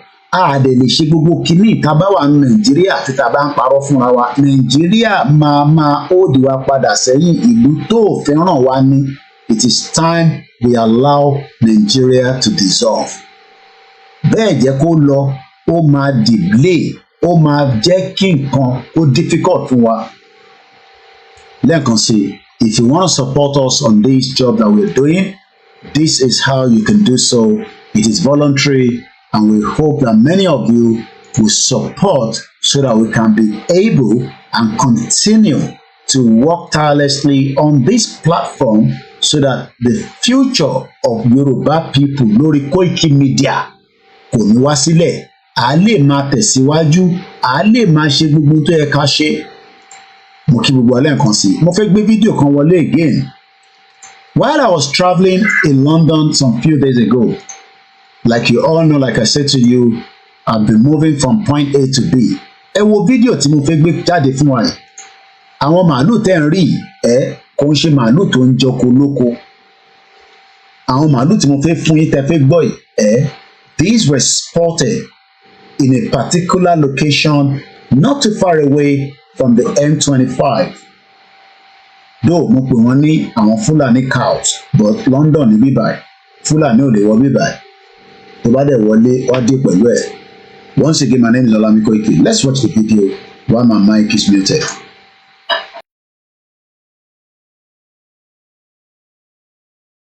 Màálù àwọn Fúlàní àwọn Fúlàní ti dádúgbò wa o. Ẹ gbà wá o. Koikimedia bringing the world closer to your doorstep. Nínú igbó jìgìjìgì, Fúlàní ti wọlé wá o. Àwọn Fúlàní ti dé o. These are the Fulani cows in London. Koikimedia bringing the world closer to your doorstep. The Fulani cows have arrived in UK, and we're now under a kind of invasion, a Wuga invasion. May God help us in this situation where the Fulanis have now invaded us, eating away all our crops. Lord help Yoruba people as we continue our quest for self-determination. Màálù. Kẹ́ wo abẹ́ àwọn màálù yẹn, ẹ rí pé wọ́n níbi chain. This is to identify them. They have the number tag so that wọ́n lè mọ màálù kọ̀ọ̀kan, and each of this cow, ẹ rí size wọn. That means they can be milked in as much as ìtí à ń jẹ lọ́dọ̀ tiwa lọ́hùn tó jẹ́ pé wọ́n ti fi wọ́n rìn títí débi pé wọ́n ní strength mọ́. Ẹni tẹ́wà lórí Instagram mo máa ṣe gba kámẹ́rà yẹn, mo fẹ́ because charger tí a fi ta máa fi wo one of my phone needs to go into láti ẹ̀mádùnú ìtawà nígbà because mo ní láti charge it. Mo kí gbogbo ọmọ Yorùbá nílé and welcome. Like I said, we're just giving another extra 1 hour to this program, and then kó tó di pa máa mo wá sí ìsàlẹ̀, especially because lo software wa for a very long time, so it's an opportunity to use the software tonight so that we can be able to see a lot of things at the background just as we are doing right now. Ẹ jẹ́ ká lọ wo no okay, video tí mo play lẹ́ẹ̀kan ti lọ. So tẹ́ bá wo video yẹn rí pé lábẹ́ àwọn cows yẹn wọ́n ní what we call some kind of tags nísàlẹ̀. It is because láti fi identify wọn is the reason why. So we're going to move swiftly because there is still so much I want to show us, and there's a lot that we want to talk about. Mo kí gbogbo ọmọ Yorùbá nílé lóko lẹ́ẹ̀kan sí. Ó ní fídíò kan tí mo fẹ́ jẹ́ ká lọ wò.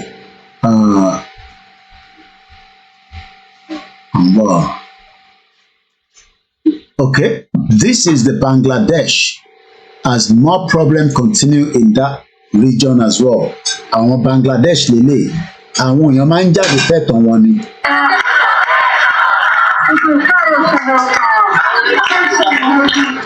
Ẹ rí i pé àtọbìnrin àtọkùnrin ló jáde.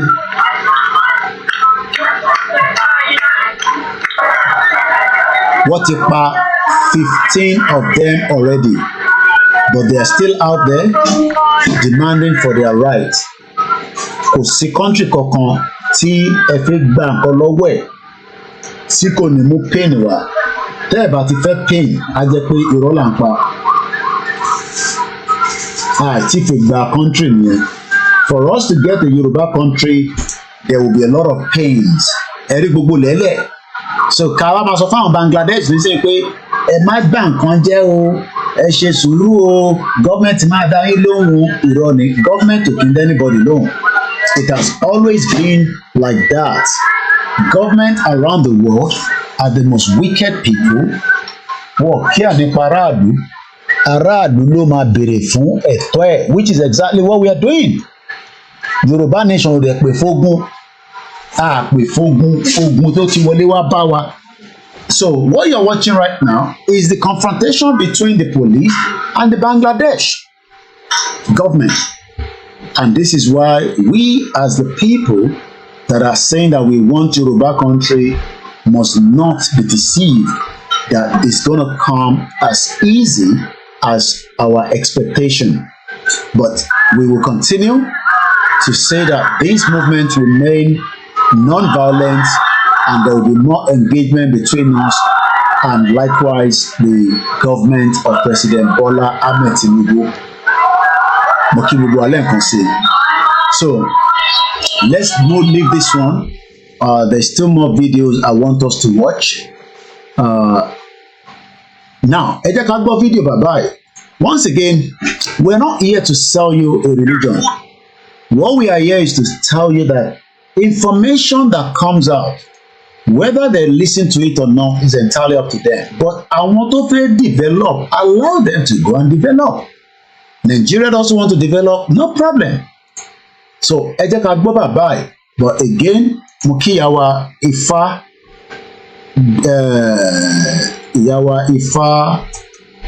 Ifá Diwura Temple UK for the work they are doing here. Is a registered charity here in the UK that they are doing great things, and they are also preparing for the OSUN Festival. So OSUN Festival t-shirt is also out there. You can see it's all coming up between the 29th of July to the 10th of August here in UK. Just like that, you know, Shane Losi Mecca, then Losi Jerusalem. It is who we are, and we must appreciate and respect our culture. And culture is different from religion. Do not mix it together. Tó o bá fẹ́ ṣe ẹ̀sìn, fine. Tó o bá fẹ́ ṣe, fine. Tó o bá fẹ́ ṣe culture, fine. Tó o bá fẹ́ ṣe, fine. Kò sẹ́ni tó mú ẹ sí. So bó ṣe jẹ́ nìyẹn. So mo kí ìyàwó alẹ́ kan sí. So let me close a couple of these things so that we do not have too many things open altogether. Mo kí gbogbo ọmọ Yorùbá. We'll come back to the global disaster. Ìyẹn làwọn fẹ́ fi parí program because Olóyègbòho is our antivirus. And we will continue to love him and appreciate him. One spark ló ṣẹlẹ̀ níjẹta sí àná, gbogbo àgbáyé wà shut down, kò sẹ́ni tó lè travel, kò sẹ́ni tó lè move sí point A to B. We saw all that. One spark ló gbọ́dọ̀ ṣẹlẹ̀ ní Nàìjíríà kí gbogbo nǹkan máa fi shut down. Thousands and thousands of aircraft could not travel yesterday and day before yesterday because of the global spark. Right now, and I'm out of a state. I do not live here. I do not know what to do. So no, so only I do not live here. I do not know what to do. Bí wàhálà bá dé bó ṣe máa rí náà nìyẹn. Ọlọ́mọ ọmọ ló máa rí. Ìyẹn la ṣe sọ fáwọn olóṣèlú wa pé tẹ́ bá ní kò sí nǹkan kan tó máa ṣẹlẹ̀. Well, at the end of the day, tó bá ṣẹlẹ̀ kọ́. But àwọn kì í fẹ́ gbà wọ́n dẹ̀ fẹ́ gbọ́ because wọ́n máa sọ àwọn náà láwọn adviser tó ń sọ fún wọn pé má dá wọn lóhùn. but tí wàhálà yìí bá dé anyway ẹnu ni gbogbo àjọ wà àwa kúkú sọ tiwa fún yín but ní gbọ́ because madness ó ti wà lára yín ní gbọ́ madness ó wà lára yín and that is why we are saying that ẹ jẹ́ ká kúrò nínú Nàìjíríà ká fi Nàìjíríà sílẹ̀. Nigeria is not working and it is never going to work. Kò ṣiṣẹ́ lánàá, kò ṣiṣẹ́ lénìí. So ìjọ ò lè wá expect kó ṣiṣẹ́. So some of you that think that you will have a country that will work, you are living in denial because the country is not going to work. It's as simple as that. The country was never designed to work. The foundation was faulty. The British knew when they were joining us all together that it was going to create pains. Pain yẹn là ń go through lẹ́nu nísìn. To stop that pain, òun tó wá di iṣẹ́ báyìí táwọn kan ní náà ẹ jẹ́ ká sì wà ní pain yẹn òun náà lọ ṣe gbé ẹ̀yà wa kejì tó bá wa manage Ọ̀ṣun Òṣogbo kódà ó tẹ̀ tí wá bá wa trademark ẹ̀ pé ṣèlẹ́yìn ọ̀mọ́ lò ní. So let's continue with this discussion. Like I said, the 4 hours, we just have about 40 minutes to the end of the program. Remember that you can also be supportive of this platform just as we say all the time. It is voluntary and we appreciate you all. So we are almost there. Mighty Salo, ẹ jẹ́ ká parí. A máa padà wá sórí air travel chaos yìí, but ẹ jẹ́ ká gbọ́ nǹkan tí alàgbà yìí sọ. Release Nnamdi Kanu, let Biafra go now before it is too late.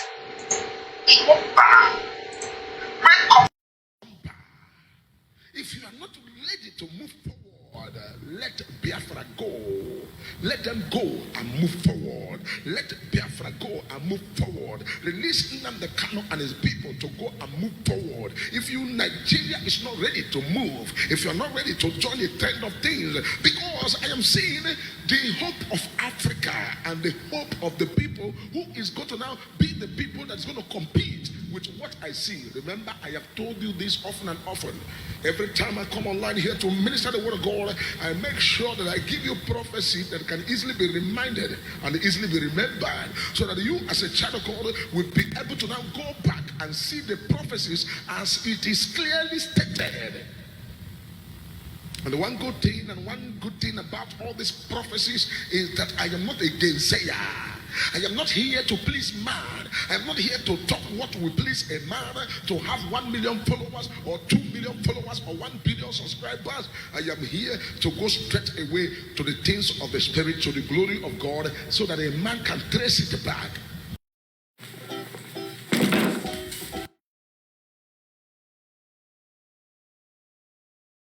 When I'm giving you promises, some of you think, oh, yeah, just give me prophecy. But when you see what is already spoken coming to pass, that will put you where you belong, and you know that I am, or you are in the realm of human, and God is in the realm of the Spirit, and God is speaking to his people, and the Bible says, let he that has ear hear what the Spirit is saying, and also respond to the words of the Holy Ghost and hear the word of the Lord. And they said, if Nigeria is not ready to move and advance in the next level of what's called the world technology that is coming, they should give way. Let Biafra go and have their own country and train their people, or let Odua go, let Arewa go, let the people who want to go their way. And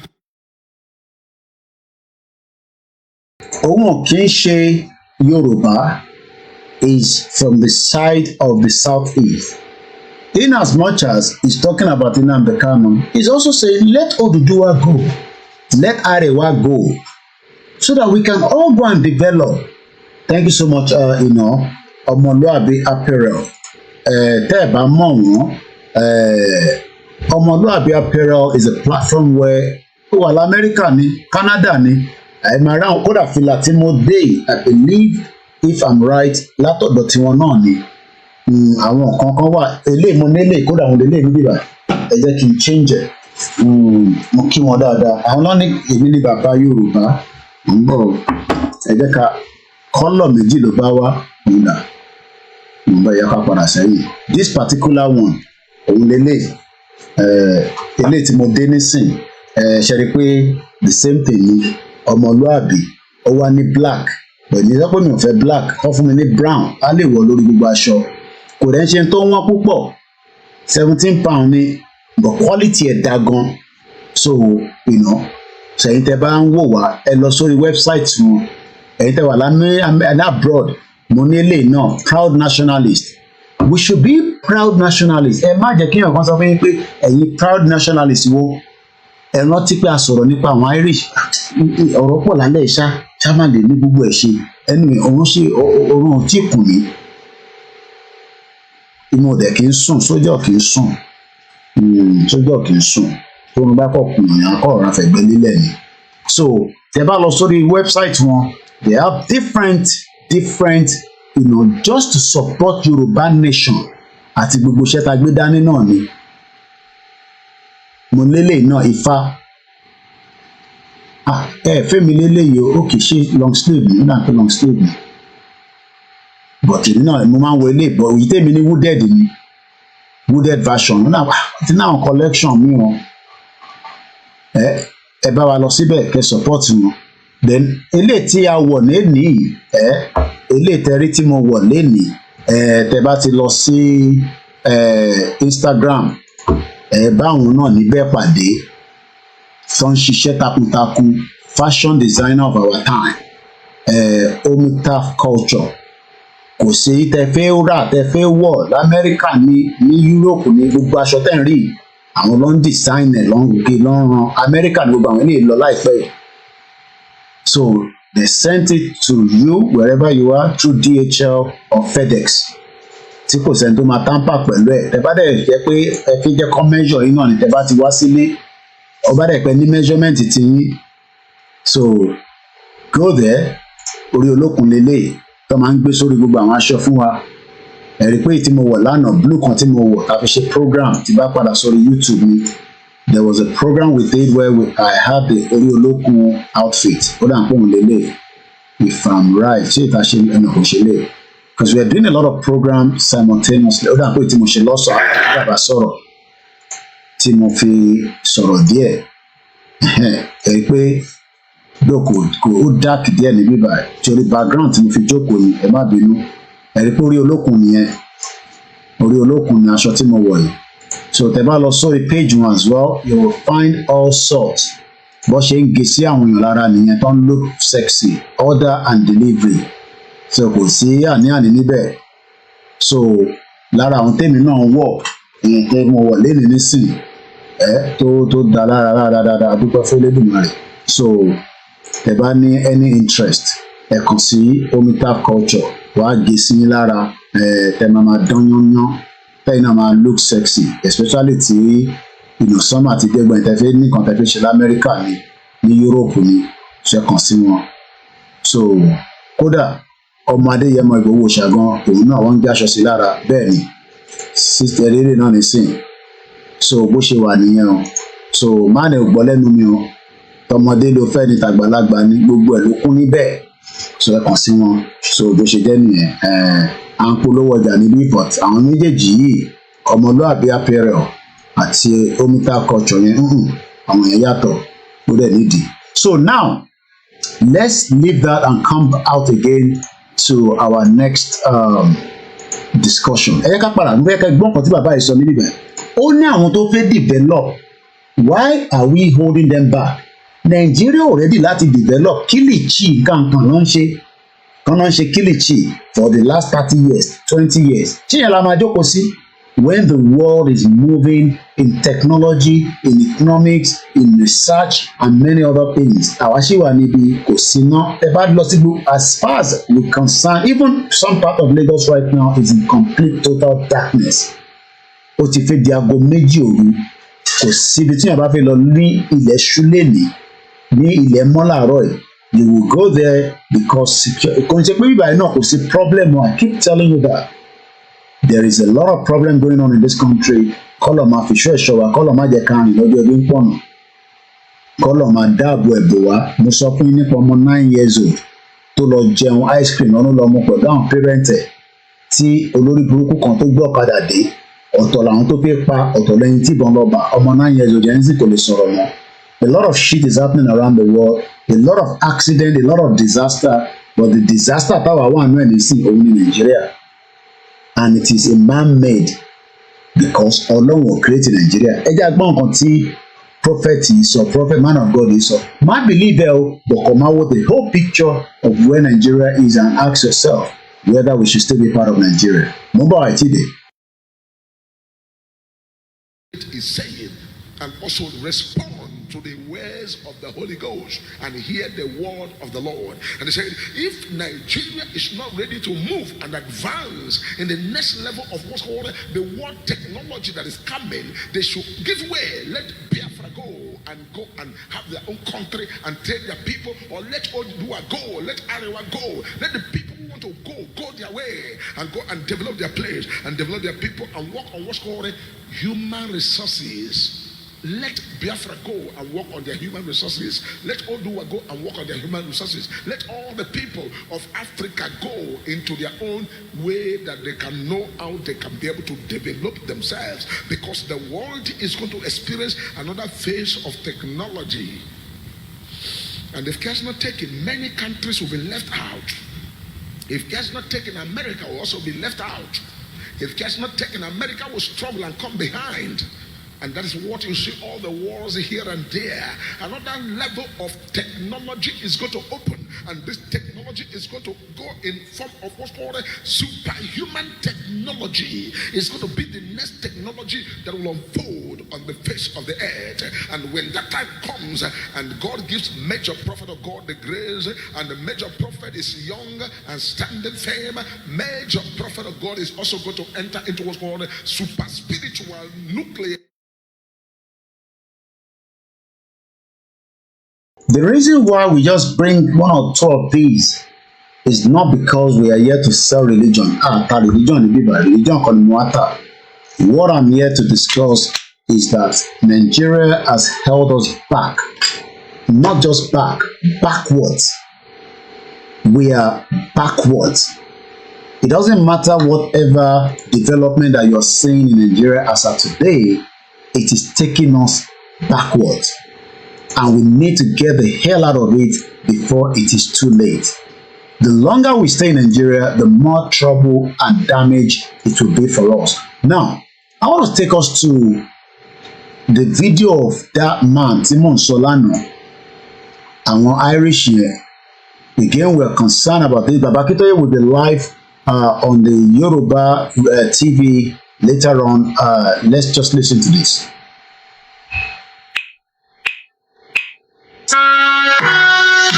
So ní aago mẹ́jọ alẹ́ ti tèmi ní 8 p.m. Babakitoye máa appear láti sọ̀rọ̀ ní orí Yorùbá Nation Radio TV. Tẹ́ ẹ bá mọ àwọn olóúnjẹ bẹ́ẹ̀, àwa náà ni tí gbogbo àjọ ń ṣe ìrìnàjò Yorùbá Nation. Adúpẹ́ lọ́wọ́ àwọn ọmọ wa tó lọ sí Ọ̀ṣun Òṣogbo ní some few months back. So ẹ jẹ́ ká fi ẹ̀wọ̀n tí information back. So tẹ́ bá lọ sórí Yorùbá Nation TV, Yoruba Nation TV, ibẹ̀ ni bàbá máa ti appear ní alẹ́ when they will be having a discussion. Number one, follow me page yẹn wá, jẹ́ ká lọ sórí timeline mi. There's a lot of things we post on my timeline. Mo kí yàwá Dúpẹ́ Agboola, mo ṣe rí kọ́mẹ́ǹtì ni yàwá Táíwò Kíkẹ́ lọ́mọ, mo kẹ́ rí kọ́mẹ́ǹtì ni bàbá wa Ayọ̀mídé. Thank you so much. August 1 national protest, according to the media, Tinubu presidency is planning to arrest Peter Obi. So we care less. So ilé náà nísìnyí àwọn wèrè méjì what sanction was under mental health but one not to escape in London. Ọlọ́mọ ẹ̀ka lọ pa ìwé àwọn ilé nísìnyí. Manhunt launch as 2 men escape from the hospital in London. Police have now warned members of the public not to approach 2 men who absconded from a hospital in southwest London after being detained under Mental Health Act. At around 10 p.m. níjọ́ Friday, ìyẹn níjẹta, 3 men absconded from Springfield Hospital after breaking a glass door. Píyẹn ṣe ṣẹlẹ̀, ọmọ láti investigate. Ọlọ́pàá ti mú ẹyọ kan nínú wọn bọ̀, wọ́n náà méjì báyìí, ìyẹn Adi Maxman, ọmọ 20 years old, Ramon Martin, ọmọ 31. Both of whom have entered Tooting-Bec station and boarded a northern line at about 10:35. ibi tó wà báyìí àti ìmọ̀ kọ́lọ̀ ń jẹ́ kọ́ tètè rí wọn nǹkan tó rà lè ní ìsìn tó bá pàdé èèyàn wá ṣe ìjàmbá fún lúwẹ̀ kọ́lọ̀ kó jọ kó ṣàánú wa lẹ́wà ń ṣẹlẹ̀ nílùú yìí mo kí àwọn physical challenge wa náà wọ́n release statement wọ́n ní Yorùbá youth will press release on the livestock ministry in Nigeria supporting Fulani marauders pretending as herdsmen àfẹ́ Fúlàní lórí igbó wa ẹ máa lọ ẹ fi gbó wa sílẹ̀ ẹ ń dá wàhálà sílẹ̀ fún wa ẹ bá wa sọ fún Tinubu. So this is the press release quickly from the desk of both home and diaspora youth leader Comrade Oyegun ìyẹn Omeyo àti Prophet Ayọ̀délé Ológunolúwa to the Yoruba Council of Elders subject strong objection to the livestock ministry supporting Fulani herdsmen. Dear respected elders, we are writing to express our utmost disappointment and disapproval of the Yoruba Council of Elders' decision to support the formation of a livestock ministry that caters to the interest of the Fulani herdsmen. This move is a betrayal of the trust and the mandate bestowed upon you by Yoruba people. As the Yoruba Nation youth leader, we are deeply concerned about the implications of this decision, which will only serve to further marginalize and endanger our people. The activities of the Fulani herdsmen have led to countless attacks, displacement, and loss of lives in our land. It is unacceptable that our elders will prioritize their interests over our welfare and security.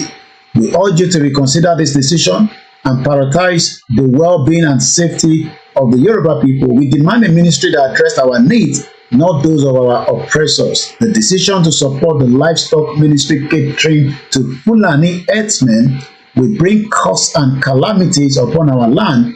We urge you to reject the move and prioritize the welfare and security of our people. The blood of our ancestors and the tears of our people cry out for justice, not appeasement.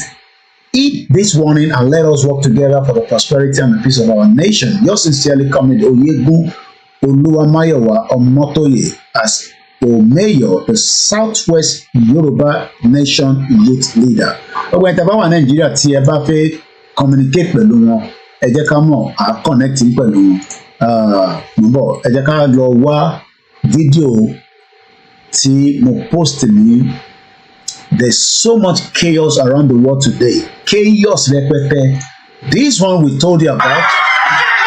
This was somewhere in Leeds. I saw it in the program, but I want you to see it again.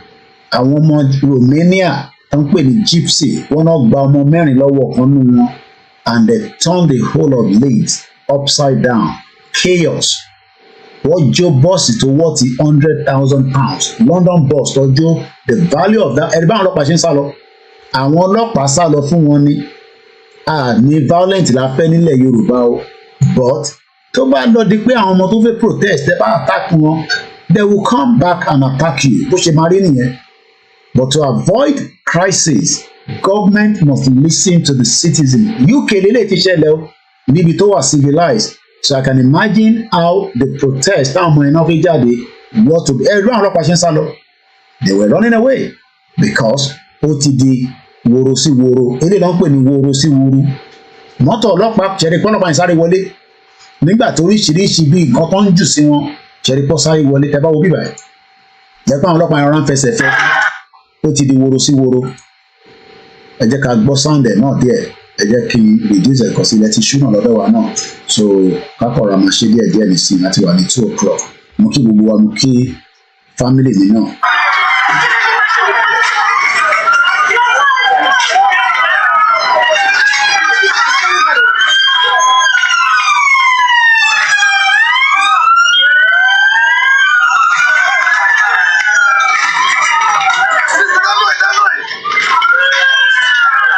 Ṣẹ̀rípọ́ àwọn ọlọ́pàá ọ̀rá ń ṣe kí ni ọ̀rá ń fẹsẹ̀ fẹ́ ṣẹ̀rípọ́ sáré wọnú mọ́tò wọn, but apparently mọ́tò ọlọ́pàá kan kò ráyè wọlé. Ṣẹ̀rípọ́ woman yẹn náà sáré wọlé, tètè wọlé kọ́ má lọ fún nǹkan mọ́ ẹ lórí.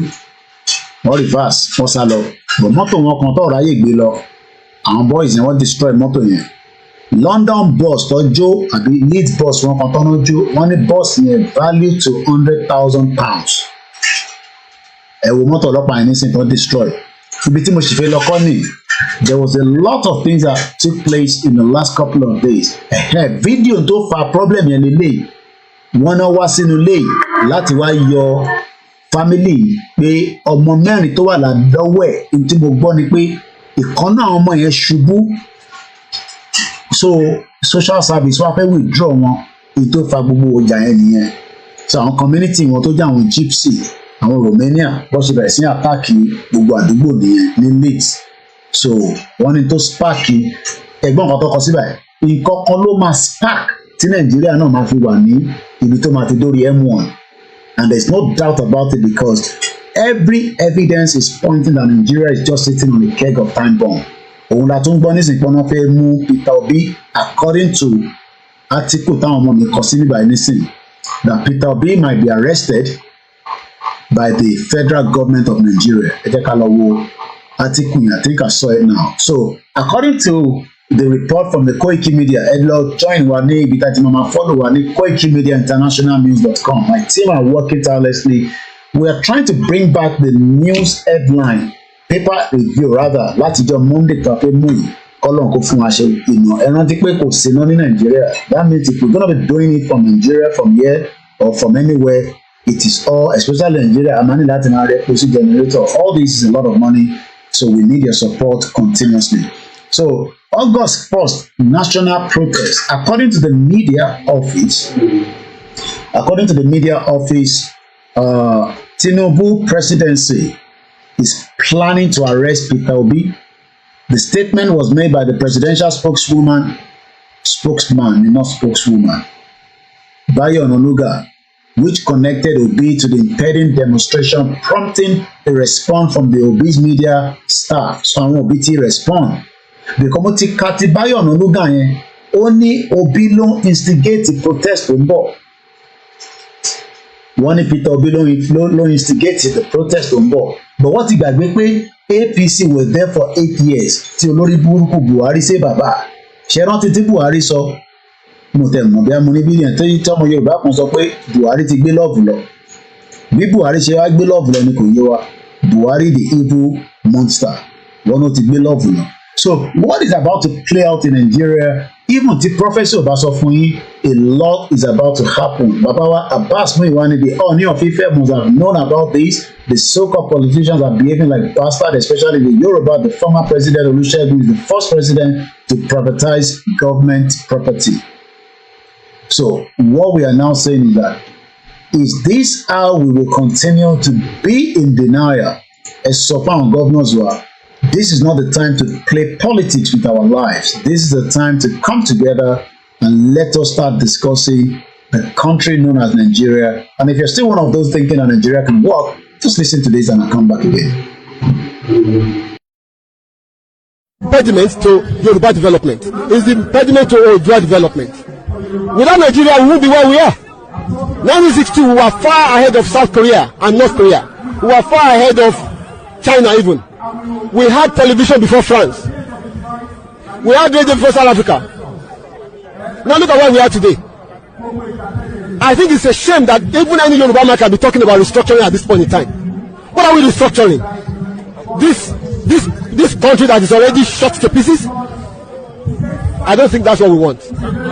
But they are always talking about giving Nigeria a chance. The patience of Yoruba with Nigeria has come to an end.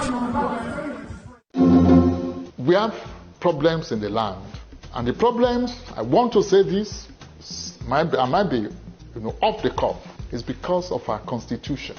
Also, Nigeria is not operating any constitution known to honesty, entrenched in group faith, brought about by unanimity of the people, acceptable to federalism, and again, that is also, we also have that problem in the judiciary because of the Nigerian situation. We have a unitary system. That's what we run. Hydra-headed. Don't let us pretend.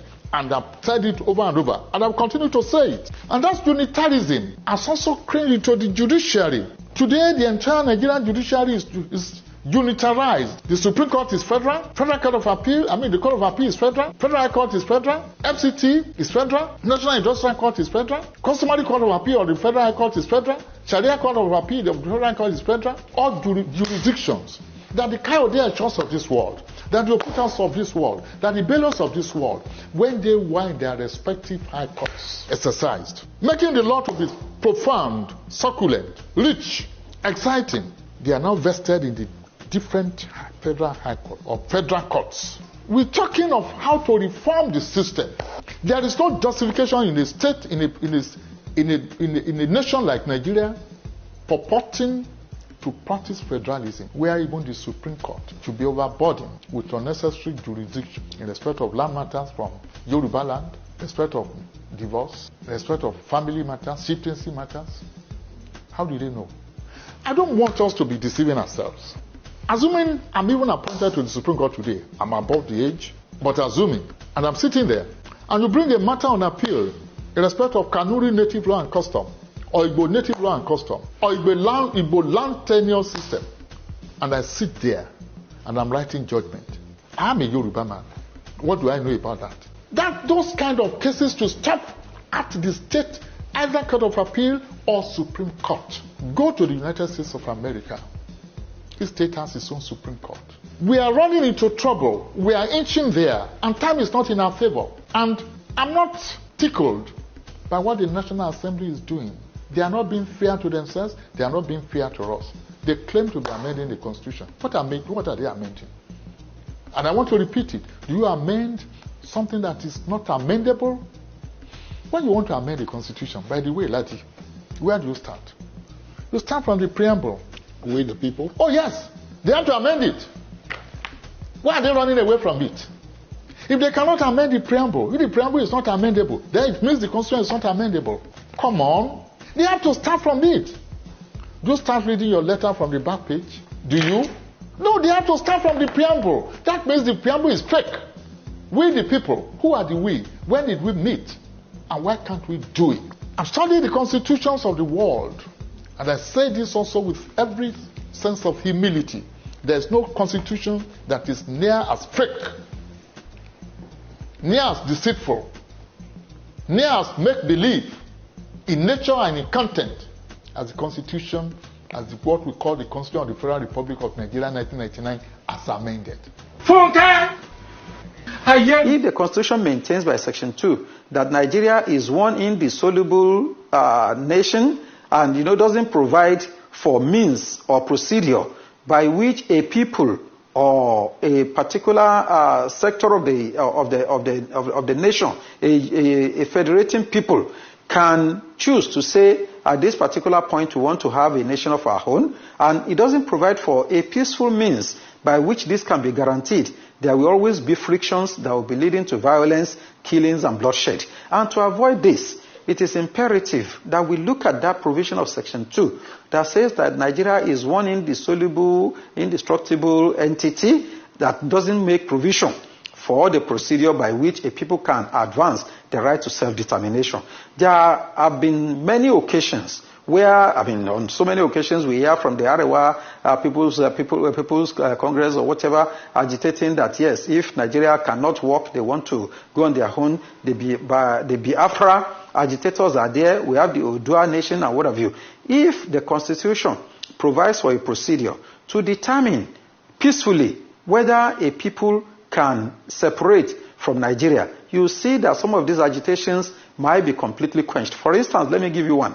Tomorrow now, if we provide for referendum or plebiscite, these are political procedures for determining whether a nation or a nation in a country, because I want to take the definition of a nation here to mean the ethnic nationalities, maybe the Yoruba nation, the Igbo nation, the Arewa nation, or Ijo, Ibiobio, and what have you. Now, if a people can be entitled to right to call for plebiscite that can be supervised by international organs like the United Nations and what have you, it can be safely and easily determined that, okay, these people in this particular area has done in 1960, in 1959-60, if my recollection is right, with the people of the southern part of Cameroon, who formed part of Nigeria before, but when they decided that no, they wanted to be on their own, then a plebiscite was conducted, and they were able to have a separate nation of their own. If we say Nigeria is an indissoluble entity, and will not tolerate any agitation by which people can determine whether they want to be on their own. Definitely, we are only calling for crisis on our own net. Tomorrow now, if you subject it to plebiscite, that, okay, people of the Igbo nation should decide whether they want to be part of Nigeria or they want to have a nation of their own. You might find a situation that the majority may say they prefer to be in Nigeria rather than having a Biafra. And that will silence the people who are agitating. And if people who are agitating are in the majority by virtue of the plebiscite, why not allow such to just take place peacefully, so that there is no sense in remaining one single entity by force that may lead to bloodshed and what may even be characterized as genocide, because a situation where that is allowed, then we have descended below the level of humanity. So these are some of the provisions. Going to the political level, to some of the political angle that may require some intervention. President Tinubu needs to put his best foot forward to govern the country.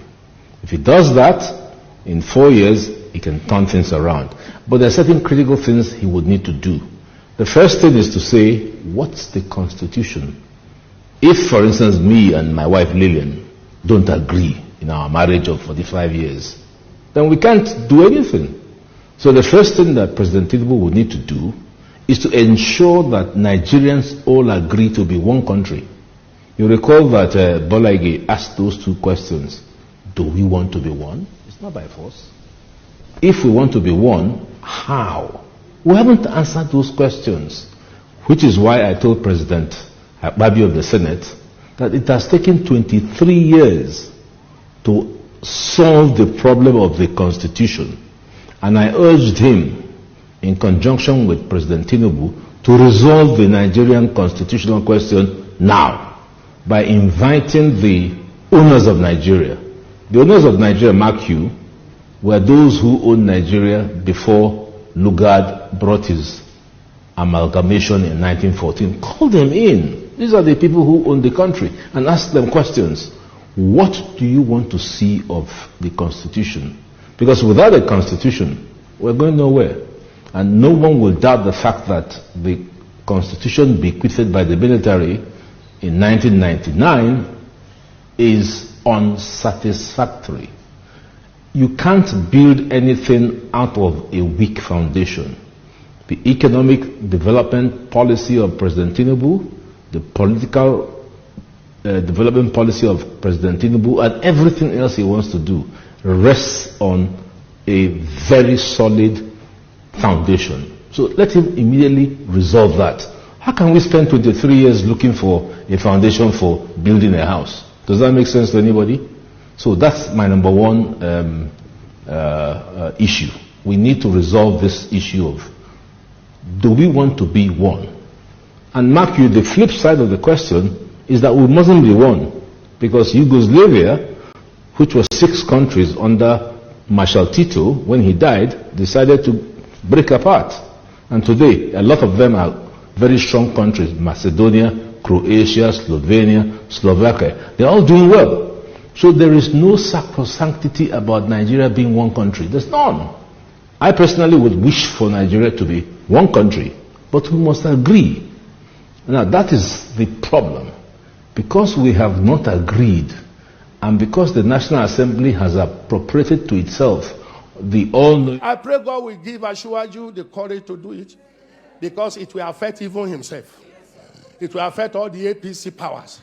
It will affect all the MDs of banks. The MDs of banks are the destroyer of this system. The powerful, the high and the mighty. He is stepping on their toes. I pray God give him the grace to do it. The next thing he should do, tell him if you know him, is to restructure this country. Nigeria is a fraud. One particular tribe repressing the whole of us. Did you hear what Central Bank governor wants to do? Just a department, the operation department of Central Bank, to be moved back to Lagos, where you have 99% of the headquarters of bank. The North is agitated. Don't take Abuja back to Lagos. They don't care. Let's come back quickly to the program. While I was playing that video, I was looking for something on the Twitter, which is also known as X. because I wanted to show that on the software, even though I've talked about it. This is what our uncle, a brother, a man known to many Nigerians, and also a former presidential aspirant. I call him Bob D. I love him. I appreciate what he does. He said, "Well, you want Yoruba Nation, you fight for it." He also spoke with Nnamdi Kanu. If you all remember that video, let me see if I can slot that video in. But he was talking about the Nigerian economy. So since the Nigerian economy has collapsed, would Bob D now accept that Nigeria should go out of being called Nigeria? He has got the opportunity, like his father, like myself. He also thought he was almost going to be killed by Abacha. He ran out of Nigeria. He lived in the UK, set up Ovation. He's doing very well connected. He cannot solve everybody's problem, whether you go and beg him for food or connection.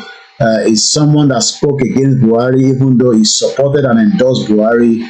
And we know how and what he's doing right now. But the question is, would somebody like Bob D now come out and say, look, let the Yoruba people go, his voice will be very powerful with all his network and connection, or would he just keep mute and continue to pretend that, yes, there's problem in the country, but it seems that the only way we can solve those problems is to continue to dialogue like he's doing. He says, and I quote, Nigeria is in big trouble. I hope that's the video I'm looking for. I'm coming back in a minute. You need to know, it is not in their hands, because you know what? Power belongs to the people. Anything we want is what we're going to get. Once again, I want to ask this. Do you think this dream is realizable without a war? And are you prepared to fight another war? This dream can be realized without a war. And let me put it this way, as soon as the people, the various ethnic groups in Nigeria realize what Nigeria means to each and every ethnic group, they will subscribe to our position. So it is realizable without a war. Before the white man came, let me ask you this, because it's an interview, which means you can ask me questions and I can ask you. Before the white man came, was there any Nigeria? Before the white man came, did Nigeria exist? It's a simple question that I'm asking you. Dele, did Nigeria exist before? It didn't, no. It didn't exist. Then why are African people, black people dying over something that they did not create? Did any Yoruba man create Nigeria? The answer is no. No Igbo man created Nigeria. No Hausa man did. No Fulani man did. No Kanuri man did. No Jukun man did. When you come to Nigeria, it's always a debate about it is our turn. It is our turn. It is our turn to rule. Now there are over 250 main ethnic groups in Nigeria. If you keep rotating the presidency every 8 years to each and every ethnic group, times 8 by 250, how many years are you going to get? So some people will die many times over. They will reincarnate many times over. The presidency. The weight of Nigeria is not the weight that any normal, ordinary human being can carry, except with the help of Almighty Allah. It is evident, therefore, that the Almighty Allah is with our president. He is carrying the weight for him. The weight of Nigeria is not the weight that any normal, ordinary human being can carry, except with the help of Almighty Allah. It is evident, therefore, that the Almighty Allah is with our president. Thinking about how we've been having this conversation about the unity of Nigeria. And I reflect back at some of the prominent statements made by some of our founding leaders. And I feel that probably this will help us to have a conversation on the Nigerian unity. I just brought four, not to bore you. First, and I quote, not my statement, Nigeria is not a nation. It's a mere geographical expression. There are no Nigerians in the same sense as there are English, Welsh, or French. The word Nigerian is merely a distinctive appellation to distinguish those who live within the boundaries of Nigeria from those who do not. This is accredited to Chief Obafemi Awolowo, the former Prime Minister of the Western region. The second one, and I quote, "It is true that we politicians always delight in talking loosely about the unity of Nigeria. 60 years ago, there was no country called Nigeria. What is now Nigeria consisted of several large and small communities, all of which were different in their outlooks and beliefs. The advent of the British and that of Western education has not materially altered the situation, and the many and varied communities have not knit themselves into a composite unit." This is accredited to Sir Amadu Bello, former Premier of Northern Region. The third, and I quote, "Since 1914, the British government has been trying to make Nigeria into one country, but the Nigerian people themselves are historically different in their backgrounds, in their religious beliefs and customs, and do not show themselves any sign of willingness to unite. The Nigerian unity is only a British intention for the country." So what do they expect of us now that this war is on our doorstep? Of course, there has got to be civil mobilization. And if we keep waiting for this to be centrally handled, we're all going to become, if we're not already, slaves in our own land. That for me is personally intolerable. It's not an acceptable condition. And whatever it takes, I stand ready to contribute in any way. Which is it for you, Dr. Obadiah? Do you think the government is unwilling or unable to protect the people of Southern Kaduna? In fact, it is not only unable, it is unwilling, and we have good reason to feel that they are part and parcel of the killers. Let me make some revelations to you. That's a very big allegation, Dr. Obadiah. The government is part and parcel of the killers. Yes. That's big. Yes. Yeah. Okay, how would the government just say, oh, it is revenge killing and so on? Then you leave it there. Oh, because it is revenge killing and so on and so forth. The body language of this administration, the body language of the state government shows clearly that they have a hand in the killings. No doubt about it. Because, you see, General Abacha, and people don't give him his due.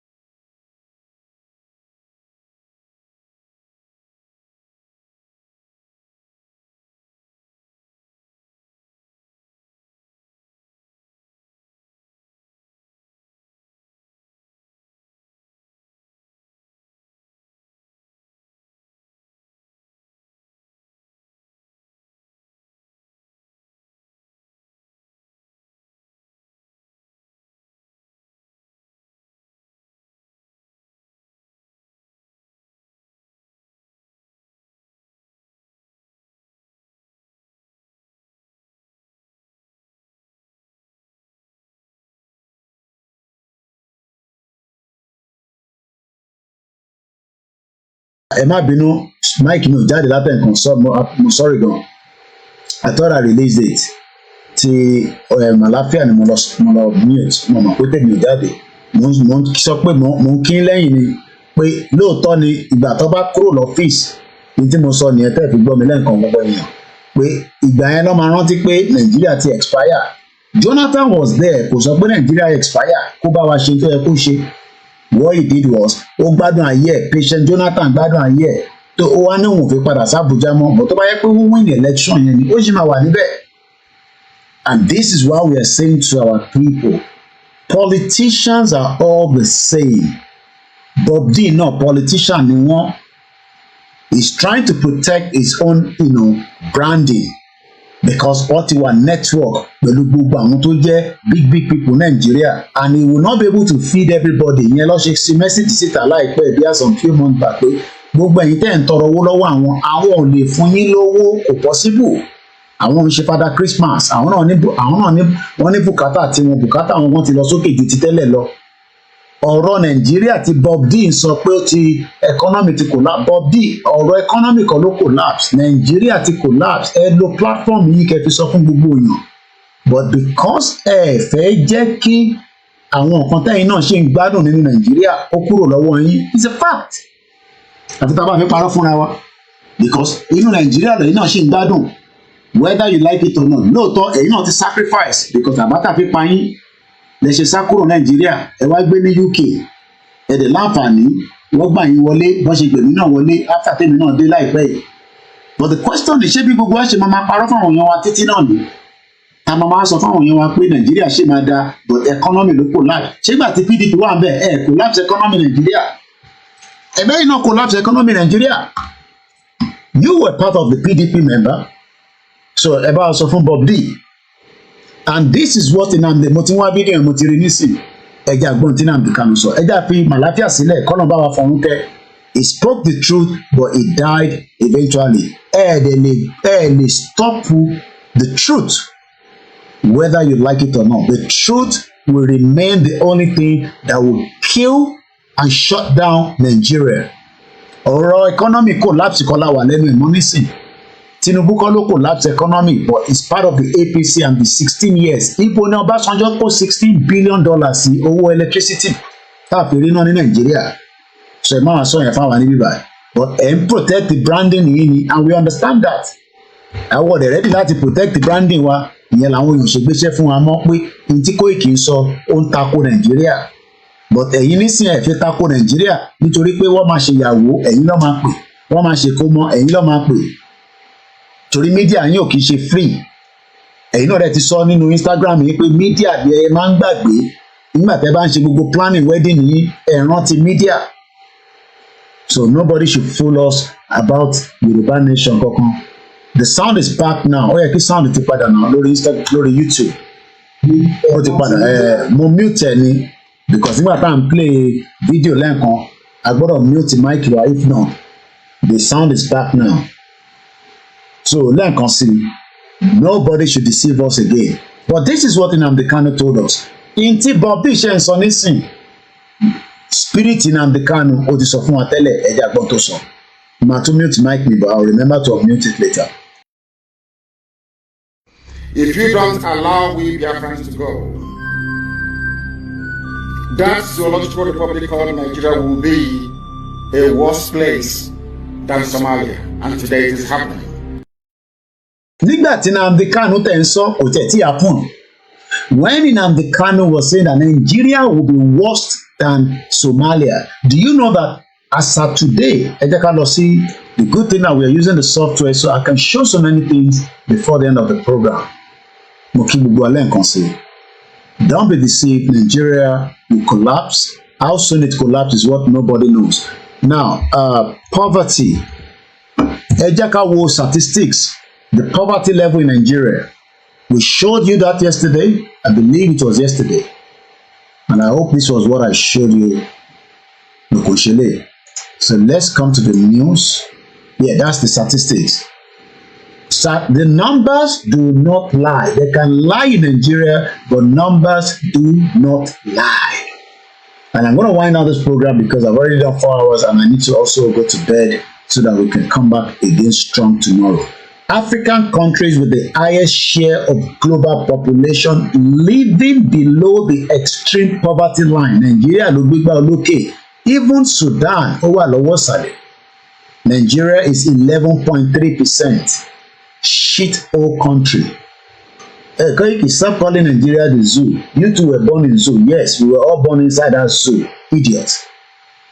Let's go and listen to Nnamdi Kanu. Hate him or love him, what Nnamdi Kanu told us is what Bob D is only just telling us now. So Bob D, as at July 19, that Nigeria is in trouble, economy has collapsed, according to Dele Momodu. The chieftains of the People's Democratic Party, Dele Momodu, has said Nigeria is in trouble because its economy has collapsed under President Bola Tinubu.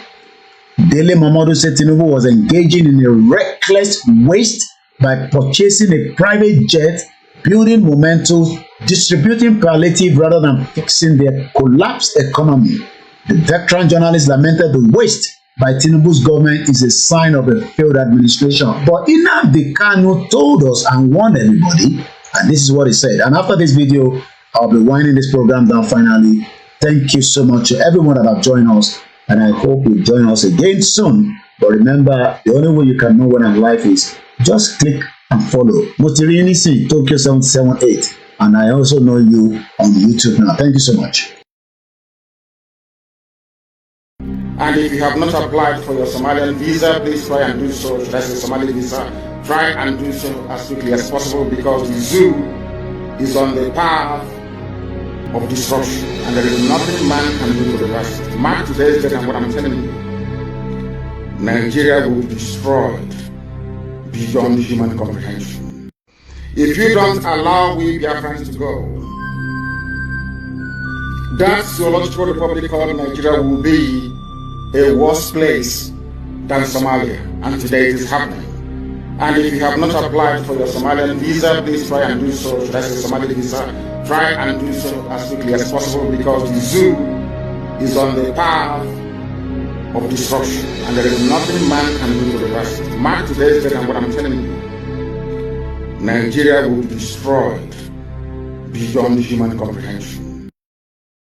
Well, I would like to appreciate everyone that joined me tonight on this edition of the self-determination campaign on the Koikimedia, where we have been taking you through the journey of this program that started with asking questions around our politicians, that why is it so that they have not endorsed or support the Yoruba Nation movement. We went further to find out that the most important Yoruba culture known as OSUN, the branding and the media and probably the trademark of OSOGBO is no longer in the care of a Yoruba person. It has now been given to someone from the southeast part known as Wilson Chibututu. How he got it, I don't know, but he has also confirmed that for anyone that wants to come and cover, record, use anything that pertains to OSOGBO, you will have to communicate with his branding company, because they are now the one in charge of OSOGBO on behalf of we the Yoruba people. We now went further to find out what is the meaning of OSOGBO, but we realized that the problem did not start today. Since 1950, the desecration of OSOGBO means that nobody was supporting the priest and the people that were meant to manage OSOGBO on our behalf. So they left it, and it seems that everybody that is suffering today is because our deities were not fed properly by those that were meant to look after it. And this is part of what the British did by making sure that our culture is destroyed, but we keep their own part of culture. We told you about so many other areas as well. We talked about things that Igbowo is the antivirus for the Yoruba people today. There is virus in Yoruba land, and we need that antivirus to find all the virus wherever they are and take them out, neutralize them, so that we can defend, protect, preserve who we are as people. And we also told you that nobody can bring down Yoruba Nation. Yoruba Nation is beyond anybody.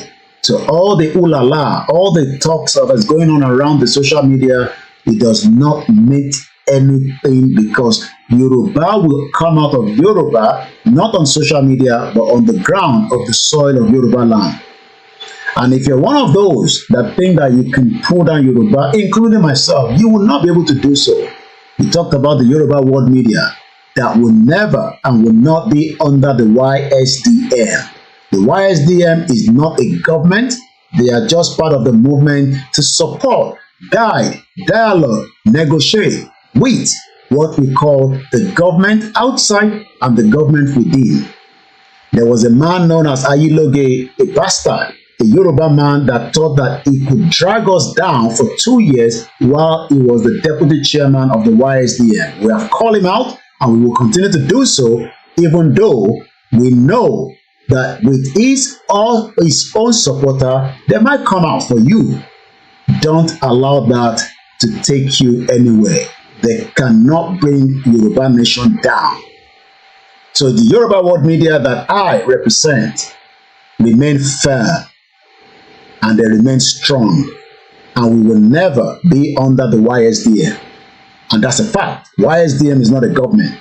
They are just an independent Yoruba self-determination, and they will be dissolved as soon as we have a country, because then we will have a Yoruba government that will manage the affairs of the Yoruba people.